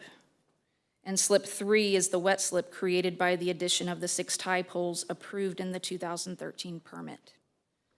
To keep all 3 slips, a variance to section 58-555A is required. And I'd like to point out here really quick to you that staff is not asking for the original roof to be demolished. One of the slips would need to be eliminated or rendered obsolete as a boat slip in order to be in compliance with this section. Conversations have primarily focused on this original slip and ways to block it off. The second request is for section 58-543M. This aerial has been coded to show you the portion of the original roof that is over the original slip, that's what you see in blue, and the portion which is over decking, and that's what you see in red. The code specifically states a roof can only be over a slip. So here again are those criteria I spoke about before. A positive finding of fact to each of these criteria is required. Out of the 8 criteria listed here, staff feel that D and E staff does not feel that D and E are applicable due to the fact that it's within the city of St. Pete Beach. Out of the remaining criteria, staff feels a positive finding of fact cannot be made for A, B, and C. Staff's reasoning for C, minimum code deviation necessary, is self-explanatory. No deviation from the code is required for the applicant to make reasonable use of their land. Now, the analysis around A, special conditions, and B, undue hardship, is a bit more complex. For a breakdown of these 2 criteria, I refer you to the supplement to the county staff report, which was prepared in conjunction with our departmental attorney and is attachment 8 to the subject registrar file. However, there are a few key takeaways from this supplement that are easy to articulate. Number 1, these 2 criteria are one and the same in many respects. Number 2, the applicant faces a very high burden to satisfy these 2 criteria. And number 3, these criteria clearly are not satisfied here. The easiest way to illustrate why these criteria are not satisfied here is to apply the undue hardship criterion to the applicant's property. To establish an undue hardship, the applicant must establish that applying the 2-slip rule to their property, and I quote, would deprive or make it practically difficult to achieve the same proportion of development potential commonly enjoyed by other properties in the same zoning district, end quote. Staff was unable to identify any other single-family homes in St. Pete Beach that enjoy 3 slips. It follows that the applicant does not need a 3rd boat slip to enjoy the same proportion of development potential as other properties in their zoning district. The applicant also argues that a hardship should be recognized in light of the boathouse's historic designation by the city. As set forth in the staff supplement, persuasive case law from other states indicates that a historic designation is not grounds for a hardship. Moreover, the applicant did not apply to the city for the historic designation until August 2021, after they were made aware of the compliance issue. Therefore, the historic designation really is comparable to a self-imposed hardship, which are expressly ineligible for variances under the undue hardship criterion. So having said all that, staff recommends denial of the variance request to section 58-555A5, where a dock may accommodate no more than 2 vessels for permanent mooring. If the board agrees with this recommendation, a variance to section 58-543M is needed. Staff would recommend approval to that variance request with the condition the owners comply with section 58-544, which is dock repair and reconstruction in the future. Thank you. That's my presentation, and I'll be happy to answer any questions. Questions? Question. Commissioner Justice? Thank you, Madam Chair. Going to the slide with the variance request 1, the aerial picture there.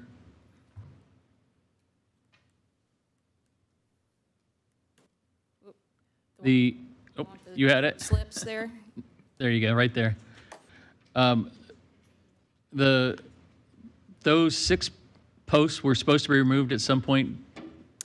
Yes, they were supposed to be removed with the 2013, let me make sure I'm saying that right.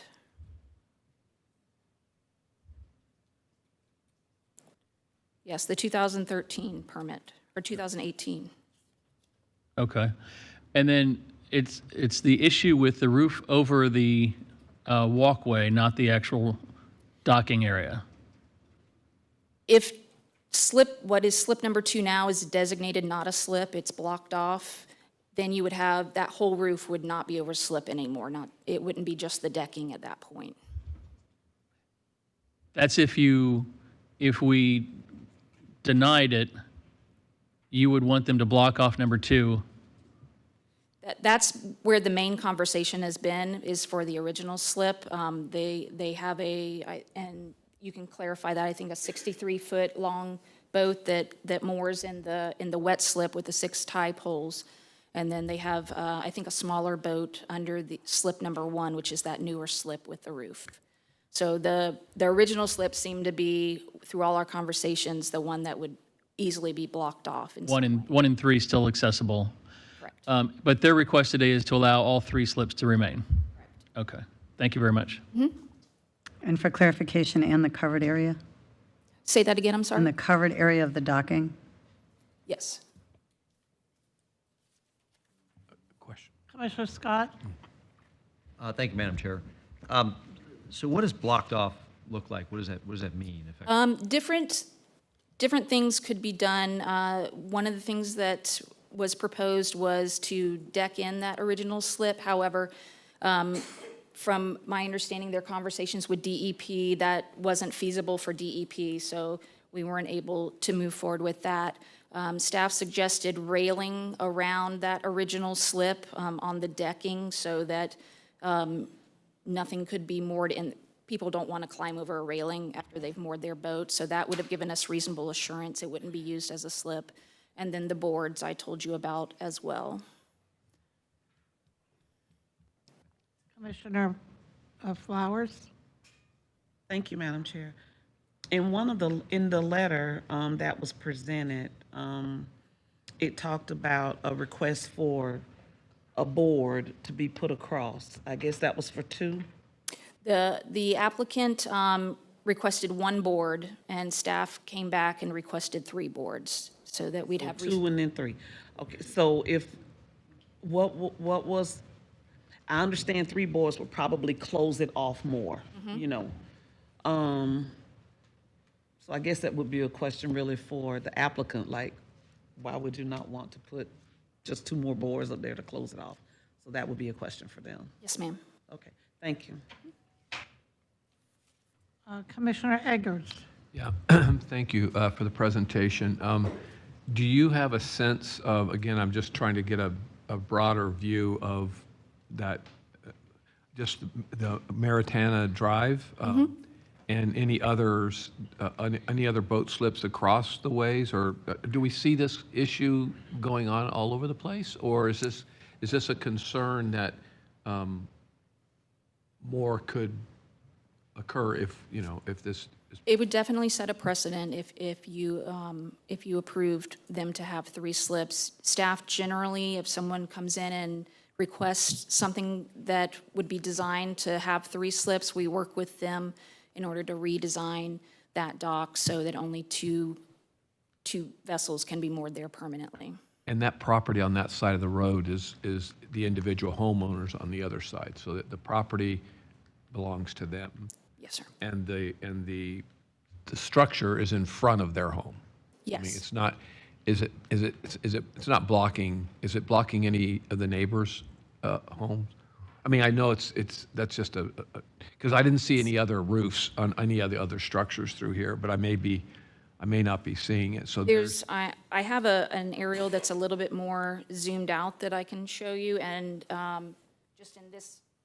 just in this immediate vicinity, there is not, this is the dock in question right here. Just in the immediate vicinity, there aren't any roofs. Now, there may be some past that, but I can't answer that for sure past what I'm seeing here. Okay, thank you. Commissioner Peters? Could you put that picture back up? Yes, absolutely. I wish we could zoom in on it, actually. That's unfortunate we can't. So it appears that there's a boat in the slip right now where the 6 pylons are? Yes, that in this aerial, there is a... He has to go across the street, the one that's zooming in, there you go. Okay, so There is a smaller boat there. in there right now. So out of curiosity, where was the floating dock? Because I'm curious why they have 3 slips and had a floating dock. Where was the floating dock? If I can go back to the PowerPoint and go back to that plan, it's basically where you saw that. Hang on, let me go. So you see the outline in red there. That is the floating dock. Okay. And when we went and visited, when the staff went and visited, were there jet skis on there or something? No, only the dock was there tied up to one of the tie poles. And it was installed prior to any permit being issued. That's why we asked them to remove it. Okay. All right, I understand that because I've had other people that put floating docks in without permits. At first glance, when I started looking at this and you said floating dock, and I look at where it's located, and I looked at the letters that are supporting her. They got a bunch of letters from a different neighborhood in Bella Vista. They have letters of support from people on the other side of the Bayway Bridge. So it was interesting to see where they're getting their letters of support because they aren't the immediate neighbors. But it's also next door to Hotel Zamora, so I'm probably wrong. But at first look at, and then when I saw the big boat, I thought maybe not. So I probably am better off not saying anything. But my first thought is it's so close to Hotel Zamora, was it becoming commercial docking? They had a floating dock, they got 3 slips, nobody else has 3 slips. Well, nobody else, that I think the county knows of has 3 slips. And then the floating dock, that kind of felt like it was becoming a commercial dock. I can't really comment on that. I'll let the applicant let you know why they needed that floating dock. But that is, that's the main reason why we have the 2 boat slip rule, if you will, so that these things aren't rampant throughout the county and things like that could happen. Thank you. Commissioner Scott? Thank you, Madam Chair. So if I understand this correctly, so this situation existed when they purchased this house? This was done by previous owners? Correct. They are the ones proposing for the floating dock, but other than that, everything else was there. So one way or another, a variance is, we have to do one of these 2 variances, right? Otherwise, something's got to be torn down. Correct. Okay. Thank you. Commissioner Peters? So just one more clarification. Are we asking to remove any of those roofs? No, we're not. We, if you end up denying the variance to more than 2 boat slips, we are recommending approval to keep the roof over something that would technically not be a boat slip any longer. If you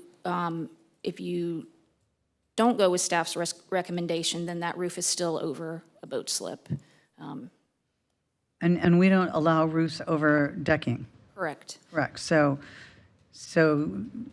then they have out of compliance with the roof over the decking, and then potentially that boat slip, right? Back when it was built, it was allowed, the original slip. But if you notice on that new slip on the left, the roof was only over the boat slip itself. And that was in compliance to put a roof over that one as well? Yes. Okay, thank you. You have anything, Commissioner Justice? No, ma'am. Okay. Thank you. And now, what? Lauren Rubenstein? Rubenstein.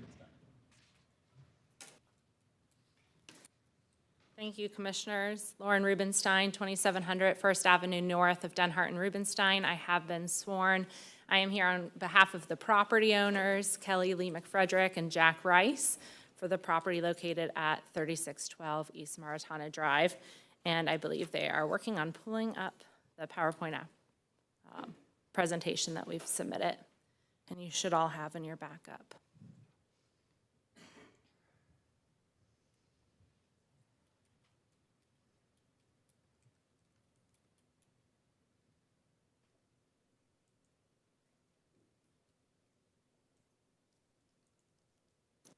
That was staff's presentation.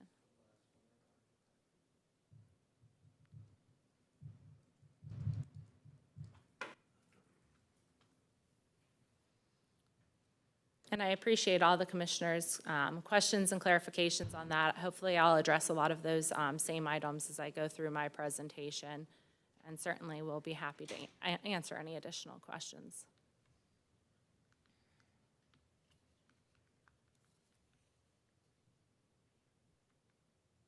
I think he meant to hit to expand it.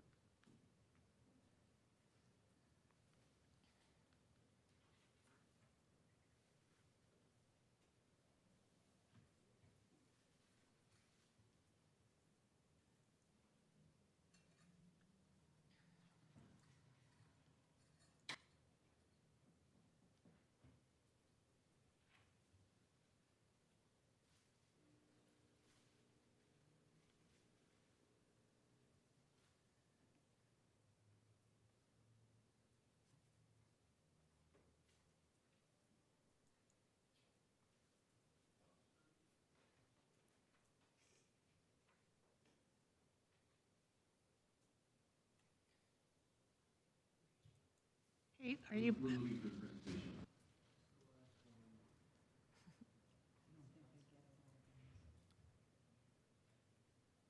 Pete, do you have the PowerPoint?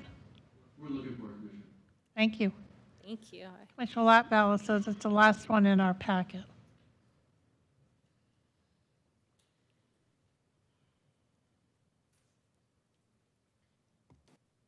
Getting cold.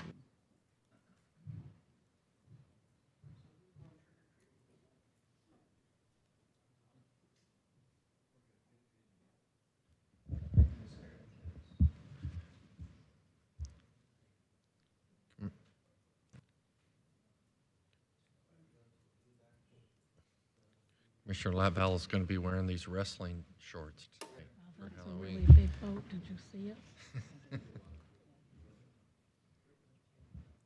Just remember who changed the schedules, otherwise we'll be here tonight doing this. Who changed it?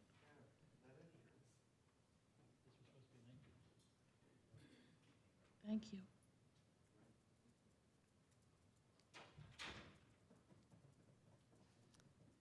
I apologize for the delay. I did confirm with board records and the assistant county attorney ahead of time they had it, so.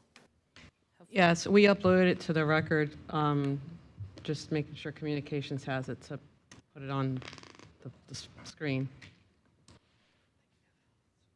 Well, can you speak without it in front of you? Because we all have it on our, Yeah, Madam Chair, I'm only seeing the staff presentation for number 11. I'm trying to find the applicant presentation in the emails we were sent, but I'm only seeing the staff presentation. Dan, I just messaged you to PowerPoint. You could check your Teams, please. So Commissioners, just so you understand, so We're on what you have in your 13, packet, Pete. it has to be emailed over, and there's a separate process that they load up from.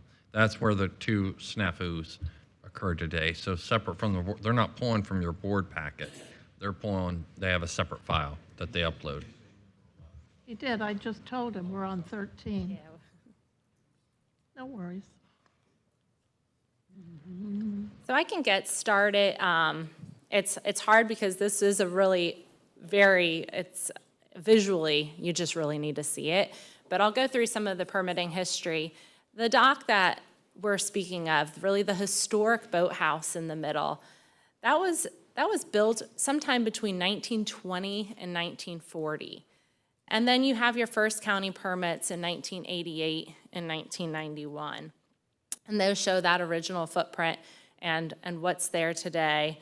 And then in 2013, you saw the first real change where they had the addition of the 6 tie poles to the south for the additional wet slip.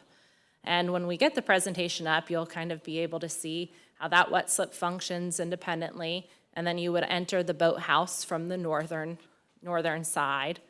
And then in 2018, we had the permit application that staff talked about extensively, where there was an application to add a covered boat slip to the north of that historic boathouse that effectively blocked the access to it. So when we are able to get our visuals up and you're able to see, I'll point you and take you through that. I would like to address, staff mentioned about the tie poles to the south being required to be removed under the 2018 permit.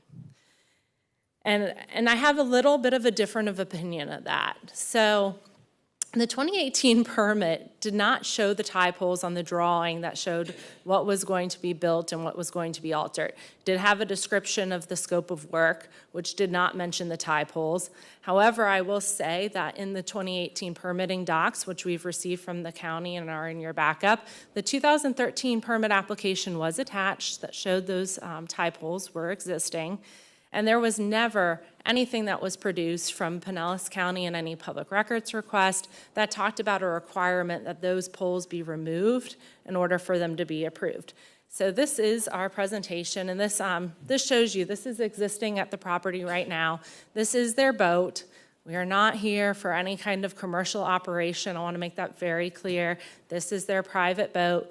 On the northern side, you see the new addition of the boat lift and covered boat lift, which was added in 2018 under that permit we were just talking about. And in the middle there, where you see that lower roof, that's that historic structure that we're talking about. So I've gone through most of this permitting history, and how we got here today, of course, is the 2021 permit application for a floating dock. After my clients purchased the property and they did their due diligence to make sure everything out there was permitted and looked okay, they spoke to the city of St. Pete Beach about adding this floating dock to get access to their boat. Typically, they would pull that boat in the opposite way, and I will let the property owners speak more eloquently about boating and how you get on and off their specific boat. But really, there is no other way to get on and off of it unless you jump out right now and swim around and get on the dock, which is obviously not ideal. But the St. Pete Beach, as is common in these applications, they gave the contractor the 2018 drawing, told the contractor, add on the floating dock, what you're proposing. We get it approved through them, and we submitted it to Pinellas County. At that point, it came to light that there were those 6 tie poles that hadn't been on the 2018 permit that Pinellas County said really need to be shown on this permit application. And by the way, you have more than 3 slips and you're not allowed to have that. So there have been many plans back and forth. They went through some of the proposals. One of those was decking in that area, which my clients were agreeable to. They actually hired an engineer and a contractor and drew up plans, submitted them. But FDEP said that they would not allow that much additional decking. So unfortunately, that was off the table, but I will point out that on those plans, which were submitted and are part of Pinellas County's permitting documents, we do show those tie poles. Of course, the application will be updated once we find out from the board how you would like to proceed, and we'll certainly show those. They're not left off the 2021 application as a way to try to hide what's there. So going back through the history, this is actually in the museum, the Gulf Beaches Museum that Pinellas County runs out on the beaches. And when you go in, you see this picture. And that in the middle right there is that historic boathouse, circa 1941, which you can see long before much of St. Pete Beach was developed. It has a rich history. The boat that was stored there actually belonged to Augie Bush. His captain lived on the property. Really interesting. 2016, this photo shows you how you would have entered that historic boathouse from the north. And it's hard to tell, but you can see the existing tie poles are on that south end for that slip. So pretty much, other than those tie poles being added in 2013, the existing dock and footprint remained the same. Here's a picture from 2020. I think that it shows you nicely. The red lines are the property lines. So you can see, they're not impacting, to Commissioner Eggers' question, they're not right on top of the neighbors here. There are sufficient setbacks. It's built directly in front of their home. And so the question really becomes, is it a boat slip or is it not a boat slip? We're talking about that area in that red circle. Now, staff has said that we basically conceded that it's a boat slip by us being here today. Again, I don't feel that way. Their position was, if we don't think it's a boat slip, we should get written up for code enforcement and go to the special magistrate and have them decide. Well, there's obvious reasons, of course, that a property owner doesn't want to go through code enforcement and risk a lien being, placed on their property. But also, we felt like this was an important issue that needed to be decided by the board. When that 2018 permit was approved, it effectively blocked that access to that boat slip. As you saw in a previous photo, and you'll see in a minute again, the roof from that 1940 boathouse is extremely low compared to what you would build today. It's not built how you would. You can't accommodate a boat lift under it. And so now you have the only two functional wet slips on that property, or I should say boat slips, are the ones on the north and the south. That interior portion has really been blocked off. As we pointed out before, you would have entered it from the north. There's a support column for the roof in the middle of that area. And this is where you have it today. So you can really see how it really did block it in on each side. It'd be very difficult to navigate a boat through there. And under Pinellas County's logic, I'll tell you that, whether or not those tie slips to the south were on the permitting application, the boat slip to the north blocked the access. So then you have that area under that roof, which quite frankly, I don't think is functional. It really can't be used as a boat slip anymore. But if we're gonna say it is, there's been conversations, well, is it one slip or two? Could you tie up to both of them? But I'd submit that it really just can't be used as a slip at all. It's not built that way. It's not constructed that way now that we've blocked all the access. So under your code, under section 58-539A, there are 8 specific criteria that need to be met. The good news is that the last 5, staff and I agree that they either don't apply or they've all been met. So we really only have to talk about 3, which I know everyone is happy to hear at this point in the day. First is special conditions. Special conditions and circumstances exist which are peculiar to the land, structure, or building involved. So there is a locally designated historic structure on this property, which I submit to you is extremely special. It's one of only 2 overwater historic structures that exist in St. Pete Beach that I'm aware of. As is probably obvious, historic structures over the water don't last too long usually. They're subject to the elements, the salt water, the hurricanes. And so the fact that this structure still has the original pilings, original rafters on it, is incredible. It really is. The fact that it's locally designated, that's not what I'm saying is special. That's not what I'm saying meets the legal criteria. The fact is it's a historic structure. Being locally designated gives some credibility to me standing up here and telling you that it's historic, right? I probably could tell you it's old, but I don't know if I'm qualified to tell you it's historic.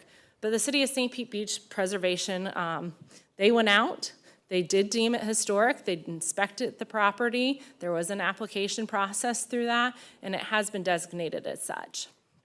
There's also 200 feet of seawall, which again, I only bring up to make sure that you all are aware of it not impacting the neighbor's property.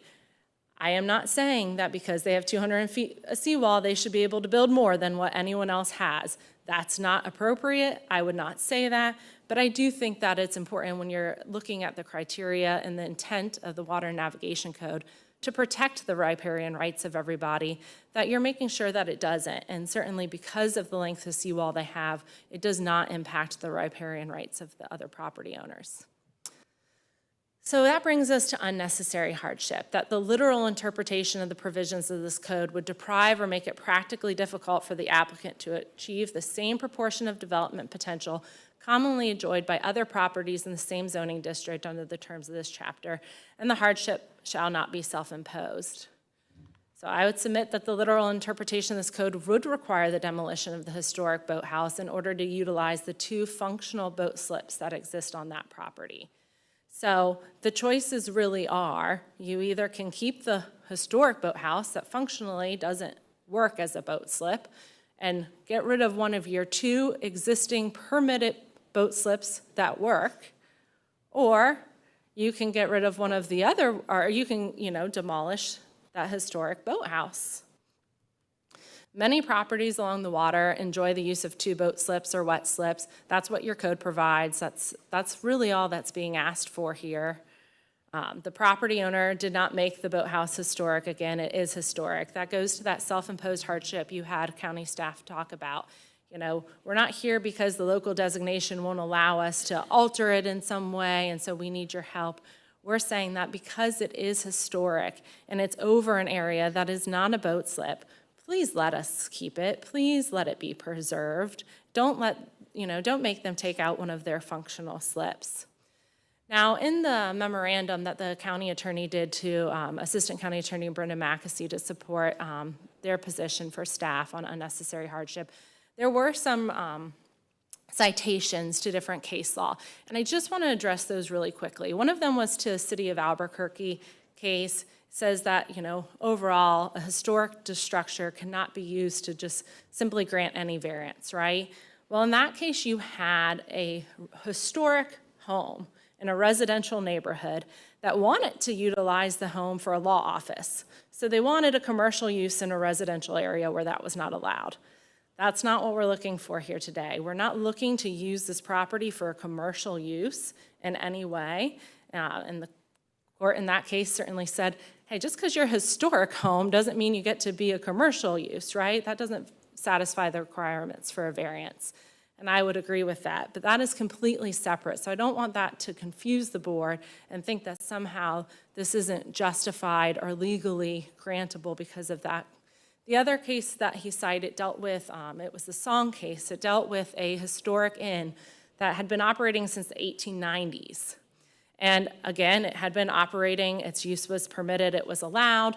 They wanted to add a greenhouse, which would have encroached into a setback. Well, the court said, look, you haven't justified why you need this greenhouse. There's a dining room that it'll be attached to. You don't need to add any tables or chairs or things of that nature. So it looks like you've operated since the 1890s. Even though you're historic, that doesn't grant you the right to then go in and increase on the setback and increase space just because you want it. Again, that's not the criteria that we're here under today. That's not the same circumstances. We're looking at a historic boathouse that is there, that is not functional as a slip anymore, and we simply want it preserved.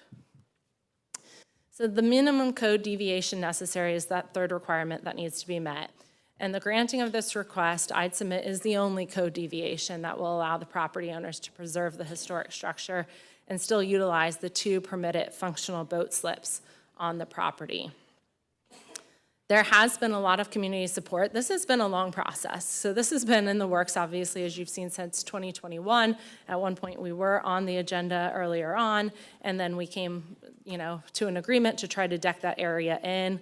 And like I said before, unfortunately, that wasn't an option because of the state. But there has been over 30 letters of support from the surrounding community, but also I will point out that their neighbor to the north is on there, and the neighbor to the south is not, but every other neighbor on that street and most of the neighbors behind them are also. Hotel Zamora has also signed in support, and there were 48 signatures on a petition in favor of the variance. One other aspect I just want to make sure that the board's aware of is there was some comments about the floating dock being installed without a permit. The permit was applied for. There was a floating dock that was delivered and tied up to a pole. It was never installed. It was never permanently attached. When it came to our attention that Pinellas County staff believed that that was installed without a permit, it was moved. So I just want to make sure, these owners have been, coming forward every step of the way, trying to do the right thing, get things permitted, do it appropriately. And I want to make sure that the board really is aware of that. So with that, I'll conclude my presentation, but I would ask that Kelly Lee McFrederick, one of the property owners, come forward. She'll share a little more with you, probably about the need for the floating dock, as well as about the history. Good afternoon. Please Thank state your you. name and address, and you'll have 3 minutes. Thank you. Kelly Lee McFrederick Rice, 3612 East Maritana Drive, St. Pete Beach, 33701. And I'm very glad to be speaking today. It's been a lot of bottled up. I really kind of got offended when they said I didn't do it till August. It took months of research at the Paso Grill Museum, the Gulf Beaches Museum, to find the history of the dock, because I wasn't notified till after we closed on the house that it was historic. I knew it was old. Did not know all the history of it. So I spent quite a bit of time. Of course, I'm the one who found the photo of it, and I am a historian. That's who I am. And USF has reached out to me in the past 2 weeks about this dock, because they are in charge of, the Florida historian is in charge of digitalizing all of the history in the Paso Grill Museum, and I have the dock that's in the museum. So we have a lot of interest. And there was every single neighbor on the street, minus one, is in complete support. And the reason I went to Bella Vista behind me, because they're looking at my dock, and I wanted them to be in favor of me. And you know what I heard? It took me months to actually get the petitions, because everybody had a story. A lot of folks want to know, why would they want to hurt it? We have a story. We used to jump off that deck all the time, off that covered slip. We used to swim there. We used to do all of our canoes way before paddle boards. I've heard beautiful stories about this dock. My neighbors love it. No, we did not want to put the big boards up, because it would block the views of our neighbors that are behind us looking out that way. It would look like a jail. It would be awful. Hotel Zamora is next to us. They have over 3 weddings on the weekends in the season. Do you know where they come in and get their photos? Is on my dock. Not on the dock, on the grass with the dock in the background. My husband says, go on, get on the grass, you're fine, get your photos, we don't mind. We love it so much there and enjoying their history. We actually put in a Whisper Quiet AC in my side yard, just enjoy their wedding music and being a part of their community. And I also wanted to mention as well, during the research, it was Honorable Robert Downey who lived on that property. He was the captain for Miss Budweiser for the Augie Bush family. This took a lot of studying, and I really did enjoy that. I'm the one who wrote the entire application for my dock for the city of St. Petersburg. They came down, did all their photos. The struts are original, the pilings are original, the blue pin, fruit pin is all of the same. One of the permits I was taken out was to do all of the wind straps. Think about the last couple of hurricanes we've had. There's not one shingle missing off of my dock. It's in beautiful shape. There is no harm. And again, the city of St. Pete Beach did approve the little floating dock piece, and it was delivered. We thought it was approved because actually the contractor had a number from the county, so he did deliver it. We just kind of tied up waiting. Not installed because I wanted a permit. We had a permit, which is what I wanted. I'm a lawful person. And we were just waiting on that final piece. But the idea is because we like to put our boat, basically it would come in bow first, which is shallower, and then stern at the end, and it's a stern entry boat. You walk onto the back deck of that boat, and then you climb up a little ladder, or built-in ladder of the boat, and that's how you enter the boat. Now we're basically kind of dangerously kind of stepping off the side of it, getting on and off with a little narrow piece. The reason we want that boat to be safe of us getting on and other people, you know how much money we have raised in charities of donating? We drive. My husband's a captain. We drive. I'm the first mate. We have raised over $40,000 in charities on this boat. We offer sunset cruises. We've offered drop the anchor parties. I've done this for I had to actually make a list for the Ryan Wells Foundation. I've been on the Art Alliance board for 6 years. Dunedin Fine Arts, for Infinity, for Casa, Brookwood, Suncoast, to raise money for them. The Queen of Hearts, I'm now a princess this year, 64th annual Queen of Hearts. I'm a princess because of the charities that I do and that we give to my husband and I. I'm also donating it for the Realtor Organization for a final cruise on an inbound trade mission from Portugal to those realtors because they wanted to end their evening on my boat. So I'm very, very proud of what we've done. We just had a big neighborhood party. We invited everybody, so we finished the house. We did not buy the house for the house. We bought it for the dock. We had a place to live. We're not that young. Live the rest of our lives. We love our boat. We travel. We love it's. We actually don't have a boat on the other one. We have just two jet skis that we enjoy, and our dogs. And this was our dream, our life of what we enjoy so much. And that's why we're asking. And I'm a historian. I want to keep what is preserved, what has a huge story, and how many people around me enjoy what we have, that we share. Thank you. Thank you. Okay. Commissioners. Commissioner Justice? Thank you, Madam Chair. Looking at that first picture on that slide where it was slip 2 and the applicant says the slip is not really usable, and then our solution would be to board that up, and then we would need another variance because part of it would be covered. It just doesn't seem like the solution is really getting equitable to the problem. So after hearing everything, I would make a motion to approve the variance request. Okay, before we go any further, we have one citizen who wants to speak on this issue, David Balaguetis Jr. Thank you, Madam Chair. David Balaguetis Jr. I live at 802 Georgia Avenue in Palm Harbor. I have a tendency to look at this from a different perspective, more of a political purview, in a sense of using maritime navigation politically.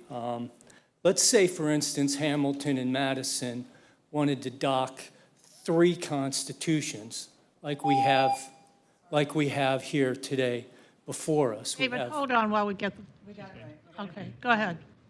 We have an issue of 3 docks.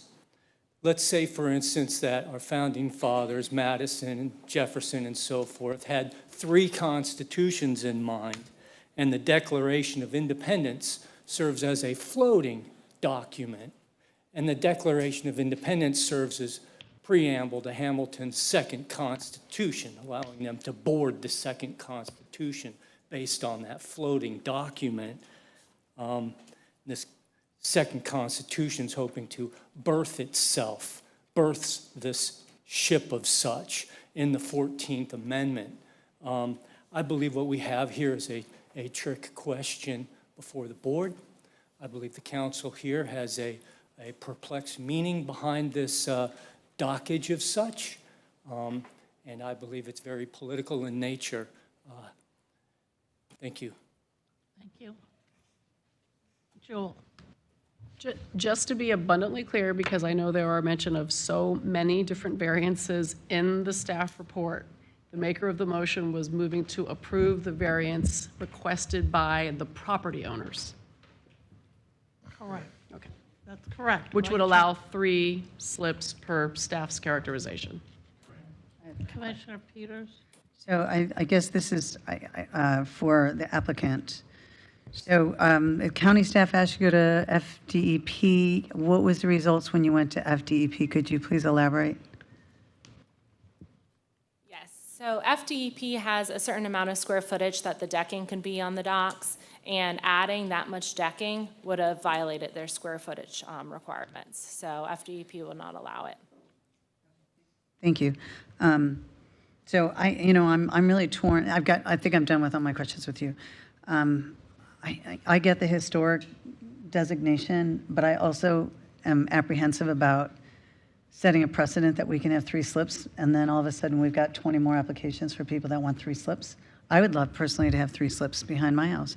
I don't think my neighbors would appreciate it, but I would, and I'd love to have them all covered too. But again, I don't think my neighbors would appreciate it. But so, staff's recommendation was something that I understand the property owner says would be ugly and look like a jail. But is there, what I would like to see is them come together with staff to come up with something that helps us not have a precedence, so 20 or 30 or 50 more people don't come and ask for 3 slips. And so I understand they didn't like the 3-board concept. I understand why she didn't like the 3-board concept. But if we approve 3 slips, then we have many other people in this county that are going to want 3 slips. And I understand that you feel it's not a usable slip, but it still sets precedent that, so if there is something that we could do that can make it very clear that it isn't a 3rd slip, that would keep other lawsuits, other potential claims that would, come forth as a result of this precedent. So that's my big concern with this motion going forward, is that we could have a slew of people now that want 3 slips, even though this one's not usable. It still sets precedent, and that's my big concern. And so I would like to see some kind of recommendation, and I know if we approve this, then they don't have to come back with a recommendation on that change. And I just want to make sure that we're not setting ourselves up for a huge problem. Mr. Eggers. Yeah, I almost think, that we have, it seems like, and again, I try to figure out what fits into the neighborhood. And I didn't see any other roofed structures at all, and then saw 1 or 2 slips maybe. And so it concerns me a little bit, but I really appreciated the historical perspective that not only the representative, but also the owner shared. To your point, Commissioner Peters, I mean, something like special circumstances that could be deemed whatever it is. I'm talking historical right now. I don't think there's too many other historical structures that would fit that. So it almost by definition makes it its only situation that could possibly be. I mean, again, I'm just talking out loud. Seemed to me that there was a great, as opposed to one we had earlier, there was a great deal of neighborhood approval. Sometimes you wonder if it's so that they can do the same thing, but what we're saying, special circumstances, historic structure, to me, then I think I would tend to agree with the maker of the motion on this. But I think, to your point, Commissioner, we need to figure out what that language is going to be so that we can stop the potential intrusion, if you will, of other requests. So anyway, that's all my comments. Thank you, Madam Chair. Commissioner Flowers. Thank you, Madam Chair. I don't want to mispronounce your last name, ma'am. Ms. McFadrick, thank you. I've had the pleasure, and sometimes not the pleasure, of working with properties that are designated historic, because once you make a certain degree or percentage of change to that particular home, or in this case a dock, then it is no longer considered historic, which then brings you penalties because it was designated historic. So my question is, because I thought I heard the attorney say something had been denied. You had made a request about the additional boards, and it was denied. Did I?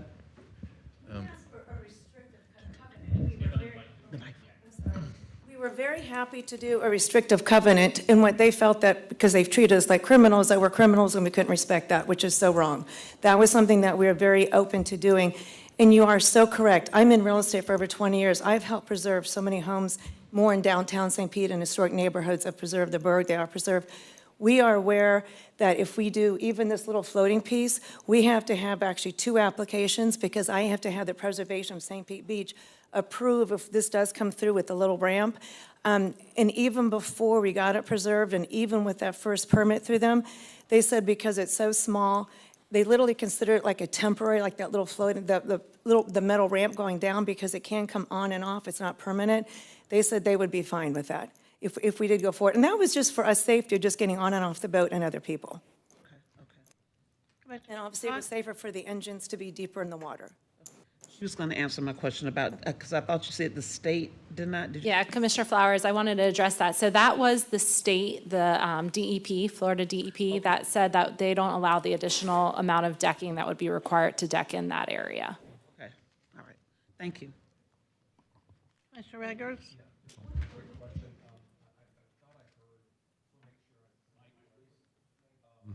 that I think you said this is not a commercial, no commercial activity here. I also heard you say doing tours for others, so I just want to make the connection that we're not a commercial activity. We're not hiring. We're not doing No, this. there has never been a charge. This is something that what we'll do, like for, I did 2 years, I chaired the Art Alliance, the garden party. So we would donate our boat. And what it just meant was that he captained, I did the food and the booze. I shouldn't say booze. But anyway, basically, and what people bought, we've had it anywhere from $4,000 to $11,000 that people bought a 4-hour cruise. Or I know they want to drop the anchor, we go to Egmont Key. He's driving. I'm obviously the host, is I'll bring another girlfriend with me, but never commercial. I said we've done it for the Queen of Hearts, for Infinity, the Ryan Wells Foundation. There's never been not commercial. This is just a gift from us of folks asking us, basically, this would be a live auction event, is how it's been done. I appreciate the fact that you're not paying money for your personal gain. It's more No. for a 501c3, but We buy all the gas, we buy I just want to make everything. sure that I'm clear from staff or from the attorney that Thank you. that doesn't make it a commercial activity, even to 501c3. So if you could just comment on that. And I'll defer if anybody from the Water and NAV staff wishes to address this, but a commercial activity on the waterfront is really going to need a commercial land zoning. And again, this is I heard the city of St. Pete Beach, so we don't control it. By all accounts, it's residential zoning. So commercial uses would not be allowed there. Your Water and NAV staff would have authority over the nature of the dock, but really the commercial usage of the property would be more a St. Pete Beach issue. But I would not consider what I'm hearing described here to be a commercial use. Okay, thank you. Appreciate it. Commissioner Point. Scott? There is many multiple, we're in such an old neighborhood. There are just, out there are many multiple dock situations because it's been out there for so long, near Paso Grill, Bella Vista, Vina Del Mar. I mean, I know y'all said we may have the only one. We really don't. We have the only historic one, I will tell you that. Thank you. And we appreciate that. Commissioner Scott? Thank you, Madam Chair. Just wanted to say quickly that I appreciate and understand Commissioner Peters' concerns. I just think this is just a very unique situation, something that we're unlikely to see again.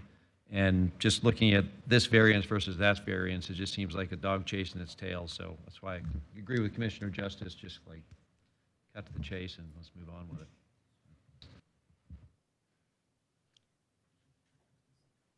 Commissioner Peters? I understand what you're saying. I understand the historic, and Commissioner Eggers, I believe, I could be wrong, but I believe the other historic covered dock is the Mary Pier in Paso Grill as well. So they're both in the same community. And again, staff kind of made a recommendation about doing something. And my hope is that maybe the motioner would entertain a caveat that they have to agree on something that makes it not appear to be a slip. I don't care if they put decorative lights there so a boat can't get there. I don't care what they do. I just would like to see something that, and I get what they're saying. They don't want it to look like it's jail. They don't want it. I wouldn't want it at eye level. I don't think it should look like it should be at eye level. And I get what they're saying on all that, but I am concerned about precedence on this. And yeah, there's a couple boat slips out there that might hold 3 boats. That doesn't mean that they've applied for the permit and the county has caught them. Because we don't just go out and police every single, so next time they need a permit, that's probably what's gonna, they'll go through the same thing you're going through.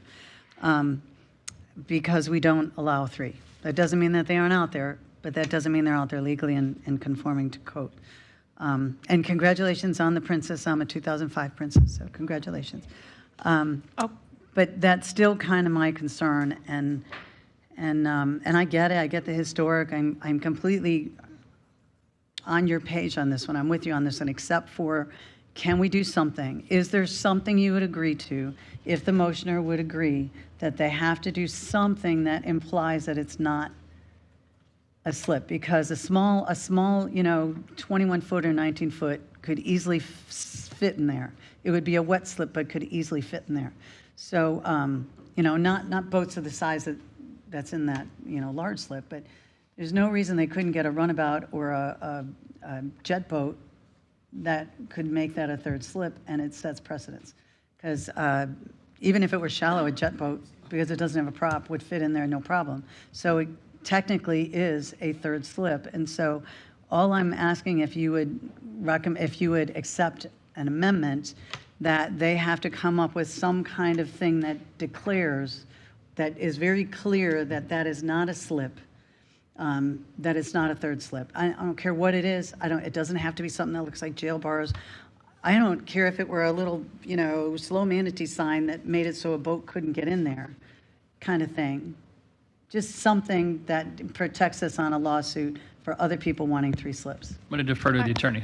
I think if it was the will of the board to go in that direction, then the motion that's pending is not the appropriate way to go there, because the motion is to grant a variance to allow 3 boat slips, or more than 2 boat slips. Now, there were other alternatives presented by staff. Yeah.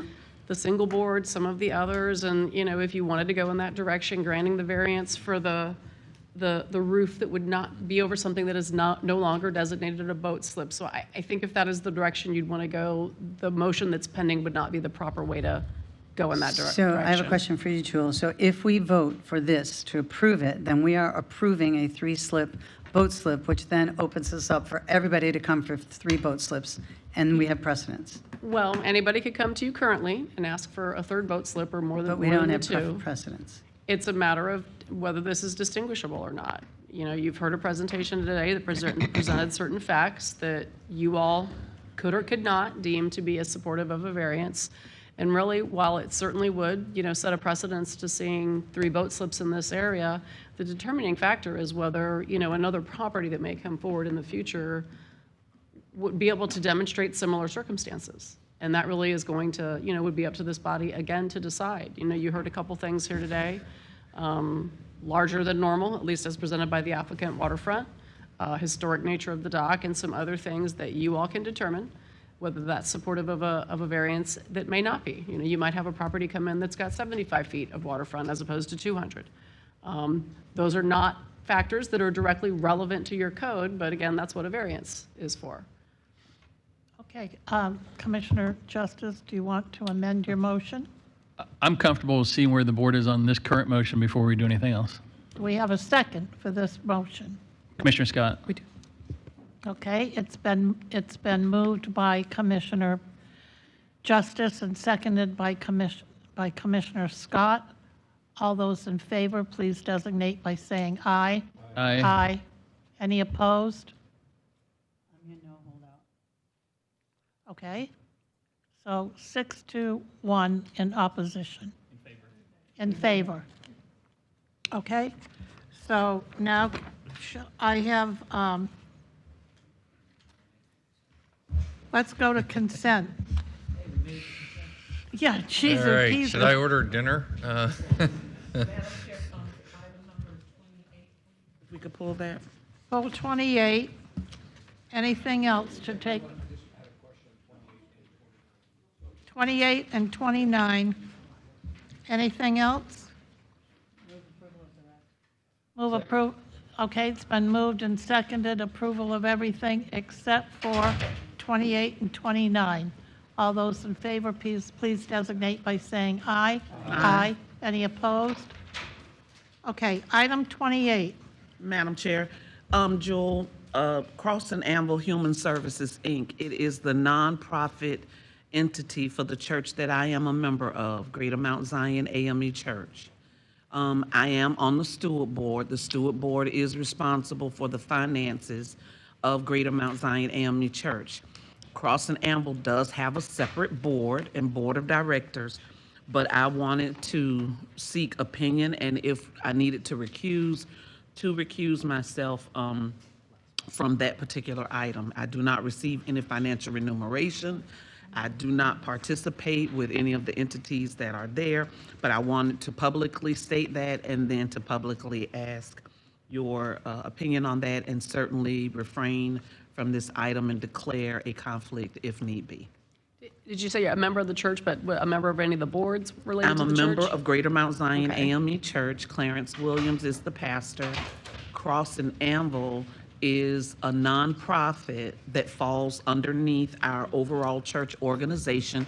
It is its separate 501c3. It has its own board of directors. I am not on that board of directors, but because I am a member of the church, and Cross and Anvil is our nonprofit entity by which programs can exist, and funding the nonprofits, helping to provide facilities for the nonprofits. United Way was in there at one point.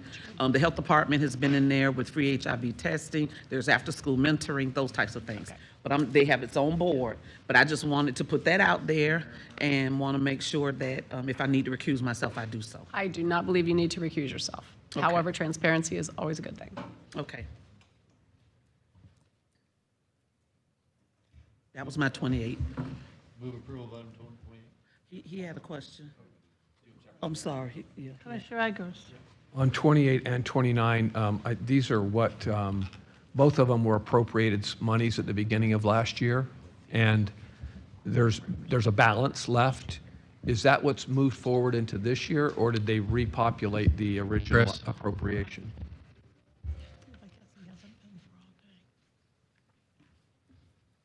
Yeah, he's coming on his way up, but it'll be a request from the sheriff to reappropriate the funds for any outstanding grants. That's correct. So we would bring a budget amendment to you in January, the carry forward amendment, we call it, and it would take anything that is still there and we would bring it forward if necessary. Okay, but you're not then getting back to the original levels of 501.7 million. You're just going to move the balance forward. Yes, sir. Just Thank the you. difference. Thank you. Move approval. All right. Commissioner Eggers has a motion to approve 28 and 29. It's been seconded by Commissioner Flowers. All those in favor, please designate by saying aye. Okay. So now we are on item 30. Yes. Item 30, Commissioners, this application is a funding modification under a Penny for Pinellas Employment Sites Program. This National Doors and Hardware original request was $327,000. They've modified that request to $165,000. They intend to construct that 10,000 square foot building in two phases. The first phase is what's included, and so they're modifying that request. It's a reduction. Well, I don't know, it's jobs, so I kind of like them to do it all, but in this request, I think you should comply with the request. It's been moved by Commissioner Flowers, second by Commissioner Peters. All those in favor, please designate by saying aye. Aye. Any opposed? Item 31. This is 2023 statewide mutual aid agreement with the state of Florida. Been moved by Commissioner Peters, second by Commissioner Eggers. All those in favor, please designate by saying aye. Any opposed?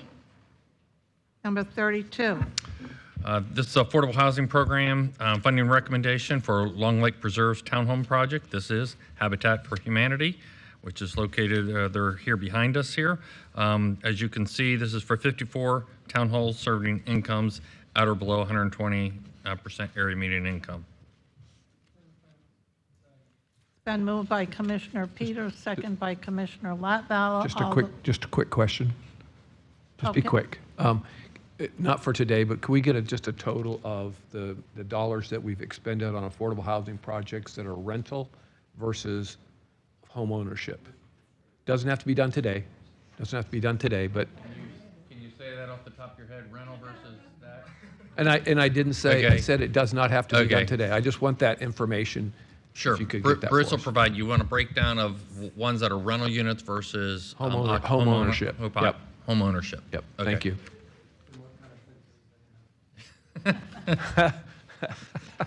Okay, There's a we'll get motion that and for a you. second on the floor. All those in favor, please designate by saying aye. Aye. Any opposed?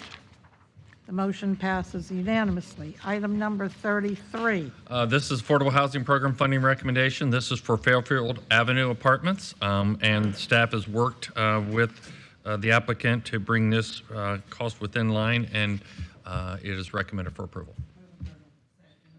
Okay, it's been moved by Commissioner Peters, second by Commissioner Flowers. We have a gentleman who wishes to be heard, Brian Ongst. Only for any questions. Are there any questions? Commissioner Justice. Probably more for staff. I don't know who staff who is doing this one. Oh, yes. So Bruce is on his way up. Tom is here. Can you give us a timetable where it is? I know that they've gone and asked for more from the city of St. Pete and other sources. Where are we at? How many other have they gotten approved from? Where are we at in the timetable? What's next? Be happy to do that, and also the applicant representatives are here to give you an update on that. The City of St. Petersburg is considering a request for a total of $9.7 million to support the project. That's going to City Council November 9th. So we're anticipating that being approved. The staff is recommending that. The applicants are looking for these conditional commitments from both the county and the city to complete their application for a HUD 221D4 loan product.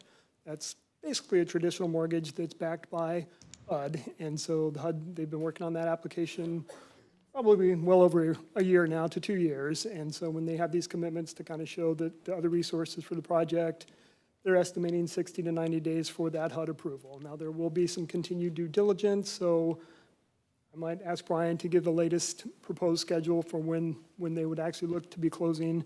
We're going to do some additional due diligence, third-party underwriting reports, so we do still have probably 6 months of work to do before the actual closing and the project would commence. So if all goes smoothly, we're looking at April or May before this is fully signed and sealed kind of thing? Yeah, I think that's probably best case scenario. Thank you, Mr. Bussey, and thank you, Commissioners. Brian Unk, 625 Court Street, on behalf of the applicants. I did want to just note that we already have our site plan approval from the St. Petersburg City Council. That occurred well over a year ago. So at this point, it's just bringing the funding in line, which we have all lined up, but pending approval from you and from the City of St. Petersburg and also from HUD, which we anticipate happening within the next month or so. My client has a little bit more of an optimistic timeframe. They believe they'll be breaking ground on construction in January. This will be the first HB 1339 project in the state to be constructed. And so I think it's a historic application. It's a historic opportunity. And as you all know, 45% of these units are 80% of AMI or less, with 54 of the units being 50% AMI or less, which again, I think makes this application truly historic. And want to thank the City of St. Petersburg and Pinellas County for taking the lead on housing affordability and setting an example with this project. Thank you. Thank you for being here, Brian. It's nice to see you today. Thank you, Mr. Ong. Bruce, so I guess I want to have some of what they're having, but as far as looking at the timeline. But you expect 60 days from HUD? That's what the applicants have shared. I don't have a lot of experience with the HUD 221D4, but you know we're 18 months into it now, so it's been a lengthy process. It's a good program, but it does take quite a bit of time. We're, I think, in the 8th or 9th inning of that process, so we're looking for that to be completed in the near future. But when I hear 60 days, I build in a bit of a cushion there. Sure, and then assuming, so they've got the site plan, they're putting the pieces of funding all together, is there anything else that could be a pothole, a roadblock that would stop this thing from moving forward to breaking ground? My crystal ball is not perfect. Development is risky, so there are probably some things. I mean, the board did approve this project about a year ago, and a lot occurred since that time. Cost increases, inflation, there's a lot of risks out there. I think most of those things have been addressed. That's why we're back here in front of you today, because of the cost increases, the unexpected inflation that's occurred over the last year or two. So can I stand here and say today there's nothing that could happen? No, but I think there's a lot less risk today than there was a year ago as we were working on the project. As Brian mentioned, they have succeeded with site plan approval. That's always a lengthy and sometimes contentious process. So that's a great step forward. The green light, so now it's really more all about the financing. We don't have too much of a risk of site plan, stormwater, drainage, any of those kind of concerns that can come up, but the financing piece is sort of the last piece of the puzzle to put in place to move forward. Okay, thank you. Okay. Yeah, just a quick question. Commissioner Eggers. Yeah, so I see that the city and the county on the increased costs are bearing a larger percentage of the increase than is the overall cost of the project increases. So the project is increasing from 51 million, or is it 51 to 87? Correct. Project estimate cost 51 to 87, about a 71% increase, but our portion is going up about 120%. So I guess the only question I have is, how are we going to be protected if it continues to rise on prices? They're going to keep coming back, first. And second, if prices do start to dip and come back, are there protections for clawbacks of money proportionally if it comes in less? Because we're giving a set amount. We're not talking about a project cost yet. This is only an estimate. So I just want to make sure we're protected on the bottom side, and we're also that they have the risk going forward on the top side. To Commissioner Justice's comments, so prices go up another million, $500,000. Are we going to stall the project and get more money from us and from the city? So I just want to make sure that we're ready to move forward on this, and that we're protected. Our residents and their monies are protected. So that's all. Thank you. All right, well, before we go further, I'd like to take a minute to introduce former Senator Jeff Brandes, who's been gracious enough to join us this afternoon. Do you have anything to add to the conversation? You're just here. Well, it's lovely to see you. Thank you for joining us. Commissioner Peters, I believe you had a comment. Oh, I just want to thank Brian and the senator and his team for, kind of coming back and working with us to make this work. So thank you. I appreciate it. Excellent. Okay. So we have a motion, I believe. Yes, and a second? No? No, we didn't have a motion yet. I'll make that motion. So, Oh, I'm sorry, we did. I apologize. So a question, I asked a question, and I didn't get any answers, so I was wondering if anybody could answer the question about the financing that seems to be a moving target. In terms of cost, there's a couple of things. In terms of being protected on the high end, if the board approves it today, that's a maximum amount of $12.4 million that would go towards the project. It delegates authority to the county administrator to do the final due diligence, so if there was any increase above that amount, we would have to come back and explain that to you and seek your approval for anything higher than that. On the lower end, they have received cost estimates now. The numbers are much firmer than they were a year ago. There have been construction cost bids, and so that's a much more trued up number. Now, again, things could change, so we do have some flexibility there, but that 12.4 is the maximum amount. And so if they get some bids, they recognize some cost savings before we go to closing, and that to Commissioner Justice's questions about timing, we do want to make sure we fine tune some things. We had to get an appraisal. If we were surprised by the appraisal coming back at a lower amount, we would reduce our amount accordingly. So we do have some of those additional due diligence steps that will be taken that could potentially lower the actual county funding amount. So this is an up to dollar amount. Understand. Appreciate those comments. And all I would say is that, we are tying up money ourselves from other projects by doing this. So it's like, I think to Commissioner Justice's point, we got to get moving on it. That's why we approved it a year ago. I know things come up, but on the other hand, we can't go to, and these amount of money that we're setting aside can't be used elsewhere until this project goes forward or fails. And we don't want it to fail. We want it to succeed and be a great addition. So post haste. Thank you. Thank you. Duly noted. All right, we are now on number 30. Did you vote? Oh, I thought we did. I'm so sorry. All those in favor, please designate by saying aye. Aye. Aye. Any opposed? Motion passes favorably. Number 34. Item 34 is a contract with Florida Department of Health for Pinellas County Health Department, and this is in accordance with the adopted 2024 budget. Been moved by Commissioner Flowers, second by Commissioner Justice. All those in favor, please designate by saying aye. Okay. Number 35. This is assignment and special registration number and release of present registration number for mosquito control helicopter. You purchased them replacement to their very, very old Bell helicopter, and so this does all the things associated with putting that aircraft online. Been moved by Commissioner Flowers, second by Commissioner, moved by Commissioner Peters, second by Commissioner Flowers. I'm sorry, it's getting, yes, I see you. All right, well, Commissioner Justice. thank you, Madam Chair. Just noting in the staff comments that it says that the commission chairman required to sign as the owner of the helicopter. I just want to make sure that you knew that was the name only. No, I did not know that. Yes, I did sign it, and I made a big deal about the fact that now I own a helicopter, and I wanted to know whether or not I would be able to fly it. Oh, gosh. So did the call letter start with JL? Oh, my. Okay.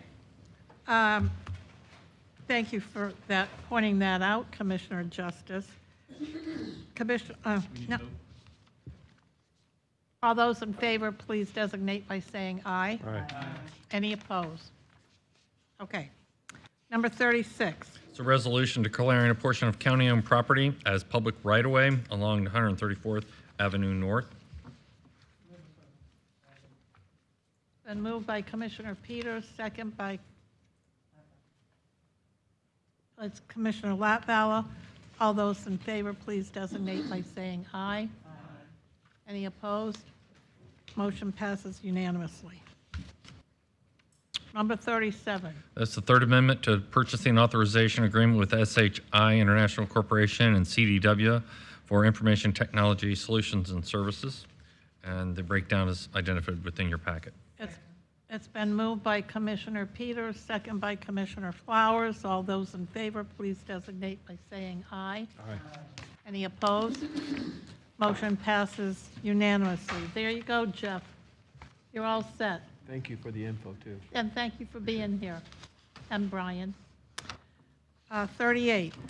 Fire protection agreements with the City of St. Petersburg to provide fire protection services within the Gandy and High Point East Fire Control Districts. I think there was some discussion on Thursday, and I think staff did a follow-up memo to you, so. Oh, well, I apologize, I didn't see that. Commissioner Peters has a question. Well, Jim is here. Great. Come on up, Mr. Fogarty. And I apologize, Jim, if I missed your correspondence, but I didn't see it. It was from Lourdes, but. Or Lourdes, sorry, apologize. Good afternoon, Jim Fogarty, Director of Safety and Emergency Services. That contract in the East Gandy area was put out for bid in 2013, and it was awarded to the City of St. Petersburg. So this is a third 5-year renewal? Well, this is 10 years. This particular contract is for a new contract for the next 5 years with the options for renewals. So in 2013, they got a 10-year contract, and this is a 5-year renewal? Well, they had a good 10-year contract, and it was turned into an interlocal agreement. This particular contract combines the East High Point area and the Gandy district into one interlocal agreement. Okay, I guess I'm confused. So you went out to bid in 2013. We haven't gone out to bid since. So it's been 10 years, so we're just upping another 5 years? Is that what we're doing? That's correct. There's no requirement, nor is there an obligation for us to put the dependent fire districts out to bid. In the case of the Gandy district, it's an enclave within the City of St. Petersburg. Okay. When this contract was put out to bid, it solved a longstanding problem in that district. Roughly 60% of that district is the City of St. Petersburg, although it's in the High Point Fire District. So right now, 60% is the city's, and the 40% is the High Point District. Okay, thank you. That makes a lot of sense then. Thank you. Been moved by Commissioner Peters, second by Commissioner Flowers. Yes? No, Brian, I'm sorry. Okay. All those in favor, please designate by saying aye. Aye. All those opposed? Motion passes unanimously. Now we are on County Attorney. I have nothing. Okay. County Administrator. A couple items. So Kelly's heading to DC tomorrow. She's going to be meeting with both the Senate and House staff regarding language issues for word of modification language. Our consultant has had positive discussions with the Corps regarding language modifications. They have not agreed, but they're having meaningful discussions. So there's a little bit of a bright spot there, and we're hopeful. And then finally, we have letters out to all of our state county administrators requesting that they sign on to our joint effort where we're trying to meet with Senator Scott and Senator Rubio with the Corps to try to resolve some of those issues. So just a quick update on a few of the activities that are going on, specifically with Kelly, going to DC tomorrow. A reminder that we have the Tri-County meeting Friday at 9:30 at the Port of Tampa Bay. So we'll be there. And then finally, we're heading into legislative session. And something I was made aware of yesterday is, and it's like with anything, there's a lot of bills that fly, and certainly not everything that passes. But there's a bill, just to put on your radar, that would provide a COLA to retirees. Okay, and if they did that, so that would be it's filed at a 3%. But just to give you an impact to Pinellas County, that'd be $21.6 million. $21.6 million if a 3% COLA was added. That would be the impact. So obviously this is a FAC issue. It is a statewide issue, but it's significant. And so as we start thinking about these things, that one I thought was relevant and significant enough to bring it up here today. Do we know who the sponsors are? I think our Senate sponsor is our senator to the north, but I don't know that I don't know where the discussion is. I haven't had a chance to talk to Laura yet, so I hesitate to say exactly where it's at. I just wanted you to be aware of it as you're having discussions. When we had a meeting with county administrators across the state, every county's significantly impacted, but the impact is just horrendous. It comes up to over almost $12 million for the sheriff alone, and then $4.6 million for for other general fund. I'm sorry, the balance would be $17 million. It's about $5 million for general fund, and then about $4.6 million for non-general fund departments. So the impact 21 wouldn't be the general fund, 17 would be the general fund, but the impact on our county is significant. So just putting that on your radar, it's something to be aware of and something that we're going to be working on. So the total impact on the general fund would be about 17 million, about 4.6 for non-general fund, so a total of $21.6 million to Pinellas County government with that one change. So it is a significant bill. That concludes my report. Okay, and so we're going to move on to County Commission new business, but before we take it up individually, I wanted to let you all know kind of some sad news and ask for a moment of silence for Mel Sembler. Many of us remember him. He passed away yesterday. He is the former ambassador to Italy and Australia and served us incredibly well and honorably for a long, long time. So our sympathies go out to the Sembler family, and with your permission, we will send condolences and whatever else might be appropriate. So let's start with Commissioner Latvala, since he's been so silent today, with new business. Thank you very much, Madam Chair. Several months ago, Pawn Stars filmed an episode of in St. Petersburg, and to do an entire episode in St. Pete for Pawn Stars Do America, which is airing tomorrow night on the History Channel. And if you have not already seen, I will be appearing on that episode. In what capacity, pray tell? You'll have to watch it, 8 o'clock on the History Channel. I did meet Chumley, and as well as Rick. Also, I wanted to wish our residents a happy Halloween and tell them to make sure that they are safe tonight, that they drive safe, and that they don't act foolish, and that they act responsibly. A couple weeks ago, Clearwater, or I guess it was about a week ago, Clearwater celebrated their jazz holiday. which was a success. I went one night to see the Beach Boys, which made me think of you, Madam Chair. I'm sure you probably saw them in concert back in the day, but it was a fun time, and as well as Commissioner Eggers. I guess last weekend, the Pinellas Animal Foundation had their Bowser and Catsino Ball that I attended, which was a fun time. And last week, I went to the National Aviation Academy United Airlines event with Commissioner Justice, who did a wonderful job speaking. And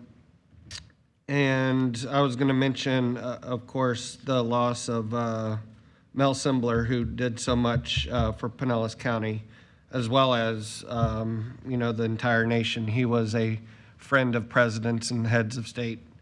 But Pinellas County also lost Casey Cox recently, who held multiple leadership positions in Pinellas County. But he also was a former Major League Baseball player from 1966 to 1973 for the Washington Senators, Texas Rangers, and New York Yankees. And he was a friend to anyone who knew him. So I wish condolences to his friends and family.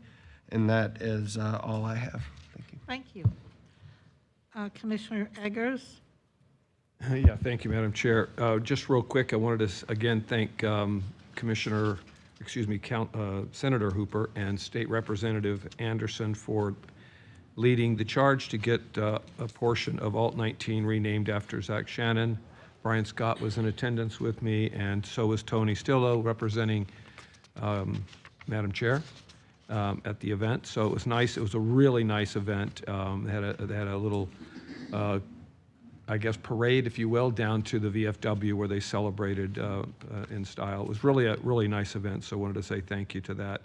Honor Flight went out on October 24th. Great group of people that were there. Just really crowded, and the folks, I talked to a couple of them. I said, how was your day? And to a T, both of them, and I've heard it before, they said this part of it is the best part of the day, coming home and being welcomed home. And especially when you talk to the Vietnam veterans, because obviously when they came home, they not only got nothing, but they got terrible treatment. So it was really special, and I just encourage dads and granddads and grandmoms and just to get your kids out and enjoy it. It's a really special. They get in about 8 o'clock, and about 9 o'clock they're finished. So a really good event. They'll have 4 next year. So I had a chance to speak to a couple of folks from the animal welfare community on the SPCA issue that was talked about earlier. And the 3 or 4 that I talked to spoke very highly of our organization. So I said that to Doug Brightwell earlier personally, but I wanted to say it publicly. All the numbers in terms of the euthanasia part or whatever is heading in the right direction. And the effort that we do here at the county is really, I guess, sitting well with most of the animal welfare community. But I want to pass that along to everybody here. Charter review, I think we sent out some information on what there's been some discussion about early. It's very early. We have a meeting tomorrow night, so we'll get into a little bit more discussion. We'll keep you apprised, since I'm your representative, of what's going on there. And there's a number of ways for you all to have input. I think Kim may have mentioned them in the email to you guys. The only other thing was just a reminder, on November 11th and November 12th. Those are the 2 days for Veterans Day. Oldsmar is celebrating theirs on the 12th, which is a Saturday. Curlew Hills, I believe, is on Saturday as well. So there's opportunities, again, for people to thank our veterans for all that they do and take kids out and at least let them begin to understand the importance of serving your country. So that's all I have, Madam Chair. Thank you. Welcome. Commissioner Peters. Thank you, Madam Chair. As I mentioned at the workshop, I have 4 nominees for YAC to be added to the YAC roster, and it is Cash Reese, Matthew Wallace, Joseph Wynn, and Madeline Wah. And so I'd like a motion to add those to the roster for the Youth Advisory Committee. Done. Thank you. You're welcome. Do we need to vote or no? I don't think so. I think we need a vote. Yeah, All right, let's vote. Anybody opposed? perfect. Thank you. Done. Also, I will be out of town, so I won't be at the Tri-County meeting. I apologize. And then I do want to send out a thank you. I went out to the Bay Point Golf Course because there's some discourse about the mounds that are going to be put at that, well, what used to be a golf course that the county bought, and it will be stormwater. So I want to thank Jennifer Shannon, who's an engineer with us, Tony Fabrizio with communications, Francine Ocampo, who's environmental program manager, Rhonda Bowman, an engineer, and the soil specialists from Terra Cone, Donna Klein, and Ricker Lamphere. They did an outstanding job at listening to the residents and what they want and explaining our position. And I just thought they did an incredible job listening. And the residents, it's really what they want is to be heard. And they did a really, really, really great job. Afterwards, we talked and kind of brainstormed to see if there's some more things we could do to accommodate some of their wishes. But they are doing a really great job, and I just wanted to recognize them. So thank you. Thank you. Commissioner Scott? Thank you, Madam Chair. Well, since we last met, I had an opportunity to visit Foodie Labs and Ghost Kitchen in the Arts District of St. Pete, which is kind of an interesting concept. It's a restaurant and culinary incubator. So I was getting hungry just walking through it, but it's kind of a neat thing. So we're waiting on their final inspection and permits, I believe, but they should be open here in the coming week or so, if not done already. But I encourage you all to check that out. Also had a chance to visit the James Museum and meet the new executive director, Robin Nicholson. It's a really cool museum if you haven't been there. Had an opportunity to visit with Scott Sanford, the fire chief of Palm Harbor, and chat with him about some things going on in his world. Also toured Miracles Outreach, which many of you probably know what they are, but I had no idea what the good work that they did with teenage girls that are struggling in the foster care system, but it was really quite amazing, all the great things that they do. Attended with Commissioner Eggers and Tony Stillo, the Zachary Shannon dedication of Alt 19, which was a very moving experience, and I don't care how many of those types of events you go to, whether it's a 9/11 or Memorial Day or Veterans Day or something like we're honoring veterans. If you leave with a dry eye, then you're just not human. So that was a very moving event. Spoke at the St. Pete Exchange Club monthly luncheon last week. It was good to catch up with those folks. Attended the state delegation at St. Pete College last week with a couple of my colleagues here. And after that, since it was right across the street from the city of Seminole, stopped in and paid a visit to the city manager and assistant city manager over there. And also bugged my wife since she works there. The last 2 weekends, I had the opportunity to attend the Sound at Clearwater there, the Clearwater Jazz Fest. And this past Saturday, a Sammy Hagar and George Thorogood concert. And Chris, they were bands from the 80s, just in case you weren't born then. But I just have to say what a nice job they did with that. That is really a great venue. And they've just done a fabulous job with that. So if you haven't attended an event there, I encourage you to do that. And that is the end of my report. Thank you. Commissioner Flowers? Thank you, Madam Chair. I already shared with you all regarding Career Source, so there's no additional information there. I also had a chance to go to the Jazz Festival. Gladys Knight and Average White Band were phenomenal. Yes, it was a very nice day, and it's really nice seeing that facility after going to the topping off ceremony that they had there. Mayor Brown was there and his wife, who I guess have been volunteering with this effort for a number of years, so it's a very nice facility. I look forward to all that's going on there. Attended PSTA with my colleagues here, and just a couple of things or awards and recognitions. Mr. Derek Brown was selected as Bus Technician of the Year. He took second place for that. and Mr. Marcus Kincaid was bus operator, and he took first place for that at the APTA conference.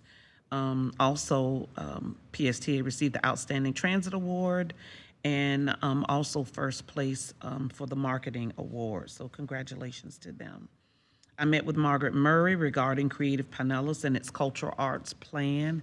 And it was really nice just talking about how other smaller museums can be folded into the work that some of the larger museums are doing so that everyone gets recognition in that area. I met with Robin Nicholson, who is the new executive director of the James Museum, so I think they're just making their rounds. But that's absolutely wonderful. Very lovely person. I look forward to what's going to happen there. Very lovely person.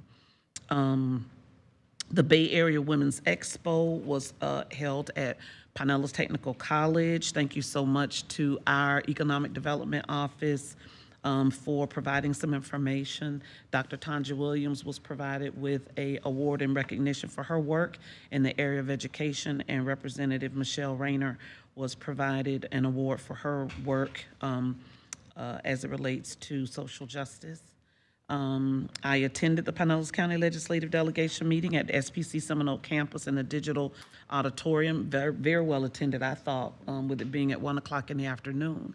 And quite a few organizations certainly made their case, in my opinion, for their request for help and support from the delegation. We will see where that goes.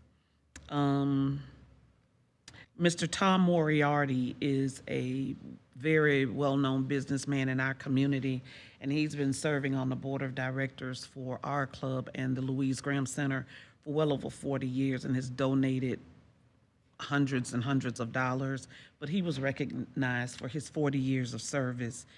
So I just wanted to share that with you all. Commissioner Latvala, I did my podcast with Mayor Saraki yesterday in the city of Oldsmar, so that was a lot of fun.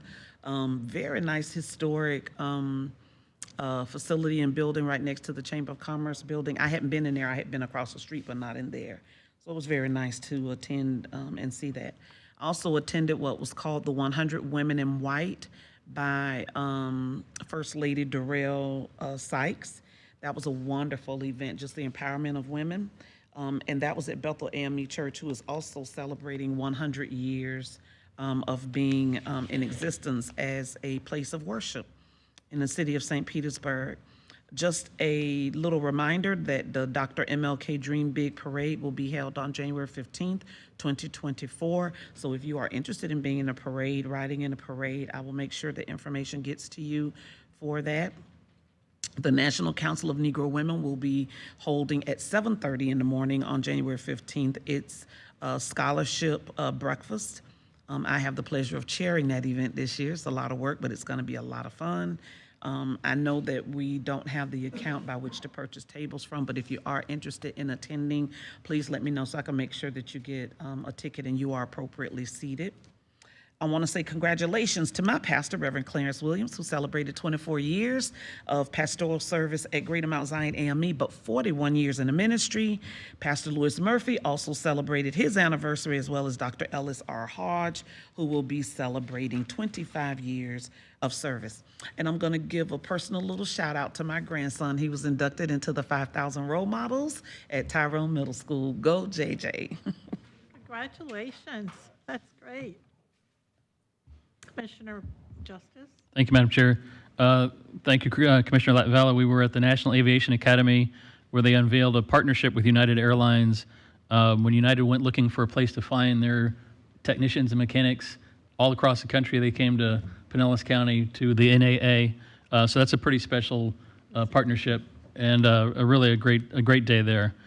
That's really the only update. I actually took a few days, went and saw some leaves and put my feet in the creek last week, so I don't have a long report. I did want to ask Commissioner Eggers, I noticed there was something on the agenda for the charter review. I know you're going to start getting into some policy discussions, and obviously term limits was on there, but there was also something about at-large districts, commissioners, and I didn't know if you had any more details on that item.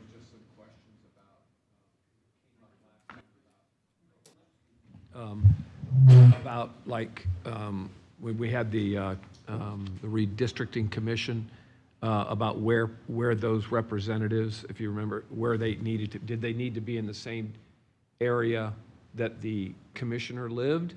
Or was it because they represented the whole county, they could come from anywhere? So just little So things. for the commission appointments to Yeah, the, yeah, okay, all right. But they're still just unwrapping that right now. Very good. That's all I have. Thank you, Madam Chair. It's one thing. Today is the birthday for a young lady who is 107 years old. Her name is, I did like a little letter, and I'm gonna take it to her when we're through here. But her name is Miss Jessie Thompson, and she is loving life. She is at Egret Cove in St. Petersburg. So I'm gonna go by there and take the little letter and some little flowers to her.